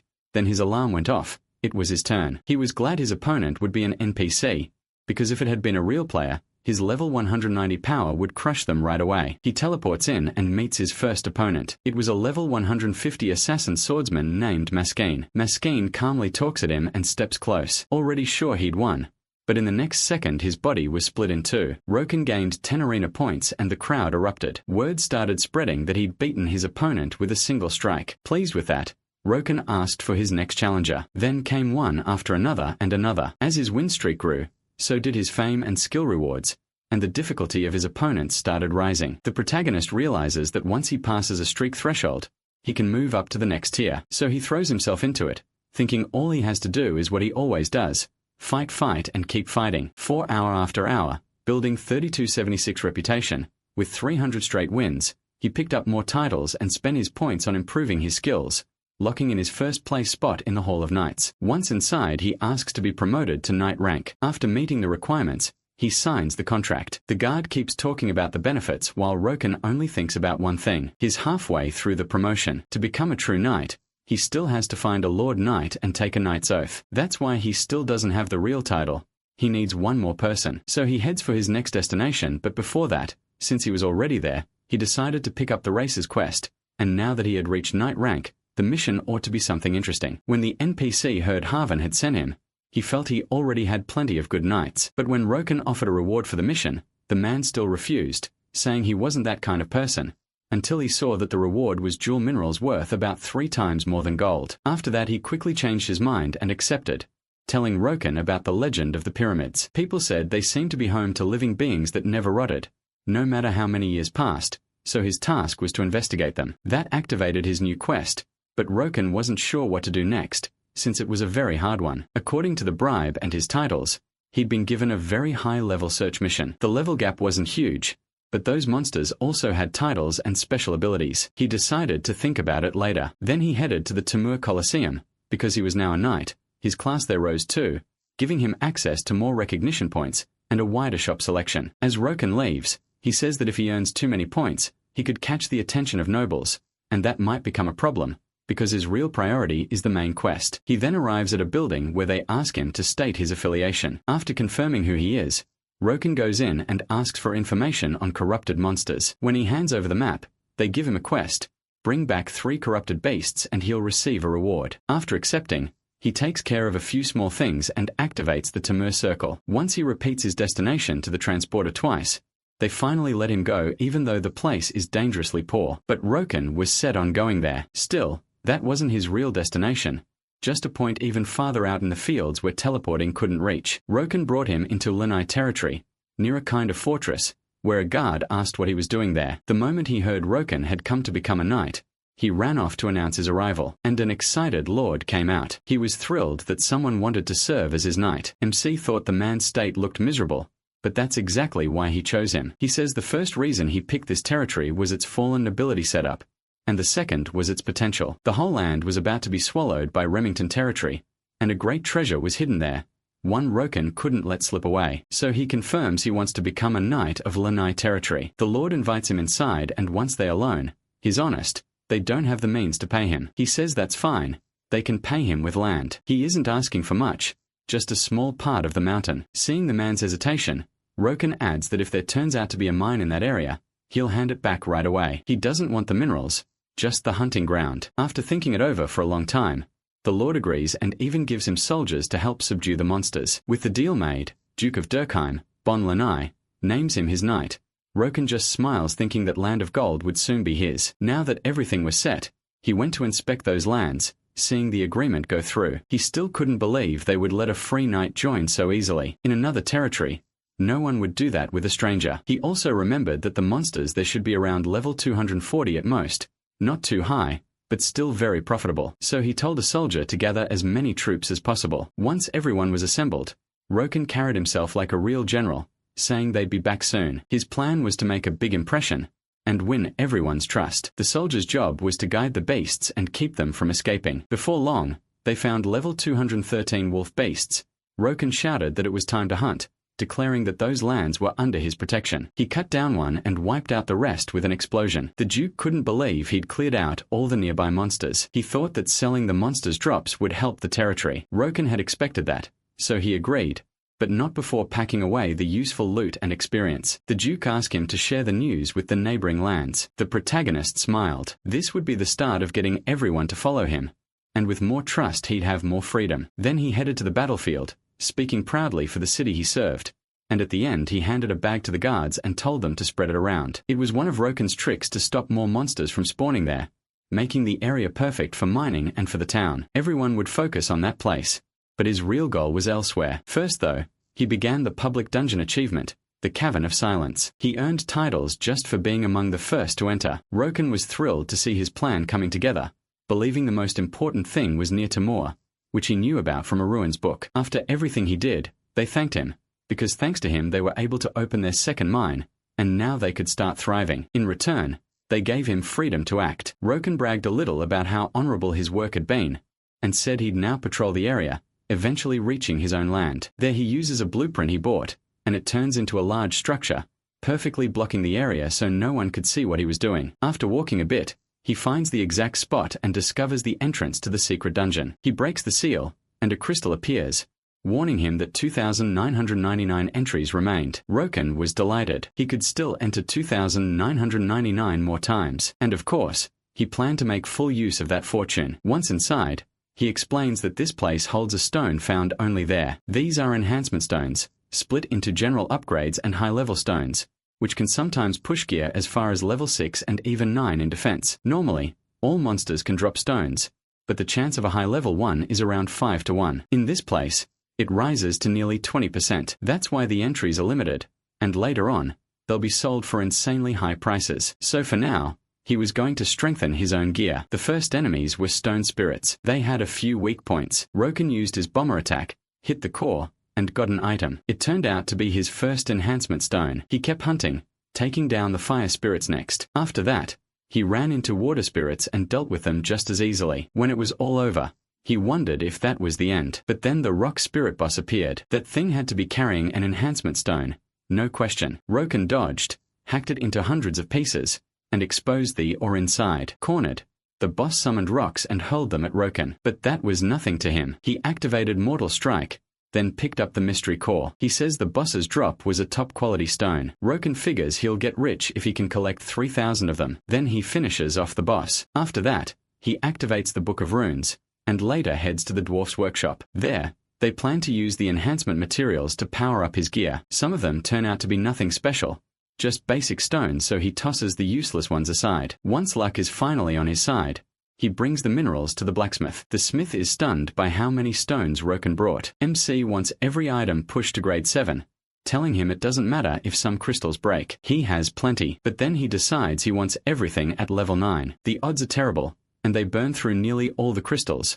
Only a few pieces of gear actually make it to level 9. He asks for the rest too, and that lets him put on his new armor. It feels amazing, but he turns off the glowing effect so it won't draw too much attention. Now that his upgrades are done, he wants to clean things up properly. Then the starting bonus runs out, and Roken feels dead tired after fighting non-stop for 3 days. Now he wants to check whether any useful info has been posted. That's when he sees those same bastards from the past again. The news says they're the first guild to reach the continent, the Hellhound Guild. Roken remembers that in his past life, people called them lapdogs because they do anything for money. Back then, money didn't matter to him, so he mostly stayed out of their way. There was only one time they crossed paths, after he died several times, lost skills and titles, and they used that chance to get close and go for his throat. As far as he remembered, Ragnarok was supposed to be the first guild on the continent, but these bastards must have pulled some trick. That was fine with him.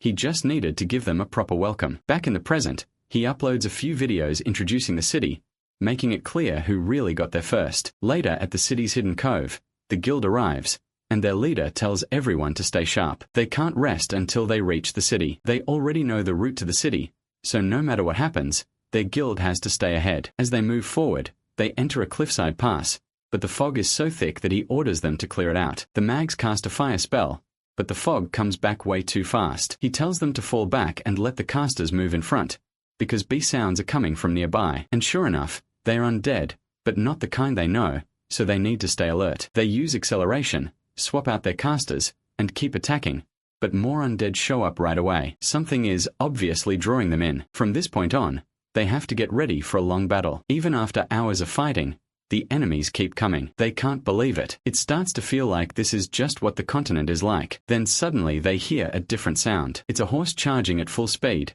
blazing past them like lightning. The guild members have no idea what just happened, and while they're distracted, their backs are left open. A swarm of respawning zombies attacks, and they blame that thing that just passed by for drawing them in. A few hours later, Roken just watches. Sure, they'll weaken soon, because long fights were down the mind. Their leader yells for everyone to move. They need to retreat and reset their attack. They have to move before the zombies regenerate again. Then one of his men tells him to look at something, pushing the point, because it's important. He shows him that Roken is streaming from the canyon where they got wiped out, and he has several videos showing where they'd gone and how they were defeated. Now they understand that the reason for all this was that damned guy. He thinks he's finally found the cause of their losses, and orders them to find that bastard. Then they start wondering why Roken is doing this to them when they haven't even reached the city yet. They assume he wants to monopolize it too. They also ask how he got past the zombies, and decide they should do the same, ride through on horses so the zombies can't catch them. But there's a problem. Not everyone can spend 100 gold on a horse for each person, so they decide to take only the elite. The rest of the guild hears that and feels completely betrayed. Right then someone appears above them, and Roken asks what they're doing. The leader demands to know why he has it out for them. The protagonist doesn't bother answering. He just wants to fight. The leader orders everyone to take their positions. Roken pulls out his weapons. The boss curses at him and tells his men to form up. MC now sees how they made it here so fast. It must be that group skill that lets them bring down strong monsters together. And seeing the leader standing at the front, Roken can tell he's overconfident. Most bosses stay in back and only step in for the finishing blow. The moment he charges, he decides to break that confidence. He detonates his bombardier. When he spots their hesitation, he unleashes his berserker roar, freezing them in place before cutting down their soldiers and then going for their leader. The boss shouts for everyone to spread out and attack together, but Roken won't let any of them get away. He leaps forward at insane speed and tears them apart one by one. Even barehanded, he smashes them down, snapping heads around and throwing the whole group into panic. Now they just want to run from him. One of the leader's men begs him to retreat right now, but he refuses. He still thinks they can beat Roken if they stay calm. Then that ally is killed on the spot. The leader can't understand it. Even without using any skills, the protagonist slaughtered them all. He finally realizes he was wrong. They can't beat him. Wrapped in a terrifying aura, Roken tells them that from now on, he'll kill any hellhound he sees, so they should leave that guild and stay in the third city until he moves to another area. The man begs for mercy, but Roken refuses because that man never showed him any compassion. The leader shouts, hands raised, that he accepts it and the guild surrenders. Roken cuts off his head anyway. When the others protest, he repeats himself. Any hellhound he sees will die. Then he asks who's next. Later Prota is happy to see them after so long. Just then someone calls for Roken, saying the Duke urgently wants him. MC says he'll go right away, wondering if the time has finally come. The Duke called him because of a letter he wanted to ask about. Roken already knows who sent it without even looking. The only person who would write directly to Mr. Lenny is Lord Remington. He's a baron like Mr. Lenny, but his land is far better, and is incredibly greedy. In his past life, That man took his territory, but everything is happening faster than Roken expected. As he reads, he can't believe Remington would openly send spies into the territory and then demand to be welcomed. The protagonist tells the Duke he'll answer in kind. He'll go to that territory himself and take a look. A few days later, in Remington's territory, Roken feels they should have received him properly by now. He figures they'd have sent mining experts to inspect Lenny's land so they could steal everything. Then a guard asks if they're from Lenny's territory. If so, they should follow him. He's just a regular level 200 guard. That makes Roken furious. They didn't even send a captain, just an ordinary guard. Still, that works in his favor. If they look down on him, they'll drop their guard. Even better, the guard seems nervous, so they make their introductions. The man acts polite and asks to talk more over dinner. Then, after a long conversation, Roken apologizes, but says he wants to look around first. The Duke agrees and signals the guard. As they walk, MC doesn't care about the village or the farms. He wants to go to the dungeon. He explains that there's a cave there where Mystery sleeps and its entries are limited too. It brings in a huge part of their income and there's something hidden there. The guards give him permission to enter. Roken nods, acting like he's being treated well, while sensing they want something from him. Then they head toward the nearby mountains. They explain that the honey made there is Remington's specialty. When they arrive, they tell him how the process works, shooting the hive out of the tree. It drops, and that opens the dungeon portal. Roken is pleased to get a free pass, so he registers it in his book of runes before enjoying the gift. Once inside, he earns the proper titles, and they stop him to give a quick explanation of the plan. It's simple: kill the bee swarms, destroy the hive, and then finish the queen bee. They ask if he wants to join the hunt, but he just laughs, thinking he'd only slow them down in their eyes. Inside, though, he knows he could wipe those worms out blindfolded, but for now, he can't do anything that would raise suspicion. And a soldier says Roken doesn't want to cooperate, and he looks pretty nervous. 4 hours later, he tells them they were amazing, and that it was quite a show. As he leaves, they tell him their lord has invited him to dinner. At dinner, they ask how things went during the inspection. Roken praises their methods, strategy, and technology, but the Duke cuts him off. That's not what he meant. He says he already knows Lindy has no future, and that the territory will fall soon, so he asks the protagonist to join him. He'd be given triple what he got there. Roken laughs, thinking the man has him all wrong. He's treating him like a coward. MC makes it clear that if someone wants to talk business with him, they'd need to pay at least 10 times more. Then Roken is caught off guard because that man actually agrees to offer 10 times more. Still, he just laughs, sure he already knows what the Duke is planning. Later he checks whether his hand axes are in good shape, and since his reason for coming there has been fulfilled, and he's built a good image of weakness and arrogance, he can now go test the dungeon's special feature without worrying. He activates his runes, thinking that in the next few days he won't be able to do this, since teleporting only works if you're part of that territory, so he plans to make the most of his stay. He knocks down the hive and enters the secret dungeon, where the wave of bees shows up immediately. Roken uses his incredible speed to wipe them out, then summons his axe to split the last one apart. When he reaches the target, he explains that if he destroys the hive, he'll go straight to the boss, so he strikes with everything he has and smashes the hive. Alerts pop up. He's caused every killer bee to rush toward him. Roken laughs because this is the next step of his plan. He summons a water atomic bomb, flooding the whole area like a sea, and leaving the bees unable to fight. Roken grins. Everything worked perfectly. Now he can finally start collecting. Soon he's carrying loads of killer bee stingers. Normally, those stingers don't drop when the bees die, but if you pull them out while the bees are still alive, the drop rate is 100%. That's why he only immobilized them.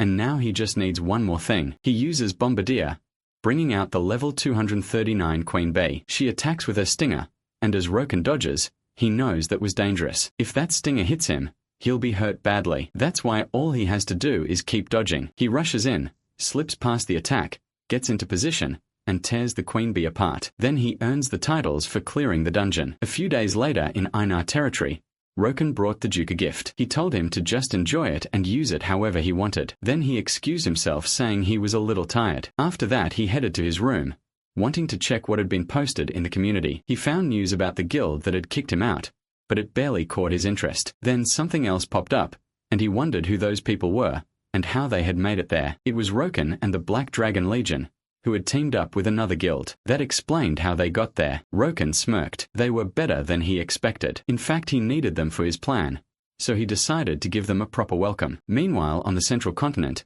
in Twilight Valley, Eris walked on, feeling like it had been a long time since he was last there. This was the place the Black Dragons would pass through. It was the only road forward, and he came for one specific reason. Soon he found the entrance to the area and went into the headquarters territory of the Golden Lion's camp. Once inside, someone asked if he wanted to join their squad. It was Commander Garon, level 280, who liked his confidence, even though Eris looked like he was only level 230. Of course, Eris was hiding the fact that he was really level 280. To test him, Garon ordered a soldier to measure his strength. The man couldn't see why he had to fight someone that weak, but he still followed orders. Seeing that reaction, Eris figured this would make things easier. He activated all his armor and asked why the soldier looked nervous all of a sudden. The man cursed under his breath. He couldn't believe Eris had gear that good. A moment later, everyone gathered, and the rules were announced. No weapons, and the first one to fall loses. The match began. The lion soldier thought Eris was just an arrogant kid. He was sure he'd crush him,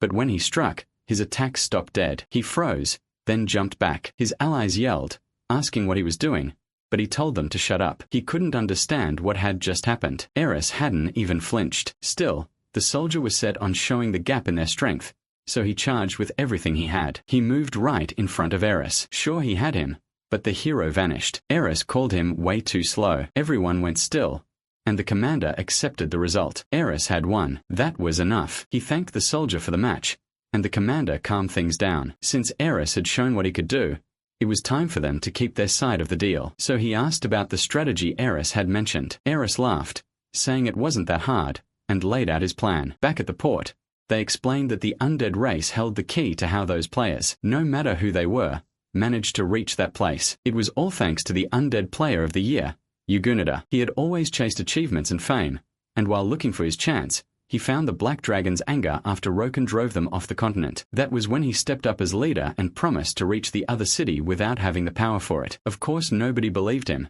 It sounded impossible, but he never gave up. He stayed determined, strapped weights to both ankles, and sank into the ocean. Because of his racer's traits, he could breathe underwater, and sure enough, he made it to the port and found a way across. That let all the undead cross the sea, and they joined up to hunt Roken down. Back with the chief, the protagonist explained that if they ignored them, they could become a real problem for the organization. Besides, they had nothing to lose. He wanted to move right away, but the old man stopped him, saying it was too soon. Roken just calmed him down. Everyone had gathered, so the timing was perfect. That meant it was time to welcome those rude black dragons. At the port, the undead arrived, thinking their leader had made an amazing discovery. Now they needed to study the items there so they could keep pushing forward. But then something felt wrong. Something was coming. They realized it was Roken, the killer himself. He greeted them and even congratulated them for making it that far. When he kicked off the operation, introducing himself as Roken the Berserker Guardian while surrounding all the undead, they couldn't understand why no one was attacking. Did MC seriously plan to fight all of them by himself? They thought he was underestimating them, but he saw them as clueless. When two groups stood on the same battlefield, he could trigger something. He declared an occupation war, and a mission appeared: wipe out every enemy and plant the flag. Once the occupation ended, he had to seize the dock from the Black Dragons. The undead read that and realized if they lost, their allies wouldn't be able to come there anymore. The captain wished him good luck. Fear hit the undead, and they activated all the guardians, summoning dozens of them. With a blank stare, Roken shouted that they were free to try and stop him. He activated his titles for fighting huge groups, then rushed in to kill, cutting down one enemy after another. The others couldn't understand how someone like that could even exist. Even his allies didn't need to step in. Then Roken leaped up, mocking them like they had already accepted their fate, and slammed their heads into the ground. He heard a spell from behind him, but blocked it with ease. That left the skeleton mage frozen,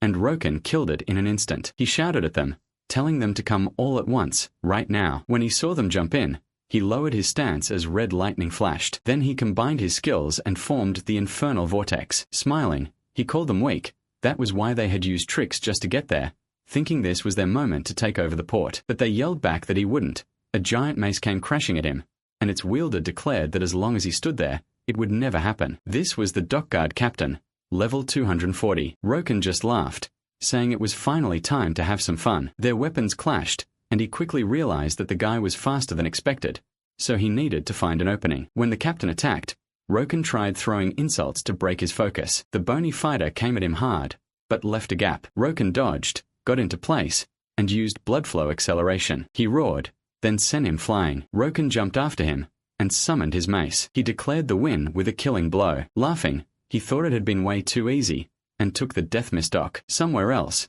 a vice general asked if it was really okay to leave him alone. The answer was a laugh.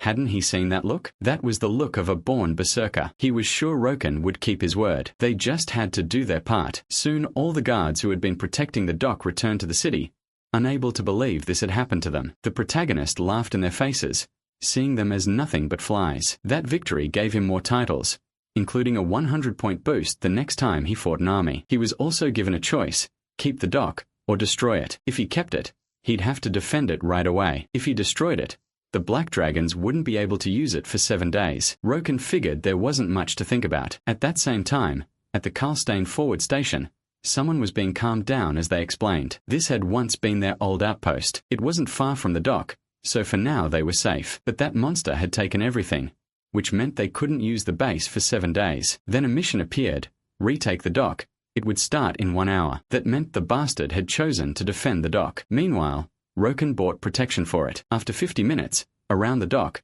a full guild legion marched in. They had gathered every player in the area, around 100 total. Each one could summon 5 NPCs, making it 500 against 1. Now that they were all together and had joined forces, they were ready to face him, and they believed Roken had dug his own grave by choosing to defend it. Even with all that, they brought someone else too, a knight from the 4th city, from their own guild. So it didn't matter how strong MC was, he couldn't beat an NPC boss from the Black Knights. At the dock, a heavy mist spread everywhere. They shouted for Roken to come out.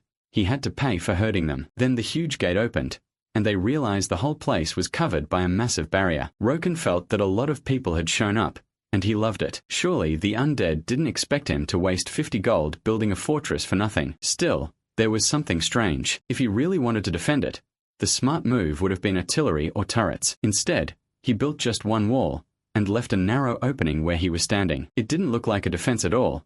It looked like a trap to force them to fight him head-on. When the defense began, the time limit was 1 hour. If he won, he'd gain achievements and prestige. The signal to start was given, and the Black Dragons activated their explosive spears. But Roken had so many titles, plus 9th level armor, that the attacks barely even tickled him. On top of that, since he was facing 500 enemies, he had the 100-point buff. He laughed. He had more power than he expected. The skeletons were stunned. Roken was ready to begin his slaughter. He explained why playing was so addictive. Showing your strength is something everyone wants. Pushing past your own limits, no matter who stands in front of you. That was also why he built a defense with no turrets or weapons. Simple. He wanted a thrilling fight with no regrets. He activated his axe and hurled his bomber attack. The enemy quickly ordered everyone to raise their shields. They thought they had stopped it, but then the defense started cracking. The attack broke through, hit its mark and exploded. Roken laughed. Their precious number advantage had just been blown away. Deep down,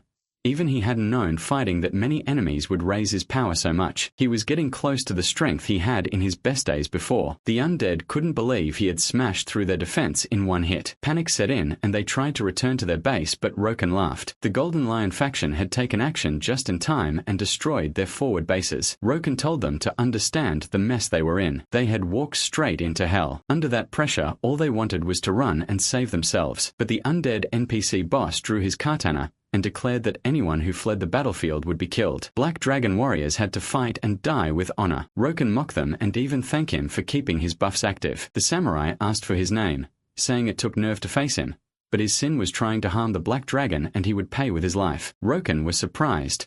He wanted a one-on-one fight. Normally this guy would have given him trouble, but the surrounding enemies were still feeding him strength. As long as his title was active, they had no chance against him. Both sides took their stances. Roken let out a breath just as a wave slammed into the dock and the samurai sprang forward. The protagonist instantly noticed how fast he was. He barely managed to stop the strike, then let out a shout to push him back. Roken admitted the guy was strong, stronger than expected. After landing, the samurai simply motioned for him to come again. Roken nodded, then jumped back in. Their blades collided, the impacts echoing through the whole area. The samurai leaped up and used the Fukaya-style first form Night Splitter. Roken barely managed to deflect it. Then he activated his power and rushed in. He knew that attack had been good, but now it was his turn. Roken charged in. With unstoppable advance, he rushed the samurai. The samurai froze when the clones appeared.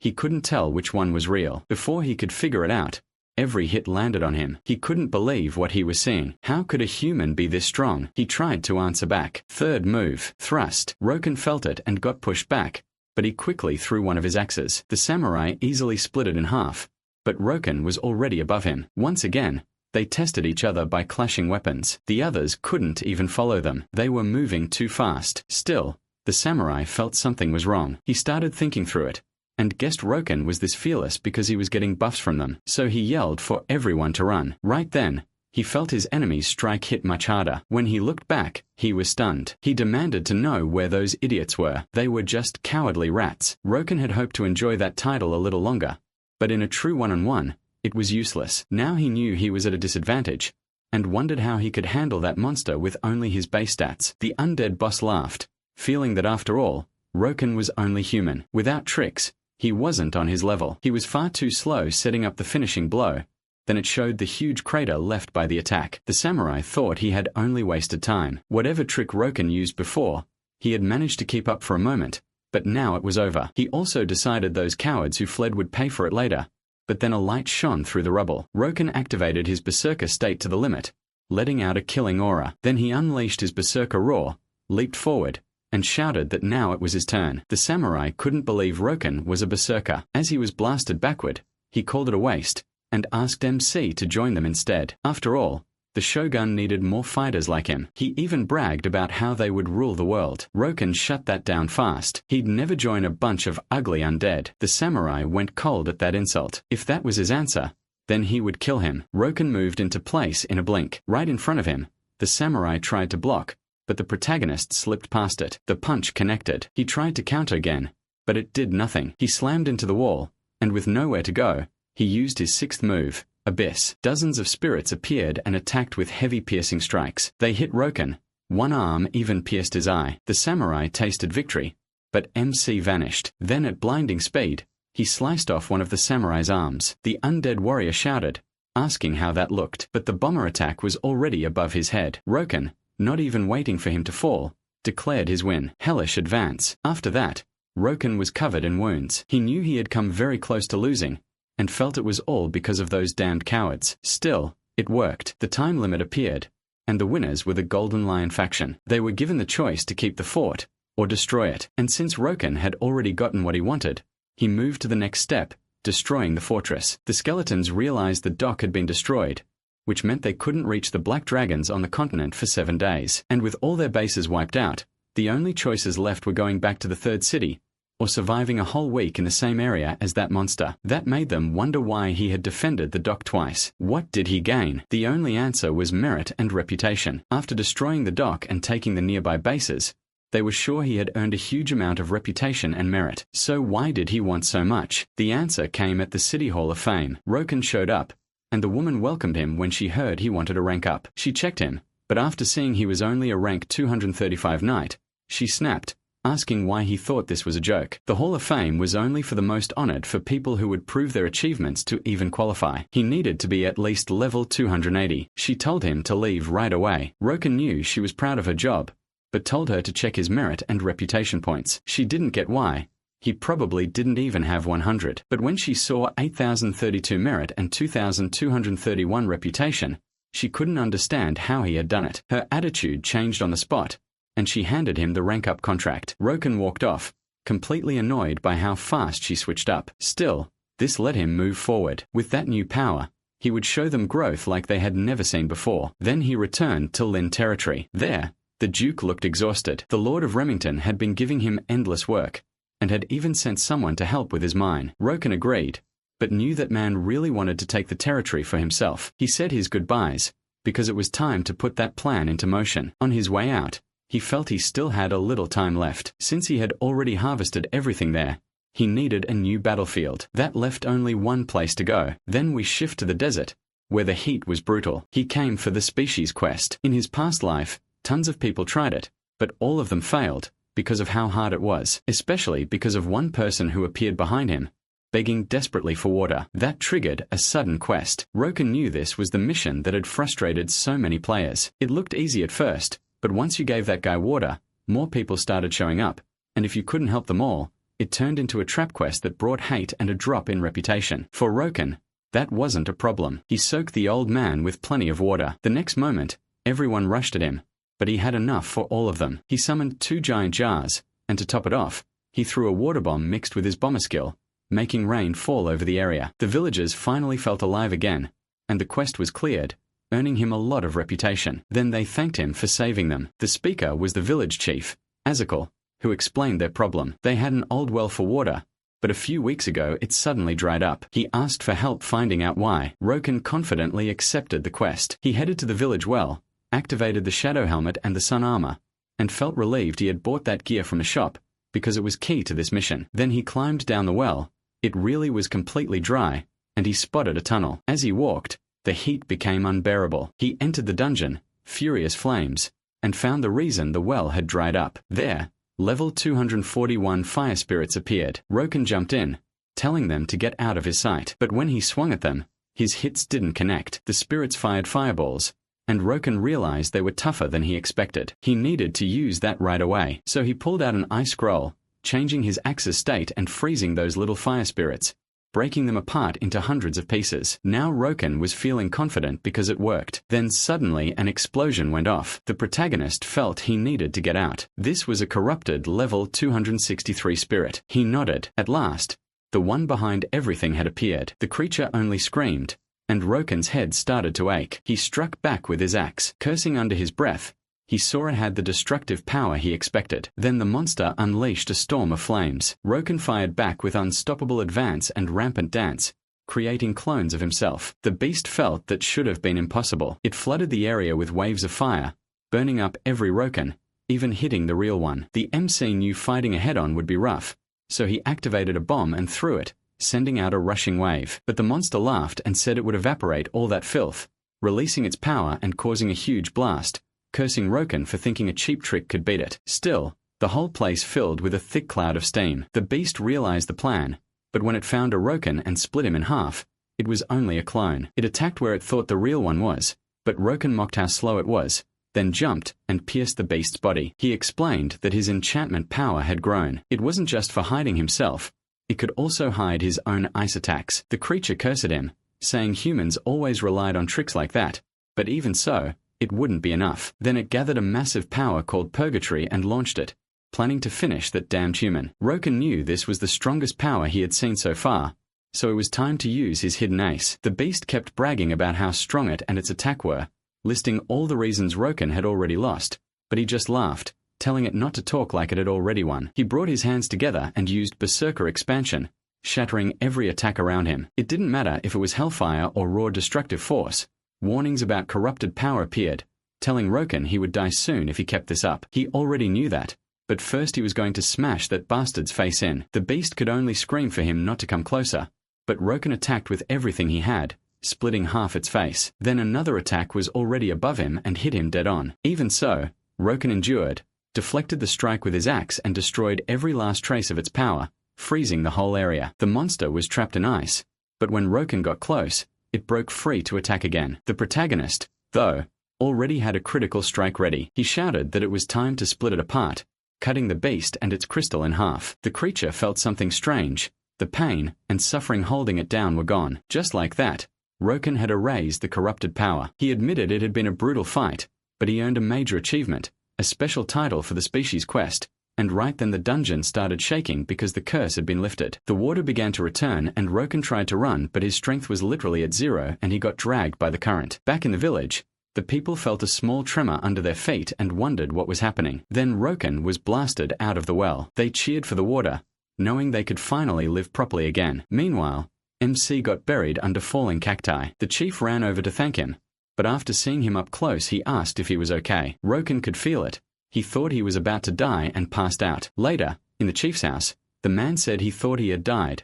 Even he didn't know how he had survived the after effects. Still they thanked him. They would never forget what he had done. The quest was complete and he leveled up, gaining several titles and rewards too. He even got a chest, and inside was the hero's treasure, a unique item. According to legend, it had to be given to the savior. Roken couldn't believe it. This was the key to the next stage. But what happened? There was only the tutorial for what's coming next, because the people out there are on a completely different level. And that's how his desert journey began, with Roken suffering through the game's insanely realistic heat. He also remembered the hero's insignia wouldn't work right away. It only activates after finding the places he needs to visit. Luckily, He still had memories from his past life. Otherwise, that desert would have been game over. He keeps wandering through the desert and finds nothing. Then he spots a rock, and luckily that's exactly what he needed. After brushing off the dust, he excitedly finds a perfect slot for his badge. The moment he sets it in place, it lights up, and Roken gets fired up. The ground starts shaking, marking the rise of a hand followed by a massive sphinx. He wakes up with an imposing presence and looks down in clear disappointment that a mere human was the one who woke it. Still, it has to do its job and see if is worthy to pass the trial. But Roken asks the first question. He doesn't get why there needs to be another strength test when he's the one who found this place. The Sphinx tells him it'll help him later. Then it shows him a huge red crystal, which can be gained by killing monsters in this area. It's a vessel of life that, if consumed, restores all his stamina, but the poison inside lowers all his physical abilities. That's why it's called a bloodstone. Roken picks it up and asks what the test is supposed to be. The Sphinx says he has to break it. Even if it isn't real, it's insanely hard. So for a normal human, it should be nearly impossible, even with weapons. It sounds completely sure of itself, right up until it hears a crack. Stone fragments fall from Roken's hands, leaving an awkward silence behind. With no choice left, the Sphinx admits is strong enough and opens the gate to the secret dungeon, the legendary pyramid. The protagonist starts heading down. The Sphinx tells him to be careful, but he keeps going like it's no big deal, until it stops him to return the badge he used to open the place. That throws Roken off, since he never heard about that in his past life. He figures it might be some extra reward for being this strong but doesn't think much of it and keeps descending into the dungeon. At the bottom, he's greeted by a huge glowing key of life, which asks the hero to cleanse what was once a shining pyramid, now swallowed by darkness. If he succeeds, it'll give Roken exactly what he wants, rewards. Its light suddenly grows much brighter, blinding him until it vanishes, and when he opens his eyes he's somewhere completely different, looking at an ancient city and giant pyramids. He recognizes as the legendary pyramids of the Curse Empire, ruled by King Scorpion. That king built up his own world, and then dragged the empire into darkness while trying to reach the outside world. Roken remembers it. All started with a corrupted game spirit living beneath the village, so he guesses Scorpion's corruption is also tied to the corrupt worshippers. He never did this mission before, so he doesn't know much, but they clearly need to investigate. That plan stops when they run into a woman wrapped in bandages, and Roken mistakes her for a dried-up zombie. That annoys the definitely not zombie, who suddenly jumps at him and scares him. Later she happily eats the food and drinks the water. MC clearly doesn't want to share, then even asks for more, annoyed. He says she's not getting anything else without giving him a reward. She introduces herself as the great first-class sorceress, who serves King Scorpion, the great mummy Rofi, and claims her presence alone is the best reward. It only confuses and irritates Roken more, and after putting the pieces together, he realizes she's obviously a monster. Rofi shyly admits it like it's no big deal. Hearing that, he actually feels relieved. Now he has a perfect target to take out his stress on. The second she sees his punch coming, she desperately tries to calm him down and talk things out. His strike slams into the ground and kicks up a huge cloud of dust, but the mummy manages to dodge. She catches a glimpse of how close she came to ending up as a hole in the middle of the desert, and keeps begging him to talk. Roken has no interest in chatting, so he grabs her by the head and warns that the only sounds he wants from her are screams during the fight. Terrified, she looks at him like he's insane, and tries to convince him there's still no reason to fight. She isn't serving the king anymore. Still confused, Roken just grabs her by the neck and hurls her away, saving her with absolutely zero gentleness from a huge attack that lands right where she was. That attack came from Horit, a level 250 eagle man who hoped to kill two birds with one stone, especially the traitor Rofi, who is now hanging around a human. The mummy girl quickly says she didn't betray anyone. She was trying to persuade them, but to Horit, it makes no difference. She still has to die. Rofi refuses to accept that and activates her magic, but then she freezes in confusion when she sees Roken behind Horit with his giant axe. In one blow, he smashes the eagle man and knocks the courage right out of him, basically warning him not to get cocky just because he has an eagle face. Odzi throws him off with his wings, charges power into his fist, and rushes in with a hard punch that actually manages to hurt Roken's gums, making him admit the guy is fast. The protagonist answers with a heavy axe swing that misses. The Roots then shoots up into the sky and glares at the arrogant human, who mocks him for acting like a coward and tells him to come back down. Even though Eagle Face thinks he could beat him quickly, once he notices Rofi ready to fight too, he decides not to risk it and retreats, promising he'll find her again later. That only annoys Roken, because the guy ran off without finishing the fight. Meanwhile, the mummy is just relieved to still be alive, but Roken's shadow falls over her almost immediately. He pretty much demands one simple and very necessary word. Seeing the bruises on her body, She blushes in embarrassment and says thank you, but Roken tells her to say it louder. That only makes her mad, so she takes it out on his cheeks, and he fires back that all of this happened because of her, yanking her face right back and starting a fight that looks more like accidental plastic surgery. Back at the pyramid, Horde arrives and moves through the halls, where a girl mocks the bad mood written all over his face. Unhappy to see her, he recognizes her as Minute, level 251. She complains that is always cold to her, and asks if he's really going to His Majesty over something as small as that girl. He says yes. Rofi is now with a dangerous human. Minute doubts someone like that even exists, but Horde doesn't explain further. He just warns her and leaves, making her curious. Later he arrives and kneels before His Majesty, ready to give his report. His ruler is a huge wheel with an eye sealed inside supposedly King Scorpion, level 270. Back with Roken, he's totally thrown off after hearing that only the eyes of King Scorpion remain. He tries to explain that the king lived for so long that over time he lost his physical form and was left with only his eyeballs, though she really doesn't know exactly how many years he's been alive. Roken thinks an old mummy should know that, which annoys her, so she makes it very clear, counting on her fingers, that she's only 18 years old. That shocks MC, not because he cares, but because this is way different from what he read in a trustworthy online guide in his past life. So he asks what that bird brain meant when he called her a traitor. That makes her nervous. Now we cut to the city of Carice, where cabbages are being sold, kids are playing, and in the middle of it all, an old woman notices the arrival of the huge Horret, who's recognized all across the area. He asks if she's seen the troublesome girl.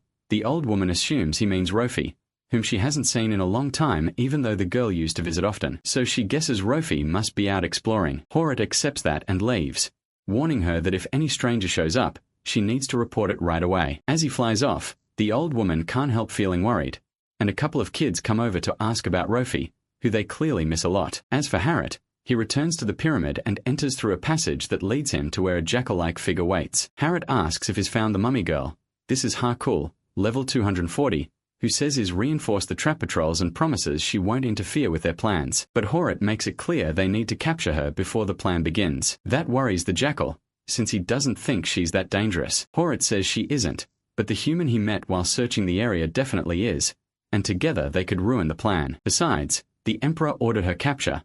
Harkul agrees, though he still doesn't sound convinced. Then the Eagle Man's attention shifts to the huge machine glowing red behind him, which Harkul says is the device that will make the Emperor's dream come true. The Bloodstone Condenser, the same artifact Rofi and Roken are discussing right then. Just like the name says, it condenses bloodstones, which the Emperor plans to use to strengthen his weak stone and recover his power. Roken finds that hard to believe since he doubts there are enough monsters carrying those stones to make it work. But Rofi, clearly upset and feeling helpless, says that's exactly the problem. Every single person who has lived with them for a long time also has one. That means for the plan to work they'd have to rip them out, sacrificing everyone who lives there. Hearing all that, Roken thinks it's pure madness. He never expected to run into someone this insane.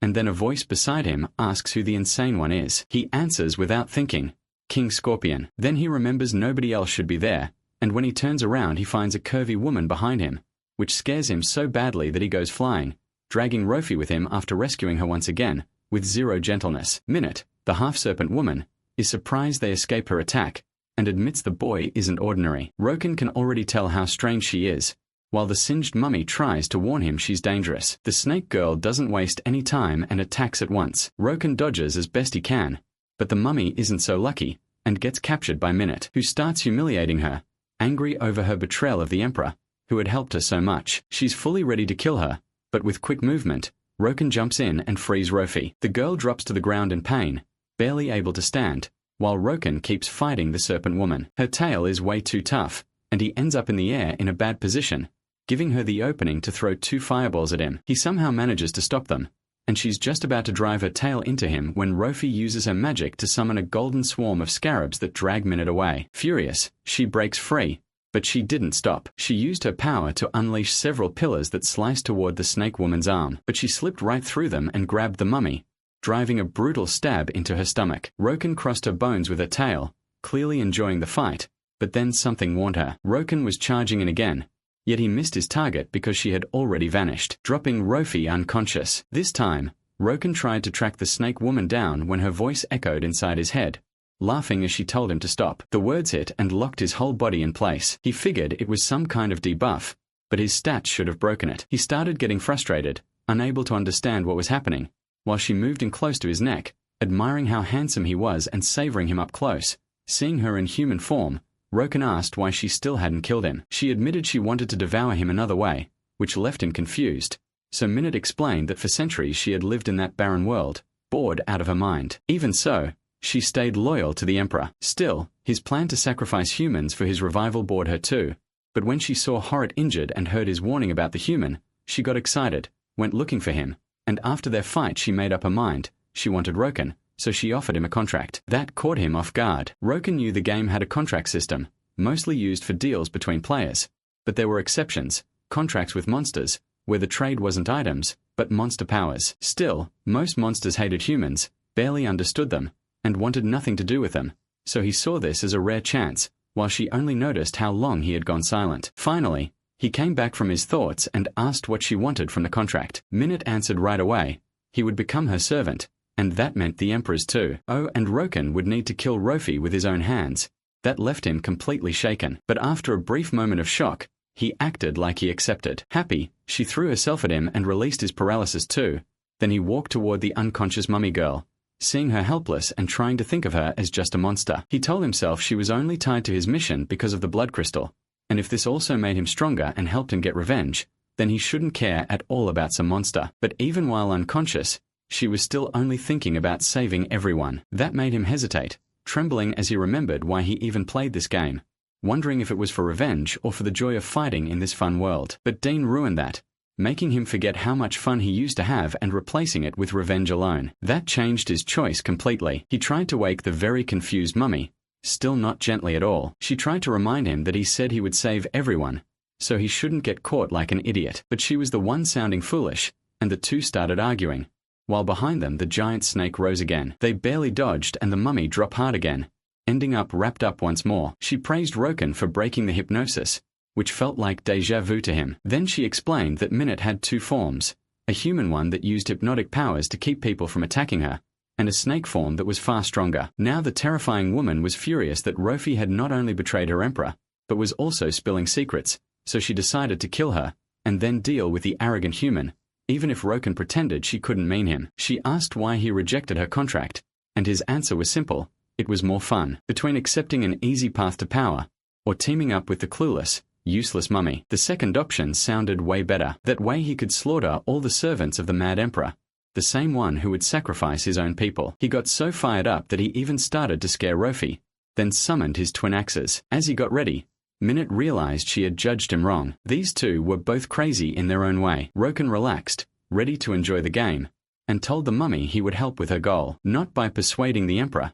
but by killing him. She hesitated at first, then agreed. So the hero told her to get ready to hunt a giant snake. Now the huge monster rushed straight at them. Roken blocked the strike and swung back, trying to cut off her tail, but she was too fast and caught his arm, then slammed him away with a huge smack. That only made him mad. He attacked with all his strength, hurting the snake badly, and in desperation she hurled him away. But almost right after that she was hit by Rofi's pillars, which stabbed into her back. Meanwhile, Roken was beat up and annoyed because instead of covering him, she had used him as bait. Still, when he saw her, he didn't complain. He warned her, because she was wide open with that huge tail about to crush her. She barely reacted, shielding herself with her pillars, but from a bad angle. That let Minute try to crush her again. Luckily, Roken threw his axe, pulling her attention toward him as he charged at full speed, summoning his battle axe. Then he used Bomber on the second axe and slammed it into the ground, kicking up a huge cloud of sand that left the snake disoriented. He used that opening to circle around her, aiming straight for her back. Confident, she reacted right away, and stabbed at him with her tail. It pierced him, but then she realized she wasn't facing just one Roken, but an army. As he used Frenzy, tearing into her and leaving her badly hurt. In desperation, she thrashed around to throw them off while pieces of clones flew everywhere. Then she thought she had found the real one, so she stabbed him in the back and started crushing him, dragging him closer, furious that he had rejected her offer. Roken understood why she was angry, but he reminded her she was forgetting something. Right as Rofi used her power, stabbing Minute again with her pillars, and launching her into the sky. Excited, Roken praised her and asked to be next. Though confused, the mummy agreed and used her pillar to launch him too, while a baffled Minute looked on. Then she saw Roken coming at her, burning with cruel delight as he revealed his massive scythe, calling himself the Reaper, before slicing her in two. Now the story shifts to some hieroglyphs explaining how, long ago monsters spread chaos and made humans suffer, until one day a hero appeared, the Scorpion, who fought the monsters alongside a brave eagle and a swift serpent. Together they defeated the beasts and brought peace to the desert. The people praised them and followed them, forming a new kingdom far from the rest of the world, called the Korea's Empire. They gave shape and power to the animals that joined them on that journey. Raffi tells all this, leaving Roken confused, because the one who was supposed to be the land's hero had become a madman willing to sacrifice humans. The mummy girl says he was already like that when she met him, and guesses that after all those years protecting his kingdom, he lost his body, and then his mind. The same happened to Hart and Minute. They went from brave heroes protecting people to would-be genocidal monsters. But there's an even bigger problem now. She sees Roken as an unknown, extremely powerful outsider, who beat the serpent with a ridiculously strong technique. To her he could be a spy from outside, here to take the land and swallow up the empire. And she won't allow that, which is why she literally tries to bite him herself. Desperate over how crazy she sounds, he pushes her off and reminds her he saved her, insisting he's not a spy but an adventurer trying to get stronger. Curious, she asks why and is about to answer honestly until he remembers she's an NPC. So he bonks her on the head to get back at her bite, then asks who she is and why. As a monster, she cares about the people the Emperor wants to sacrifice. She rubs the bump on her head and doesn't want to answer, but then suddenly grabs him and throws him to the ground. That annoys him, but she did it because in the distance they spot soldiers from the Empire. Roken sees them as weaklings they can beat easily, and she knows that. But since they're sand creations of the Emperor, whatever they see he sees too, which would expose their location. With nowhere safe in the desert, they have to return to the Empire, where she promises to tell him everything. They quickly reach the entrance and Roken waits for the mummy's plan to get past the heavy guard. She has none, which makes him furious at how reckless she is. But there's no turning back, so he has to think fast and asks who usually comes through there. She says fishermen and hunters, so he comes up with a plan. Soon they approach the soldiers with Roken pretending to be an angry mustached hunter getting mad at the sand guard for not letting him through. Raffi plays his worried wife and the two start arguing, making the guards uncomfortable enough that they'd rather have the couple fight inside. Once in, Raffi can't believe that actually worked, and Roken pulls off the annoying fake mustache. Then he takes a moment to admire the beautiful empire, but the mummy tells him to hurry because she needs to take him to someone who might help. Meanwhile, out in the desert, Horep gathers Minute's remains and the guards find Rofi's bandages. They assume she was responsible, sad that he failed to warn his friend. He asks whether they found her bloodstone, but it seems that was taken too, which makes the eagle-faced warrior even angrier. He orders everyone to search for them at any cost, determined to kill them. Back in the Empire, Roken follows Rofi with heavy suspicion. She notices he clearly has trust issues, but assures him he can relax because the person she protects is human. It's Ares, who recognizes Rofi right away for being such a glutton, that embarrasses Rofi and makes Roken cringe. While the excited old woman hugs the mummy and the children who missed her, the protagonist keeps teasing her about being greedy. Once inside, Ares is surprised that she came back with a friend, but Rofi calls him a subordinate, which only gives MC more reason to mess with her as he introduces himself as MC, an adventurer. The mummy says that name sounds ridiculous, so he tugs her ear and asks how someone so kind ended up knowing someone this arrogant. Ares says that attitude is exactly what the mummy loves. She remembers that 12 years ago, one day she came home and found the place in a mess. There were noises coming from the kitchen, and when she went in, she found a little mummy girl stuffing herself with food like a tiny squirrel. Back then, the old woman was clearly pregnant, and as she looked at the girl, all the child asked was whether she had any jam for her bread. Back in the present, the mummy shrinks up in embarrassment like a little kid while the old woman laughs. She fondly says Rofi has always been a good girl who helped her for years. Rofi even took care of her children after they were born. Bracken wonders if Arima really knows Rofi is a monster, but she does,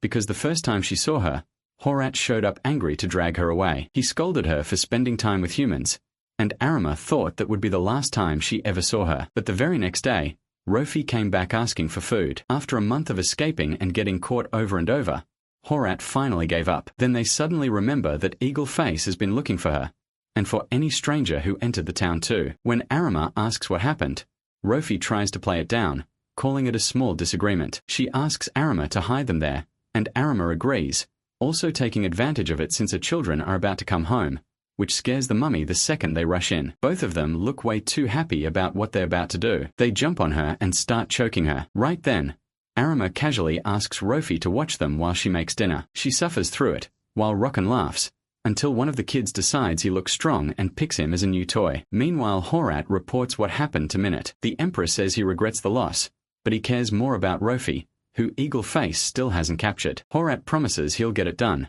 even though the Scorpion King wants her alive and the human dead. That annoys Horat. After everything Rofi did, the Emperor still wants her alive, and he can't understand why. He questions why the Emperor cares so much about her, which finally makes the Emperor snap and throw him out. Horat leaves furious. As for Rofi, she falls asleep from exhaustion after watching the kids. Rocken is worn out too, thinking this place feels like a really weird dungeon, so he decides to rest in the real world and look for more information. But when he tries, again and again, he realizes he can't leave, and just like that, morning comes. Horat heads out with the kids and finds a hero, who looks almost dead inside, still stuck in silent misery. That inner suffering keeps going even while he eats. He realizes the dungeon has changed, and he still can't log out of the game or use his runebook, until he figures out the game might be suspicious of him. That's because he used memories from the past to grow insanely fast in a short time. He thought pretending a little more during his streams would keep anyone from noticing, but apparently that didn't work. Seeing it as a challenge from a shifting dungeon,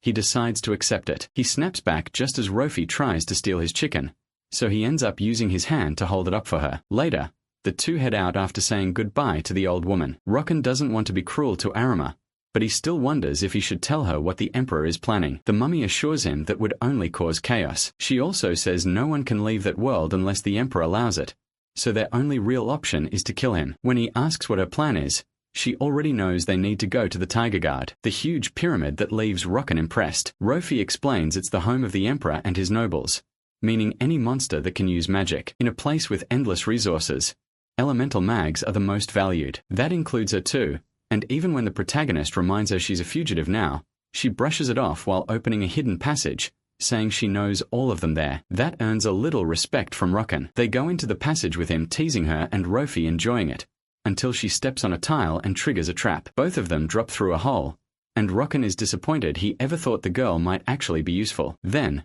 during the fall, Horat appears and grabs Rofi right in front of the worried hero. MC watches Eagle Face land on her while he crashes to the ground, already getting ready to fight, but is too far away. Rofi lies on the ground in pain, confused that Horat knew about that entrance, and he says he knows everything about her before grabbing her by the neck in rage, wanting to kill her, but he can't, so he just knocks her out. Then he hands her over to the guards to take her to the Emperor, and after that he turns toward the hero. But Yahello tells the eagle to go to the ritual while he handles this himself. Horat warns him he won't be able to win, that this is his fate. The jackal just sees him as another arrogant fool, then starts walking toward the human, promising to kill him. Rocken barely even listens, too busy trying to find a way out, until the non-stop talking makes him turn and dismiss the chatty mutt, looking down on him, that only amuses Yahello, who opens the bars of a giant lion and orders it to kill him. But while he does his evil laugh, he doesn't notice the beast is already down at Rocken's feet. He asks what the next one will be. Then a knight chooses Cole, who orders all the beasts to attack, and when the hero sees them coming he can't help enjoying it. Finally, some action. The first enemy is a giant snake and he drops it with one hit. Then a golem tries to catch him from behind and crush him, but after several slashes, he smashes apart the monster's huge hand, breaks free, and right after that pulverizes its head. There's no break though. Now he has to deal with a giant lion. Rocken dodges it with a spinning strike, knocking it back, but the lion keeps going and counters with a blast of fire straight at him. Rocken stays calm and doesn't even flinch, waiting until the very last second before activating evasion, and in a blink, he's on the lion's back. During every second of the fight, he lands a brutal blow that finishes the creature. His next opponent is a giant lobster that catches him in its claws, but he takes it with confidence because that's nothing to him. He twists it up like a wrestling move and with one quick motion cuts it into pieces ready for soup. Without any rest, he now has to face another giant snake. Using frenzy, he moves at top speed and lands a huge number of cuts on the monster, leaving the jackal terrified. Now he understands Rocken really is as strong as Horat said. Meanwhile, Rofi wakes up in some kind of cell,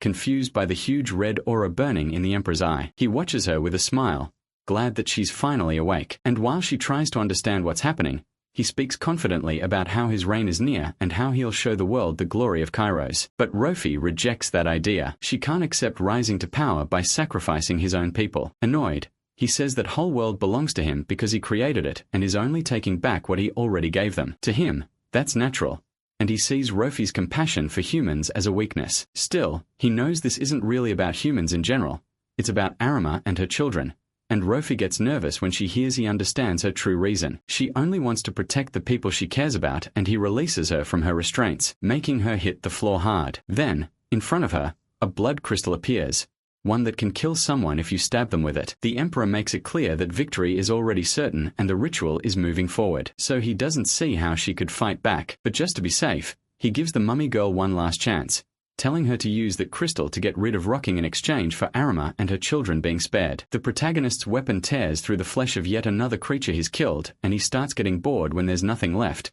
so he looks for the little pup. But the guy has already run off, which annoys him even more. On top of that, he still has no clue how to get out of there, so he searches the area until from a secret tunnel, an old mummy appears. The wrapped old man sees Rocking and assumes he came to the wrong place, so he tries to leave, but the hero stops him and asks why he suddenly appeared. The old man says he's a mummy, and though MC doesn't get what that means, the old man explains this is their territory, a place where they locked up an uncontrollable monster along with other beasts, so he should be careful. Rocking just shows him the bodies of the beasts he already beat, wondering if those are really the monsters everyone feared. The old man is confused when he sees them, but then grabs him by the neck and drags him to the hole. They both fall into a new area, where the old man is happy to see him, recognizing him as the troublemaker traveling with Rofi. He tells him to follow, and while they move through the tunnel, the old man rambles that there's still time, and tells the hero he isn't the only one trying to stop the Emperor. Since he's a mummy too, Rocking assumes he and Rofi are on the same side,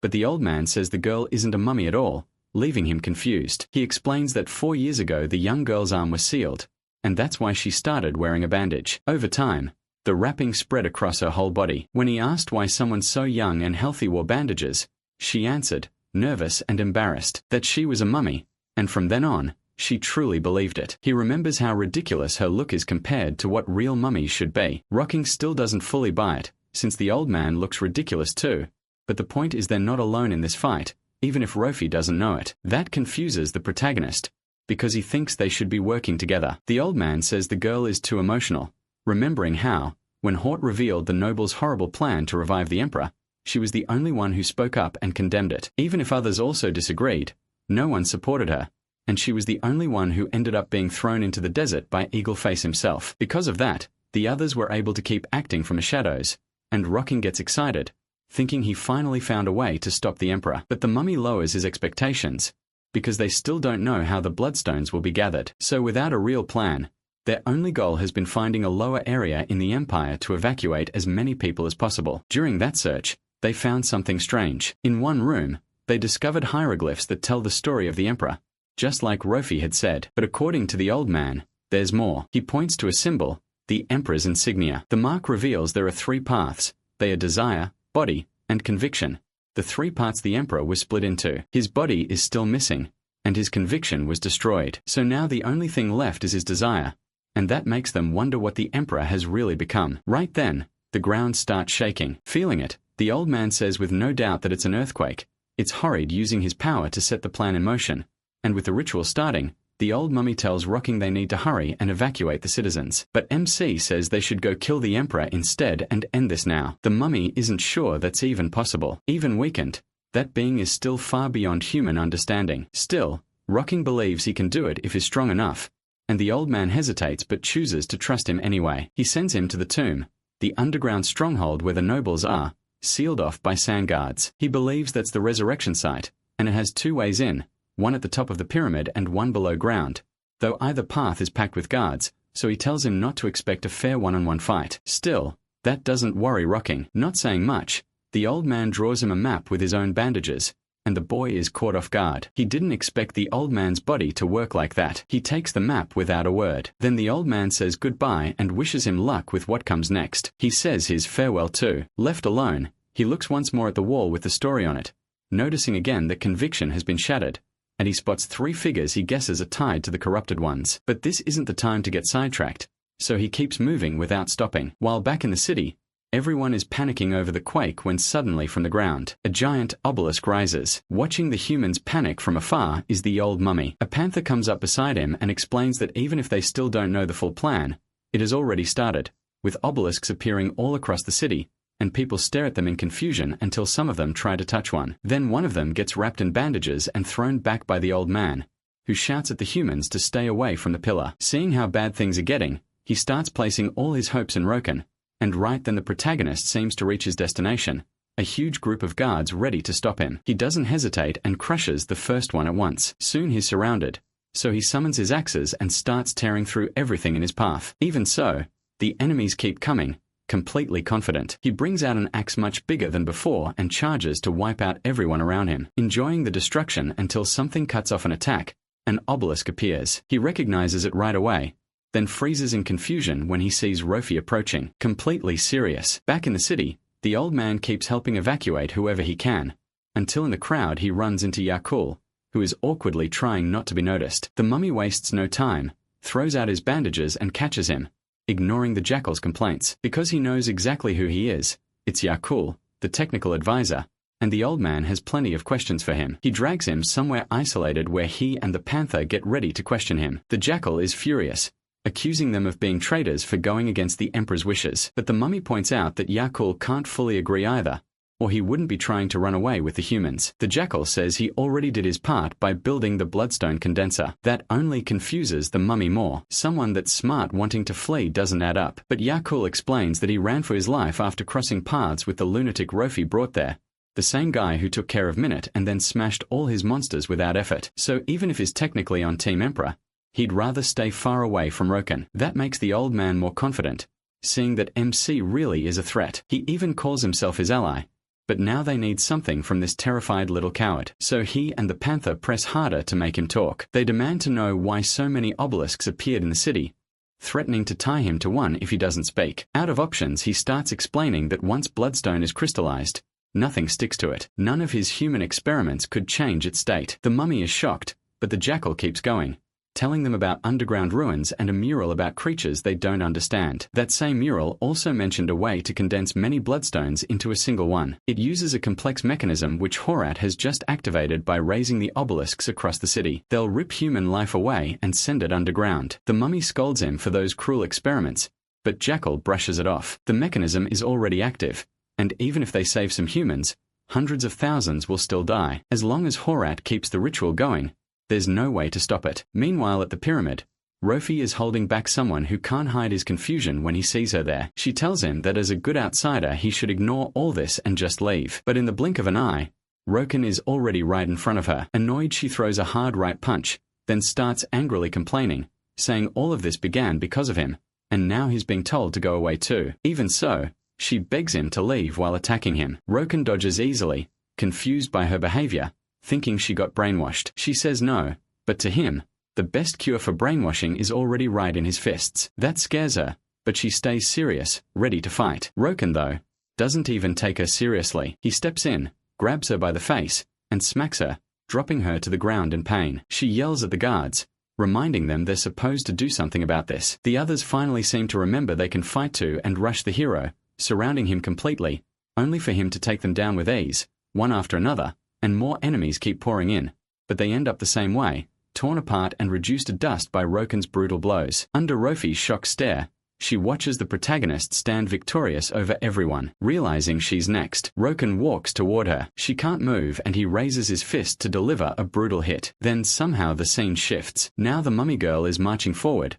eyes full of fury, heading to the place where Horrid is carrying out the ritual. The Emperor praises her, sure she finished her task, and with a simple wave of her hand, she reveals a bed made from bandages. On it lies Roken, with a crystal through his heart. The Emperor's eye widens in shock when he sees she really did it. Desperate, she demands that he now free Arima and the children. Calmly, he says he sent them to the isolation room and tells her to go find them there. That's all she needs to hear before she runs off, leaving Roken's body behind without even daring to look back. The Emperor is still confused about how someone as strong as MC was taken down so easily, but in the end he doesn't care. Once his power returns, no one will be able to stop him, so he gets careless and doesn't notice that behind him, Roken is getting back up, pulling the crystal from his chest and stabbing the giant eyeball, climbing onto it as it stares in confusion, unable to understand how he survived the blood curse. Roken tells him to look again.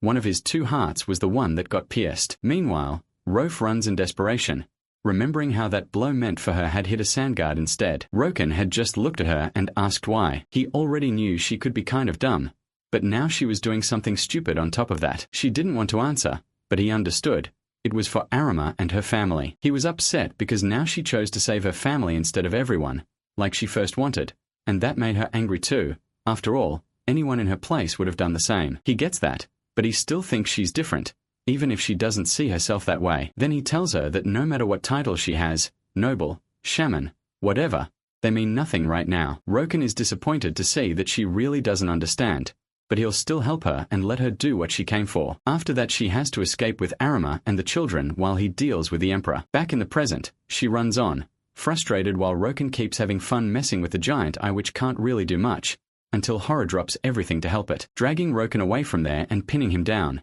while the Emperor looks victorious and says the crystal poison only works once, claiming it's now only a matter of time before Roken dies. Then moving toward the huge cross-shaped light, he settles onto it and starts being absorbed. That shocks Roken, who gets thrown to the ground by the eagle-faced man who warns him this is the end.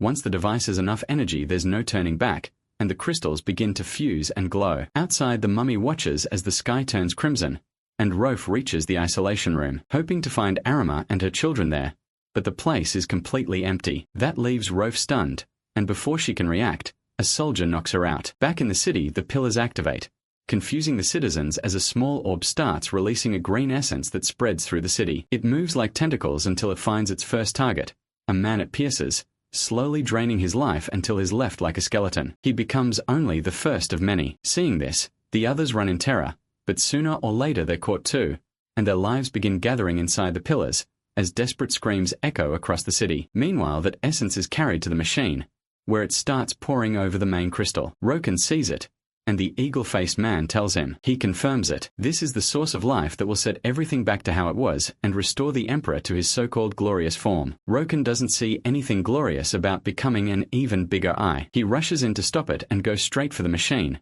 but Herd steps in front of him. He throws a couple of punches and he slips past them until one lands clean. Roken tries to hit back, but during the clash another blow knocks him away, and he uses his helmet to block. He knows it's still too early to use Berserker, so he has to fight with what he's got. He charges again, smashing up the ground with a heavy hit, but Herd seems to guard against it, until moving insanely fast, Roken gets in close and lines up a brutal slash. Still, the eagle-faced man doesn't give up. He gathers energy into his fist and attacks again, striking Roken and sending him flying. The protagonist answers by throwing an axe, and his overconfident enemy thinks it'll be easy to dodge with just a small step, but the second the axe passes him it starts glowing brightly and explodes, engulfing him completely in a violent blast. Roken drops down, sure of himself, and says it would have been smarter to catch it instead of dodging. But behind the huge wall of smoke a giant crystal appears, leaving him stunned, annoyed that Herd was hiding something like that. Roken tries to strike the crystal, but is cut off and grabbed. The two of them take off in a struggle,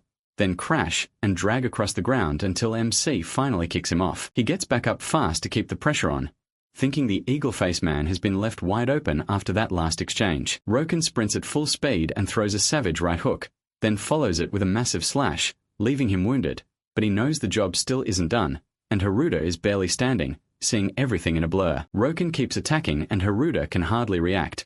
Then he watches in surprise as the eagle man still holds his ground. So Haruda plants himself firmly and prepares a charged strike that sends Roken flying into the air. Once he's airborne, Haruda chases after him, catches up, and grabs him by one leg, lifting him even higher and carrying him all the way outside the pyramids. Without saying a word, he lets go and drops him. Roken protests that is leaving the fight half finished, but Haruda only cares about the Emperor's resurrection. The protagonist plummets straight toward the city, hurting all over and furious at his rival's cowardly move, until a voice breaks his thoughts. It's Eris and her children. Roken is confused to see them there, but the old woman calmly explains it makes sense they'd be in her home, while MC glances at the odd mess he made in the roof when he crashed through. At least he smiles, hoping Pure is with them. But no, Eris hasn't seen her since they left. That only confuses Roken more, but he has no time to think because outside, chaos breaks out, followed by a green glow that puts him on alert. He tells the family to hide while he handles the tentacles that tear through the wall. They're disgusting,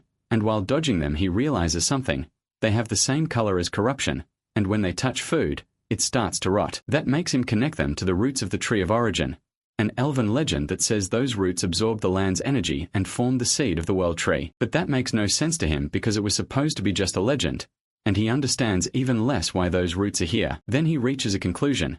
They planted the tree upside down and changed its structure so it would absorb the life force of the Bloodstones, using corrupt power. He realizes it's all coming from that crystal he saw, and runs outside where he finds the roots coming out of the obelisk as they twist and writhe. That sight fills him with rage. Meanwhile, an exhausted Horit returns to the pyramid, where beneath the crystal he finds a colossal body. Because of this, no one will be able to stop them, but his wounds finally catch up to him. He grows weak, unable to see the final result, drops to his knees, remembers his friend Minute, and then collapses dead. As for the Emperor's body, it finally awakens, unleashing its power. Back in the city, the obelisks stop. With Eris and the kids hidden away, they start to think it's all over. That's when Rocaine arrives, telling them to stay there and not come out. He's angry at himself as he sees his arm shaking along with the rest of his body. He's crushed by the helpless feeling of failing again, and it drags him back to the memory of being humiliated under hundreds of enemy arrows. He grits his teeth, trying to hold back the frustration, when suddenly Eris pulls him out of it with a hug. Rocaine freezes,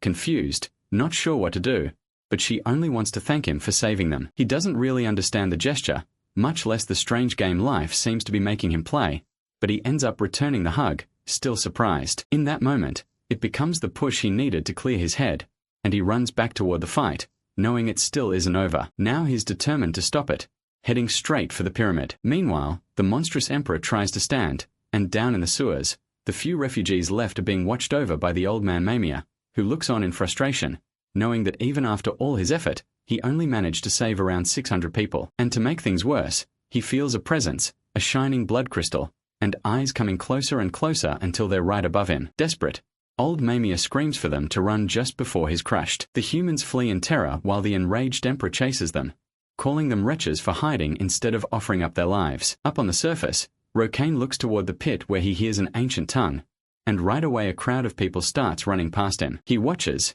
confused, as the ground starts to shake. That's the sign. The giant Emperor is coming out, furious and determined to keep devouring humans, swearing to wipe them all out and begin a new era. Standing right in front of him, Rocaine nods with a half smile. He says this really will be a new era, as he puts on his helmet and releases his weapons, staring straight into the Emperor's eyes and telling him that in this new era, that greedy idiot is ending up with his skull split open. Then the monster rises and drives its hands into the ground, using its legs to launch itself with all its strength straight at Rocaine, who dodges by leaping into the air, determined. He grips his axe tight, reaches a house, and pushes off it with all his strength to start a savage attack. The two collide in their first impact, both holding firm before they break apart and lock eyes. This is the time the Emperor attacks first, trying to crush him, and Rocaine barely manages to stop one hand because the other grabs him with brutal force, trying to grind him into dust against the ground. He barely escapes, then sees the monster coming for him again. Rocaine dodges the devastating impact, but the creature won't stop trying to destroy him. Then the protagonist, with a little distance, lands a solid axe slash and is pushed back by the beast. He switches to his bigger axe and clashes with the creature again, trying to strike once more. Rocaine throws two hand axes, using them to build momentum for a chain of slashes that don't seem to hurt the Emperor at first glance. But Rocaine doesn't give up, moving faster as he waits for the right moment, and he finds it when the monster slips, stomping hard on the ground. He puts his full weight into an axe strike that slices into the brain, and for a second he feels like he's won. But his opponent is furious and humiliated. It starts to mutate, releasing a huge aura of power, its eyes glowing an intense purple. Rocaine sees it and tries to fall back, barely escaping the savage beam it fires, which destroys a huge part of the city. Rocaine looks worried by how absurdly overpowered his enemy is, and that fear is confirmed when he sees it move again with insane speed, appearing in front of him in a second, ready to strike with a brutal blow. MC dodges, then with relentless speed launches himself into the air, locking onto his target and tearing into him with savage attacks that rip him apart. Even so, the Emperor is still alive, rising with difficulty, body ruined and both arms gone. Rocaine stares in shock, thinking pride is the only thing still keeping him up. To his surprise, the Emperor actually praises him, admitting he underestimated him. He says he is clearly far stronger than the mags who came to control him and whom he had to get rid of. The protagonist is different, and the Emperor can't understand why he's here. But the protagonist doesn't care about motives.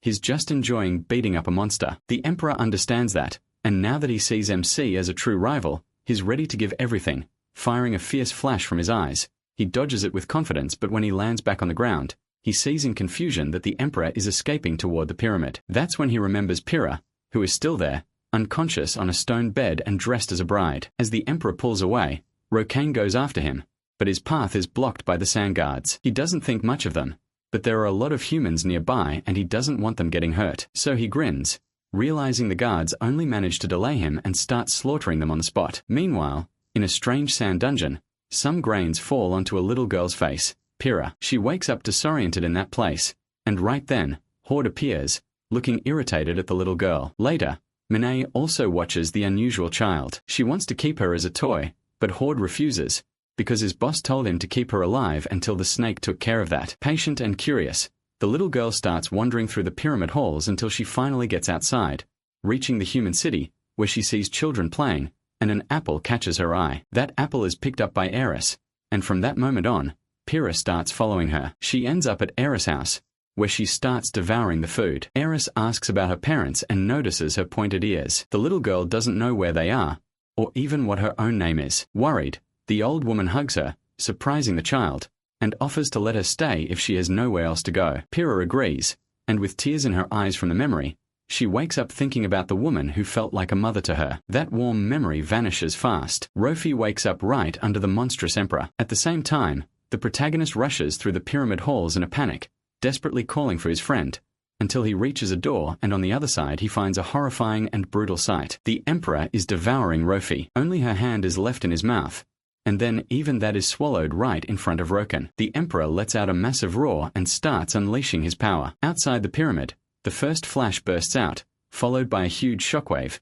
as the terrified citizens watch a giant cross appear above the tip of the pyramid. A horrified Jackal says it means the emperor has fully revived. Rima and her family are there among the crowd, watching in fear and worrying about Rofi. Inside, Roken watches the emperor reach his final form after absorbing his friend. He wastes not even a second before throwing a savage punch that lands clean on Roken. The blast it creates is so wild it sends him flying with brutal force, launching him straight toward the city and tearing through everything until he crashes into the rubble. His left hurt, stunned, and barely able to move, beaten. Then a game window appears and mockingly asks where all his arrogance went while reactivating the logout option so he can escape. Roken realizes this is some kind of test, something the system would explain later. For now, it tells him to get out because against the Emperor's final form, he has no chance. But the protagonist just laughs. If he's still alive, he can still fight. The system quickly warns him that this time it isn't the same game he used to know, and if he dies here, that's forever. With Berserker mode already gone,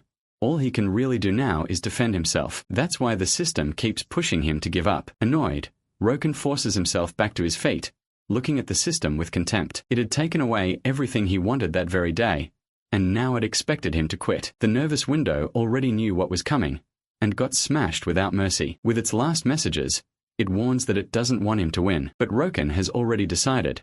He makes his own fate, and his fate right now is the Emperor. Standing at the top of the pyramid, he starts walking. Then after a moment breaks into a run, getting faster and fiercer with every step.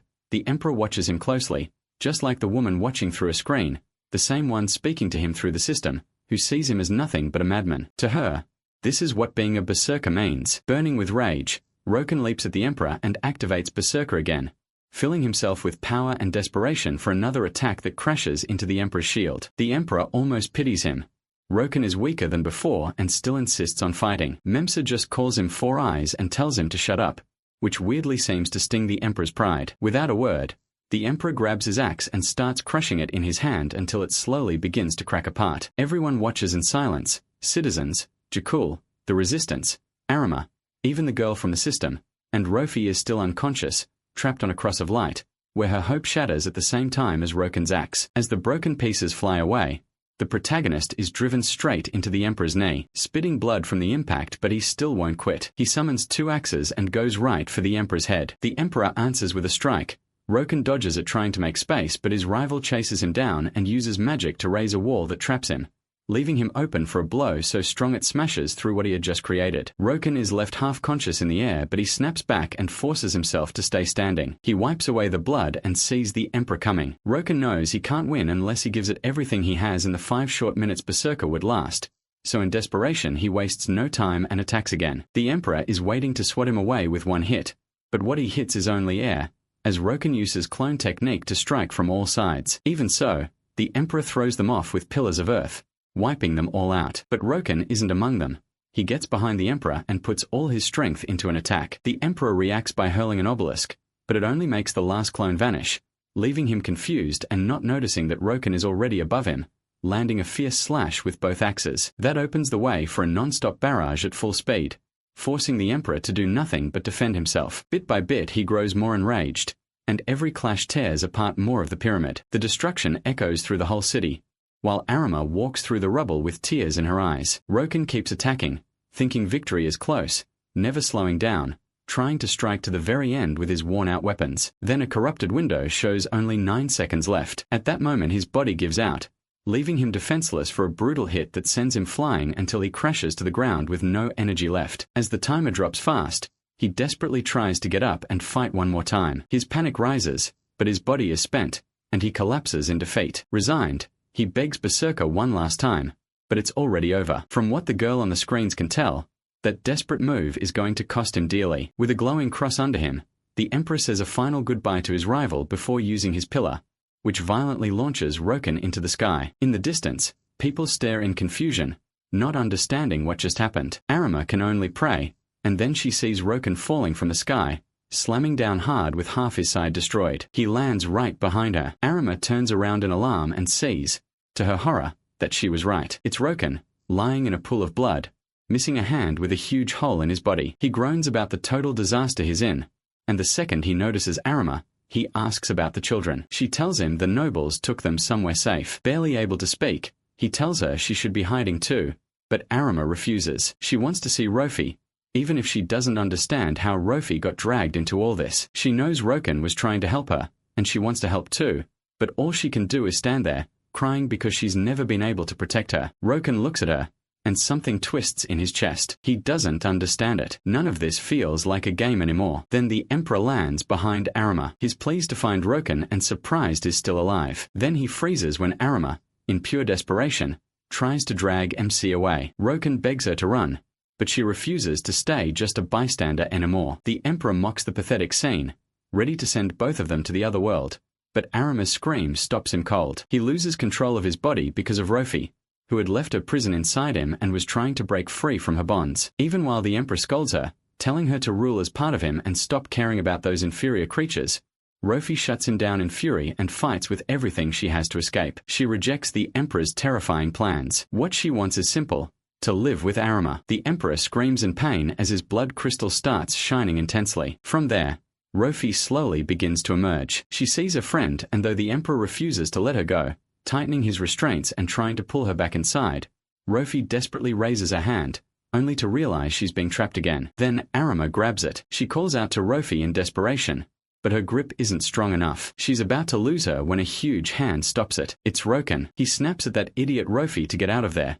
then yanks both girls back with all his strength, freeing them in one pull. As they're pulled through the air, Rofi cries, feeling free, her fingers locked with Arima's. Meanwhile, Roken crashes hard against a rock, completely spent. The Emperor, furious, tries to decide what to do, but then his chest starts glowing brightly. Rofi gently sets Arima down on the ground, grateful she made it out. Then she stands and looks at the Emperor, who keeps twisting in madness, but her focus turns to the injured Roken, who still has enough strength to call her zombie. She's happy he's still the same idiot as always, and asks why he's trying so hard over something that wasn't even his problem. He laughs and figures he just can't help wanting to beat down the people he hates. With that ridiculous pride of his, he can't let things end halfway. In the shape he's in now, he blames Rofi's stubbornness, guessing he found someone just as stubborn as he is, and even after giving it everything, he's still failed. Maybe failure is just his fate, but at least he's glad she and Arima are safe. Rofi stops him there, telling him it isn't over yet. She begins to shine and thanks him for saving her from the Scorpion King, ready to return the favor. Meanwhile, the crazed Emperor starts twisting into a horrifying Cyclops-like form. At the same time, Rofi uses her power to keep Roken stable. She tells him her own mind was broken, and she even died, but he won't, because his mind is strong enough to handle the power she's about to give him through their contract. Confused, he asks what she could possibly give, if she has nothing left. Rofi only smiles, as the Emperor, completely out of his mind, charges in again, ready to crush them both. Rofi just keeps smiling while Roken has no idea what's happening. Crosses of light appear in his pupils, and a massive explosion bursts out, lighting up the whole place. The Emperor stops dead, unable to believe what he's seeing. The citizens, the magical beasts, and even the woman watching him are just as stunned. The moment she sees it, She urgently calls someone and warns them that she has found the second Rancer. From that intense flash emerges a powerful, overwhelming fusion of Roken and Rofi. Harima wakes up to the sight of it, staring at their new form. The furious Emperor yells that this power was his and attacks with everything he has. But the new Roken simply lifts a hand and stops him with an obelisk wall. Then he brings his fingers together, summoning a new version of the third hand, now filled with Rofi's power and forming 4 massive arms that grab a giant axe. He swings it through the air, then unleashes an attack so strong it starts tearing through everything ahead. It keeps going straight for the Emperor, who can only watch it come at him like a death sentence. He has no time to react as his entire torso gets completely erased, wiping him out in an instant. But his legs are still standing, and from them, the Emperor's body starts growing back. A moment later, he's back in the fight. Angrier than ever, he barely gets the chance to show that rage before Roken is already on him, ready to attack again. This time, the Emperor catches the light axe and tries to strike back, but the protagonist slips away with ease, then answers with a brutal burst of aura that sends the Emperor stumbling backward. Roken doesn't let up and lands another hard hit right after that. The Emperor refuses to go down. Clenching his fists in rage, he fires a massive laser, but MC spots it and dodges just in time. Using that opening, he throws out a huge punch, then follows with a savage axe strike that blasts the Emperor away. Still, the Emperor manages to stop himself mid-air, just long enough to unleash his power and raise a massive wall of obelisks. Roken breaks through it easily. Even so, the Emperor stays confident. Sure, he fell into his trap when he used that energy beam, which does hit its target. But once the smoke clears, Roken reveals the trick. He threw the axe as a decoy, then came in from behind with a wild strike that sends the Emperor flying. He crashes across the ground, finally coming to a stop, helpless on the floor. Roken heads up, gathers his power, and wraps his fist in heavy armor. Then he pulls the Emperor in with an obelisk, dragging him at full speed straight into that furious massive punch that finishes the combo. It slams the Emperor down to the ground where he crashes hard, leaving his whole body ruined. Even then, he still refuses to give up, desperate to land one more hit. He fires a huge beam into the sky, missing again and again, growing more desperate as he realizes he still can't stop his enemy, until one beam finally connects. But the fusion comes out of it completely unharmed, staring him down like it was nothing. Then Rofi's side takes over, ready to deliver the final blow with a smile. Korra begins building around her hands, and then she releases a giant image of herself, prepared to throw one last punch. With total confidence, she charges straight at the Cyclops, who can't even move. He can only watch as their two wills join together and slam into him at full speed, hitting him head-on and unleashing a massive shockwave. Then through the wreckage, the fusion walks toward what's left of the Emperor, now dying. All he can do is look at Rofa sadly, saying he wanted her to conquer the world with him. She makes it clear one last time, she never wanted that. In the end, he accepts it. Admitting her stubbornness reminds him of his own past, as he starts to fade. Even so, he regrets that it took an outsider to remind him why he was supposed to fight. As he disappears, he leaves behind his blood crystal, now losing its corruption. Rofa takes it in her hands and both she and Roken return to normal, holding the crystal together. She thanks him for saving her, though he reminds her she saved him too. Rofi admits that when the Emperor absorbed her she understood the truth. She had always been part of him and had always been his conviction. Roken says he already knew from the moment he tried to stop her before, though really he just guessed because that's what the usual anti-Emperor type always turns out to be. She smiles without really getting the joke, then gives him one last gift, the hero token. She remembers making it back when she was still the Emperor at the height of that power, before giving it to a child. Roken tells her he found it in a village and wanted to check if it was real, but her focus shifts to the destruction caused by a part of herself and she feels like a pathetic empress. Gripping the badge in frustration, she decides to do one more thing and tosses it back to Roken, leaving him confused. She tells him to return it to the child she gave it to and then taking the Emperor's crystal. She rises into the sky as Roken watches in worry. His confident friend smiles and says this is the only thing left for her to do, then says goodbye. Panicking, he reminds her that she promised to stay with Ares. She hears him, but her choice is already made and she destroys the crystal in the sky. All Roken can do is look at his friend one last time as her body starts turning into pure energy, and then she shines across the sky, releasing a huge flash of light that sends sparks all over the city. Roken watches in confusion as those sparks fall and bring back the people whose lives the Emperor had stolen. But Roken can't see anything else once his body starts fading. The last thing he sees is Ares waking up, confused, right before he gets thrown out of the game by force. Roken comes out of the capsule dazed with a pounding headache when he hears the voice of a stranger standing right in front of him. The smiling girl looks at him and says he's finally awake, calling him by his real name. He stares at her in confusion, then looks around and sees several men checking his equipment. Like this is completely normal. He takes a deep breath, ready to blow up at the weird strangers in his house and throw them out right away. But the girl steps in to calm him and hands him a card. She says she's with Falcon, the company that made the game. Her name is Miri Kim, and she reminds him this isn't their first conversation. That makes Roken remember the logout problem, so he angrily says he should be the one suing them. Miri turns serious and tells him to calm down. He clearly doesn't understand what's going on. If anyone can sue, it's them. She snaps her fingers and asks for a laptop, then pulls up his activity record. Rokon starts sweating. She says his performance was shocking, finding treasure rooms, secret areas, and hidden rewards with no trouble, while also taking over the market and pulling off all kinds of moves. The point is clear. He's no fool. She even knows he bought his apartment with money from the game and hints he could lose it. The protagonist thinks it sounds like blackmail, but she says she doesn't care about his crappy stuff. Annoyed, he demands to know what they actually want. She simply tells him he's been under evaluation and what he's done made one thing obvious. They have more than enough reason to erase all his progress. But unlike hackers or cheaters who use the game to get rich and live in luxury, Rokon kept earning money only to pour it back into himself, chasing every item and piece of gear to get stronger. That's what made them suspect even more that there was something different about him. She steps closer while he stands there tense and asks if all he really wants is to fight or if this is some personal revenge. To be honest, she doesn't care about the answer. Fed up, Rokon finally asks what she wants from him. Without missing a beat, she tosses him his clothes and says he passed the test. Then she tells him to come with her and he agrees. During the ride in a luxury SUV, he feels like he's being driven to some cartel-style execution, even if she thinks that idea is ridiculous. Still, he keeps suspecting something, especially when he notices several vehicles escorting them in formation. He assumes they're there to protect her, meaning she must be important. Myra admits that she is, but says the guards aren't there for her. When they arrive at a building, they step out of the SUV and walk to the entrance, where she hands him an access card with his old-school photo on it. Not exactly flattering, so he wonders how she got it. As they go in, she warns him he can't tell anyone outside what he sees there, though she knows no one would believe him anyway. They move deeper inside and the place feels bigger and stranger by the second. Myra explains that 23 years ago, a rift opened in Antarctica, and something came out of it. Something that left Rokon completely shaken. Calmly, she reminds him that he's already hunted one before, then shows him the first monster that emerged from that rift, a two-headed ogre. The two ride an elevator down in silence, and when Rokon steps out, he nervously gets a close look at the giant corpse. He can't understand how a game monster could be there,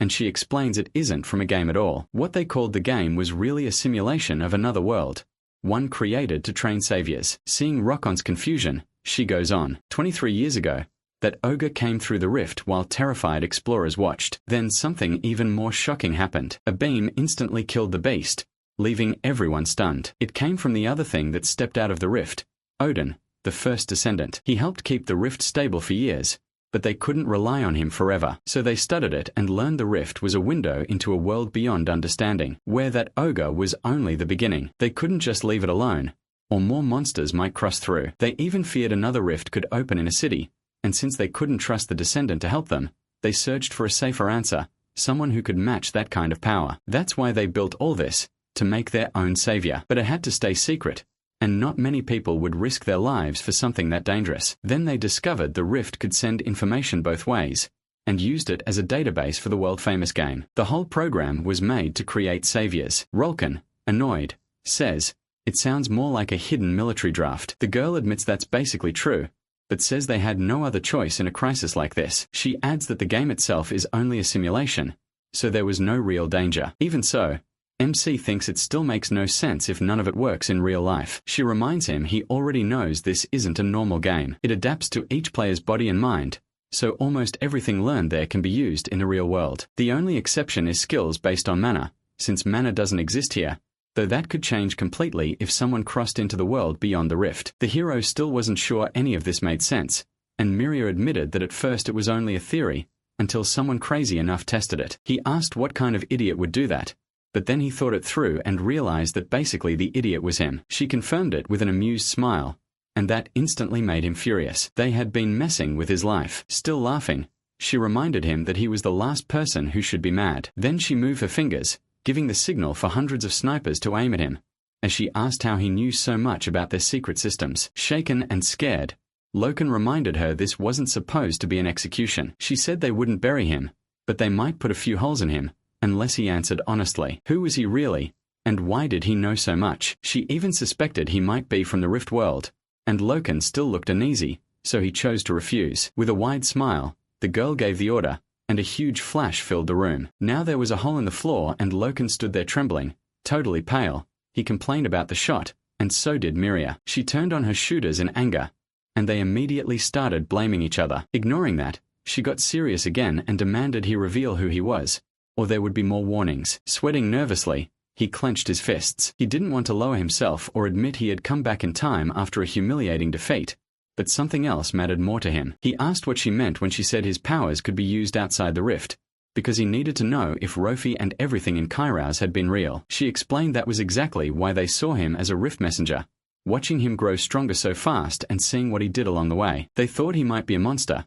That's why they sent him outside the rift to test both their theory and his abilities. The result was that thanks to his contract with Rofi, he unlocked a semi-divine state, and even though he barely survived, it was an incredible feat. He snapped back that it still made no sense to treat him like this, but she made one thing very clear. Now that they had seen his power, they needed to learn much more about him, or he could become a threat. After thinking it over, he asked about the photo on her badge and why she had gone into his house. He figured that after all their digging, they should already know enough. He stepped right up to her, even with lasers still on him, and yelled with total confidence that he wasn't a monster, and if she still doubted him, he'd even let himself be dissected. Shocked by how insane that sounded, she decided to ease off, ordering everyone to lower their weapons. Then she stepped back, finally letting him breathe.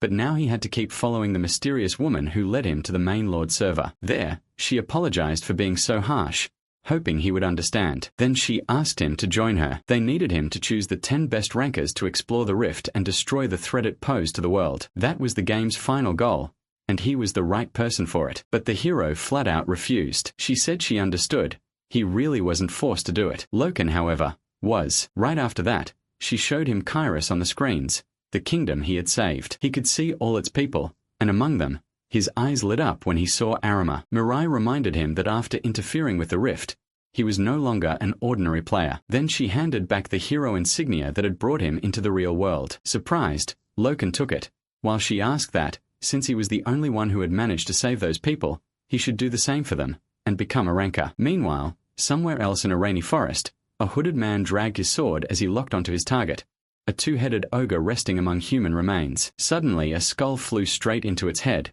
making it turn angrily toward the hooded figure. Enraged, it grabbed its weapon and charged hard, but the hooded fighter, with one fast slash, broke the weapon, then leaped and ran up its body until he reached its chest and dealt a fatal wound. The ogre dropped to its knees, and the hooded man was Loken. He remembered how he had ended up accepting the ranker role Mirai wanted for him, though she still wouldn't let him enter the rift. She told him that even if he was a ranker in name, he didn't yet have a ranker's power, so he had to keep playing until he became strong enough to be a real ranker, handing back the hero insignia. Back in the present, the ogre was nearly beaten as he walked toward it, accepting its fate. Then the hero pulled back his hood, showing his new look and his resolve to become the strongest ranker. At that moment the ogre woke up and tried to strike, but it was easily blocked. Loken planted himself and answered with a huge sword slash that dropped the monster to the ground helpless under his furious assault. He jumped straight into the next hit, but the ogre refused to give up and kept defending, which only fed Loken's bloodlust. He kept pressing until he cut off its arms, and the ogre twisted in pain, struggling to throw him off as its screams echoed everywhere. Loken didn't stop. He was set on finishing it and watched the monster grow desperate, shouting and trying to attack any way it could, even with its arms severed, until it finally managed to crush the hero under its foot, mad with pain. But then its foot started glowing and lines of energy spread all over its leg before it exploded into pieces, and the hero burst out from the blast. That attack knocked the monster down again. Then it saw him coming from above with a massive energy axe, wearing a victorious grin as he landed a huge critical hit. He stayed standing there like a beast, picked up his weapon and looked for the next target. Later on the central continent, Loken checked his stats, ready to continue the race quest because he needed a new weapon. He remembered what had happened to his axe during the Emperor fight, and even though he thought the bloodstones he got would make it easy to get one, he was surprised to find many more people there now. He let out a heavy breath, feeling like it was his time to shine, and ran home. From a dusty chest he pulled out a letter he had gotten after beating some bandits. He figured that if the council formed and he met the right conditions, it would trigger the Furious King quest, and that would get him a berserker weapon. Just thinking about it got him excited, until he saw the letter had expired. That annoyed him because it felt like his old failures were coming back.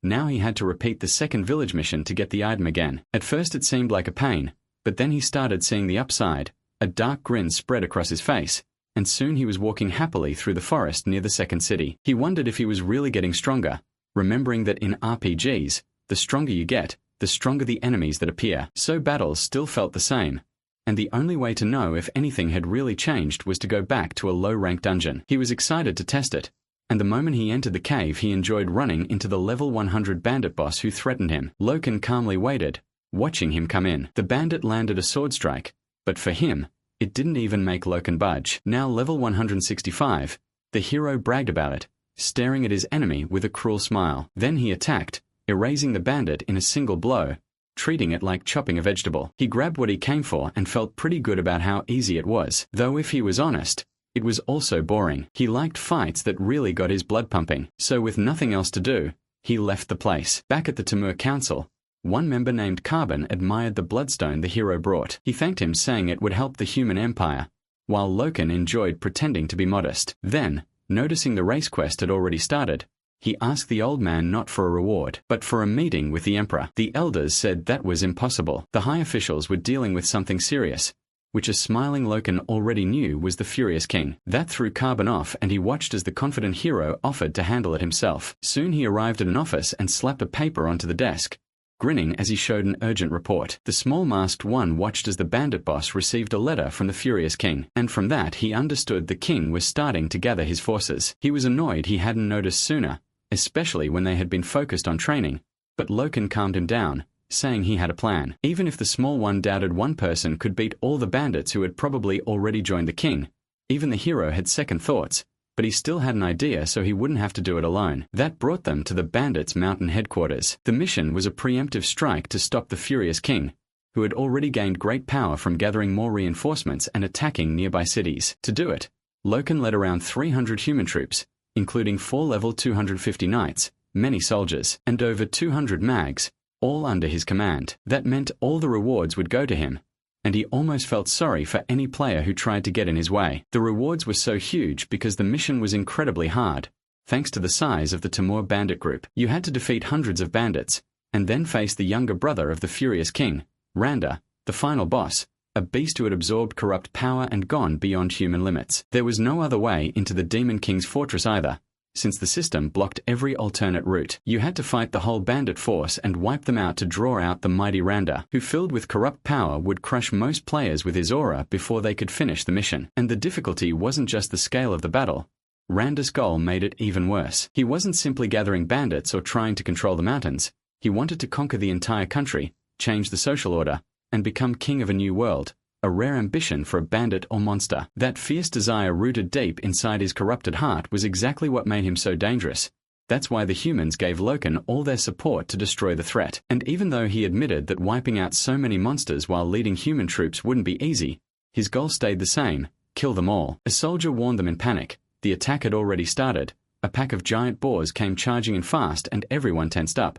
But Raken reminded them of the plan, and the troops quickly pulled back into formation. The mags were the first to move, calling down a firestorm while the rear line got ready to strike. Then a warrior gave the signal, and the wind mag spread the flames across the field, burning through the monsters. Raken watched the fight, happy to see everything working perfectly. He had no plan to waste these troops on one mission. He wanted to turn this into a hunting ground and farm easy points with auto-hunting. That nasty little plan got interrupted by passing players who barged in and wrecked everything. They were annoyed that the NPC soldiers were in their way, and while one of them seemed ready to back off after seeing the warriors, the other clearly didn't care. That's when Raken walked up with a grin and told them attacking his soldiers during an official mission was a serious crime, one usually punished by execution. The player tried to argue, saying that technically he wasn't even in that world anymore. Still smiling, Raken asked if anyone else wanted to argue. Nobody did. They ran for their lives. With that out of the way, he went back to the plan and used the firestorm to clear anything blocking the path up the mountain, until he heard the screams he wanted. At last he found the bandits and soldiers. He had no intention of giving them a break. As the blazing battle raged, a giant appeared, furious that his squad had been attacked. His name was Lance, level 260. Lance's presence alone started to put pressure on the soldiers, but Raken calmed them down and said they weren't here to deal with wild beasts. He would handle this one himself. Then he charged in. The bandits were shaken, while Lance stayed ready and confident. He blocked Raken calmly, thinking this was just some fool he could crush easily. But then he started to feel the weight of the blow and was forced back by Raken's strength. He didn't want to waste any more time looking down on him. He slammed Lance away with a shoulder charge, leaving him unconscious on top of a rock. His allies were about to rush in, but Lance woke back up and stopped them. They had to protect his brother, who was still training alone in seclusion, so he said he'd deal with Raken himself. The protagonist only smiled, calm and sure of himself, since his fire resistance let him fight here without worry. Even so, he admitted Lance was tough. The guy was enduring all this through raw toughness alone. Knowing a direct clash wasn't smart,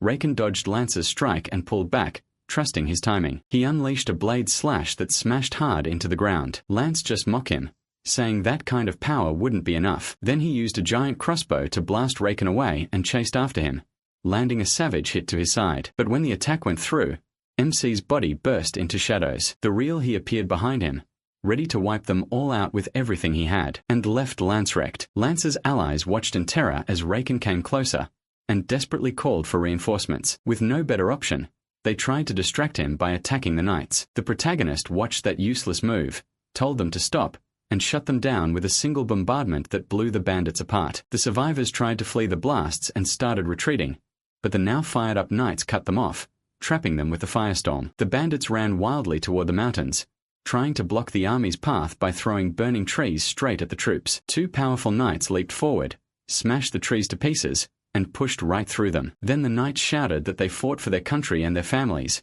urging the others that if they had something to protect, they had to keep pushing and wipe out the criminals. The whole army surged ahead, fired up, but from the ground, the dying Lance forced himself back to his feet, furious that they thought they could stop his dream. He refused to give up and charged again to stop their advance. But Raken appeared behind him, and with a brutal impact that echoed through the area, Lance managed to block it, enraged that he'd been attacked from behind. Raken shot back that a bandit had no right to talk about fighting fair.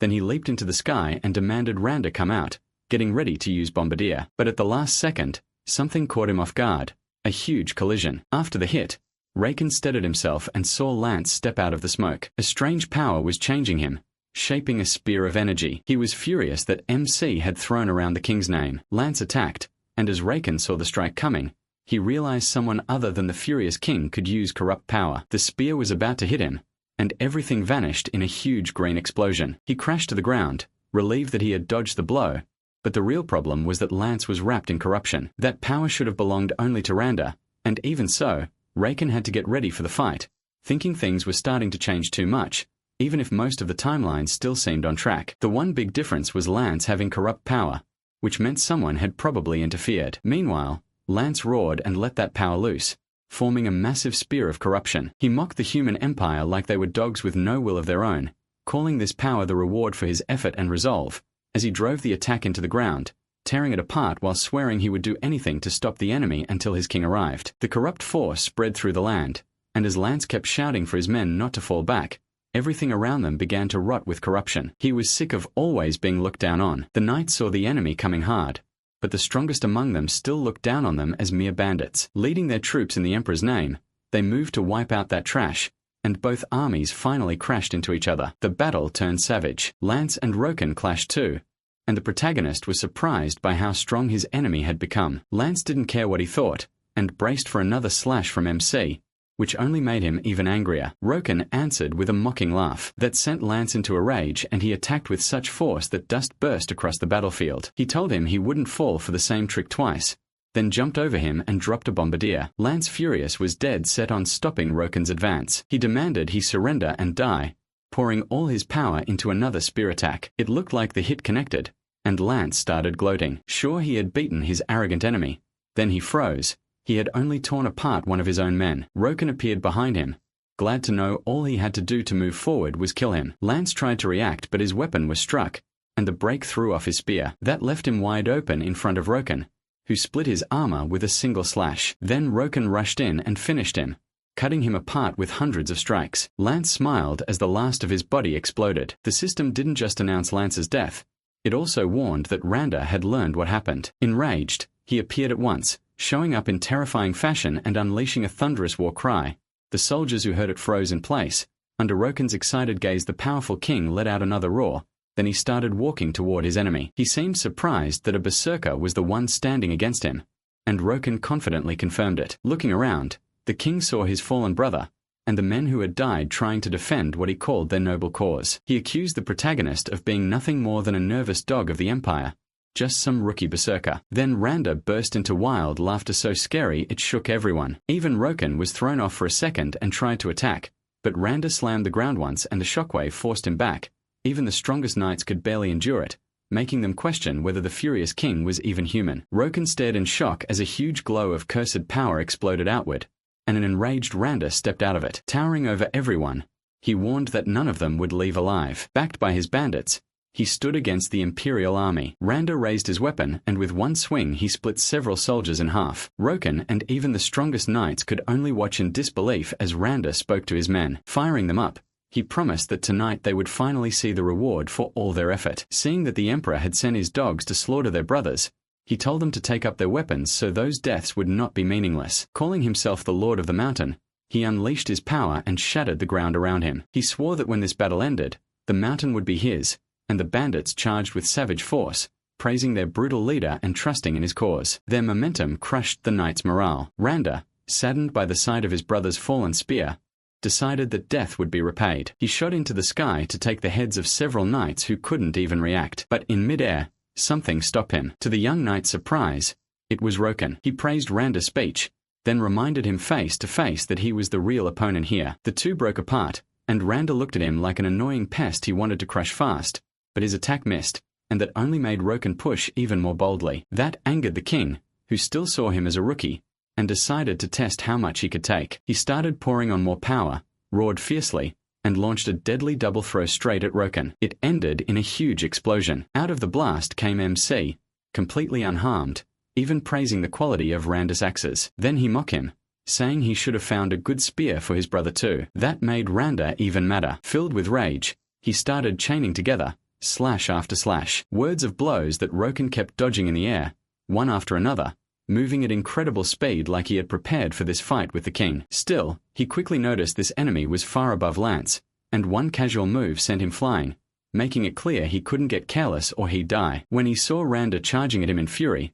Roken escaped with a jump, but the king used that chance to fill the air with slashes. Sure, he was about to finish him. He realized he might have pushed him too far. With no room to dodge, he used sudden dance to deflect the attacks. He dropped to the ground, body shaking from the strain. It all felt wrong. Back in his time, the bandits were barely a threat. Randa was the only real problem before, but now the furious king's corruption had spread to his followers too. Roken couldn't believe how far that corruption had grown as the bandits charged soldiers who were getting more scared by the second. On top of that, Randa was furious that the protagonist had ignored him in the middle of the fight. When the king attacked again, MC barely got away. Still dazed, he watched as the king bragged that Roken could never beat him. He swore that as long as the promised land still existed, he would never give up. And he rushed in again and he kept dodging. Confused as he remembered, Lance also talking about an L who wasn't Randa, but someone else. That made him think another person was watching the fight, and while slipping past each blow, he accepted that the mission had changed again, so his plan had to change too, leaving him shaken under the king's non-stop attacks. Then Randa rose into the air and used a spinning technique. It formed a storm of energy that shot straight at Roken, but he was ready this time. If he wanted to learn who was really behind everything, he'd have to kill them all. And with one clean swing of his sword, he stopped Randa cold, leaving him wounded and humiliated by the hit. Full of rage, Randa began forming a giant orb of dark energy, then stepped inside it, setting off a blinding flash. From it, Roken saw an evolved Randa emerge, falling into a complete frenzy, laughing like a madman while promising to wipe them all out for good. Then he unleashed a double strike that tore through everything in its path, forcing Roken back. He barely escaped, darting through the rubble at full speed. But then hundreds of stakes began appearing in the sky as the king tried to crush the hero's pride by filling him with holes. Roken barely managed to survive, blocking and dodging Randa's brutal barrage however he could. As he watched the corruption make the king stronger and stronger, he realized he could barely hold on, and started thinking about using Berserker mode. Randa only laughed harder as he saw the protagonist wearing down. MC knew it too, barely enduring the hits as he realized he'd made a bad miscalculation. The soldiers could handle the corrupted bandits, but if the maniac in front of him broke through, he'd slaughter hundreds of them. At last, unable to hold out any longer, he was thrown straight into a wall, and from there he barely managed to stand again. Randa proudly walked toward him and told him to surrender if he wanted a peaceful end. Otherwise he'd hang Roken's head up as a trophy. Even exhausted, he decided it was time to end this, shouting for everyone to fall back. That stunned the soldiers under his command, who had no plans to leave alive if it meant their general could escape. But Roken told them they had it wrong. What he really wanted was for them to get away so they wouldn't be caught in the crossfire. And then he unleashed Berserker mode. With his biggest axe in hand, he was ready to give it everything. With the shock that he still meant to fight to the end, Randa charged again with all his power, splitting a massive rock in half. But Roken was already behind him, making the king even angrier over that trick, and that started a huge clash. Grinning like maniacs, the two pulled apart and Randa used his chain strike again, filling the sky with hundreds of axes. That annoyed the hero. Randa was really spamming the same move again, so he countered with his clones who grabbed as many weapons as they could while falling to the ground, before rushing at full speed toward the king. Laughing wildly, Randa treated them like dead men and charged straight at them. Roken saw that, savage as he looked. Every one of the king's attacks was aimed to kill, ripping heads and hearts from the clones with ease, and that helped the hero figure out his pattern. This was a fight between berserkers. He only needed to block the strikes aimed at his head or heart and endure the rest as long as he could. So he waited for one opening in that massive clash to go for the king's head while both of them sprayed blood into the air with every hit. Randa couldn't believe the satisfied smile on Roken's face as he kept waiting for the perfect moment. Shocked, the king attacked with everything he had, but the protagonist barely dodged it. By then, Randa's lifeless eye made it clear he was moving on pure instinct. His body was starting to give in to the corruption, and to Roken, that meant the end had come. He activated Corruption Hunter, and at once the whole area turned red as he summoned a massive scythe. Without hesitation, he went straight for the king's head, then tore away his weapons piece by piece, leaving the king like a broken doll. Roken stood tall in victory, even as the king's severed head muttered its final words, unable to believe he had lost. Then MC got his rewards, the corruption trial, and a level up. Now he was being watched by terrified bandits who couldn't believe what they had just seen. Even though Roken only saw them as ordinary bandits, their corruption vanished the moment the king fell. He decided to use them for experience, and jumped back into battle just for fun. Later, worn out, he returned to camp, where the soldiers welcomed him with joy, glad he was safe and that he had protected them. But the hero didn't want praise. He told them to clean up while he got some rest. He still couldn't stop thinking about the mysterious person they had mentioned, so he questioned the stragglers, but none of them said anything useful. He figured it all had to be tied to the mission, though that train of thought vanished when a sound suddenly caught his attention. He went to check, thinking enemies had shown up, but only found two children hiding there. A woman came running toward them in panic, and the kids were apparently named Nick and Lily. The children ran to hug their mother as a confused crowd gathered around, seemingly looking for Roken. Later, by a bonfire, the village chief thanked the hero for defeating the bandits who had invaded and taken over their home. Those bandits had kept growing in number until driving them off became impossible. Then the brave knight Roken arrived to save them, and the chief, along with the rest of the villagers, thanked him by offering their village a shelter. One of the knights asked him to accept, so the wounded could finally rest. Even so, he wasn't fully convinced, because for a village supposedly crushed by bandits, the people looked too happy, too organized, and too healthy. He suspected they might be caught up in some event no one had discovered before, so he stayed alert. Then a woman ran over, worried that some of the knights might be hurt. She was a saint. Roken didn't trust her at all, and later the girl explained that she had gone to the site of the forest fire, and when she came back, the villagers told her the knights had beaten the bandits. Hearing that, she broke into tears of relief and joy because she never thought they could hold out much longer. The villagers gathered around to comfort her, and once she calmed down, she thanked Roken directly. He simply said he was only doing his duty. The villagers then suggested that now the bandits were gone, she could help heal the soldiers, some of whom were already charmed by her beauty, and the chief assured the protagonist that the blonde's powers were amazing. They had first learned that after the bandits came to the village and started brutally looting every place they could, ignoring the pleas of the innocent villagers, who begged them to at least leave enough to survive. The children were already close to dying of hunger, but the bandits didn't care. One woman did, though. She thought the whole thing was awful. That blonde girl and the bandits mocked her for not understanding how the world worked. They even tried to hurt her,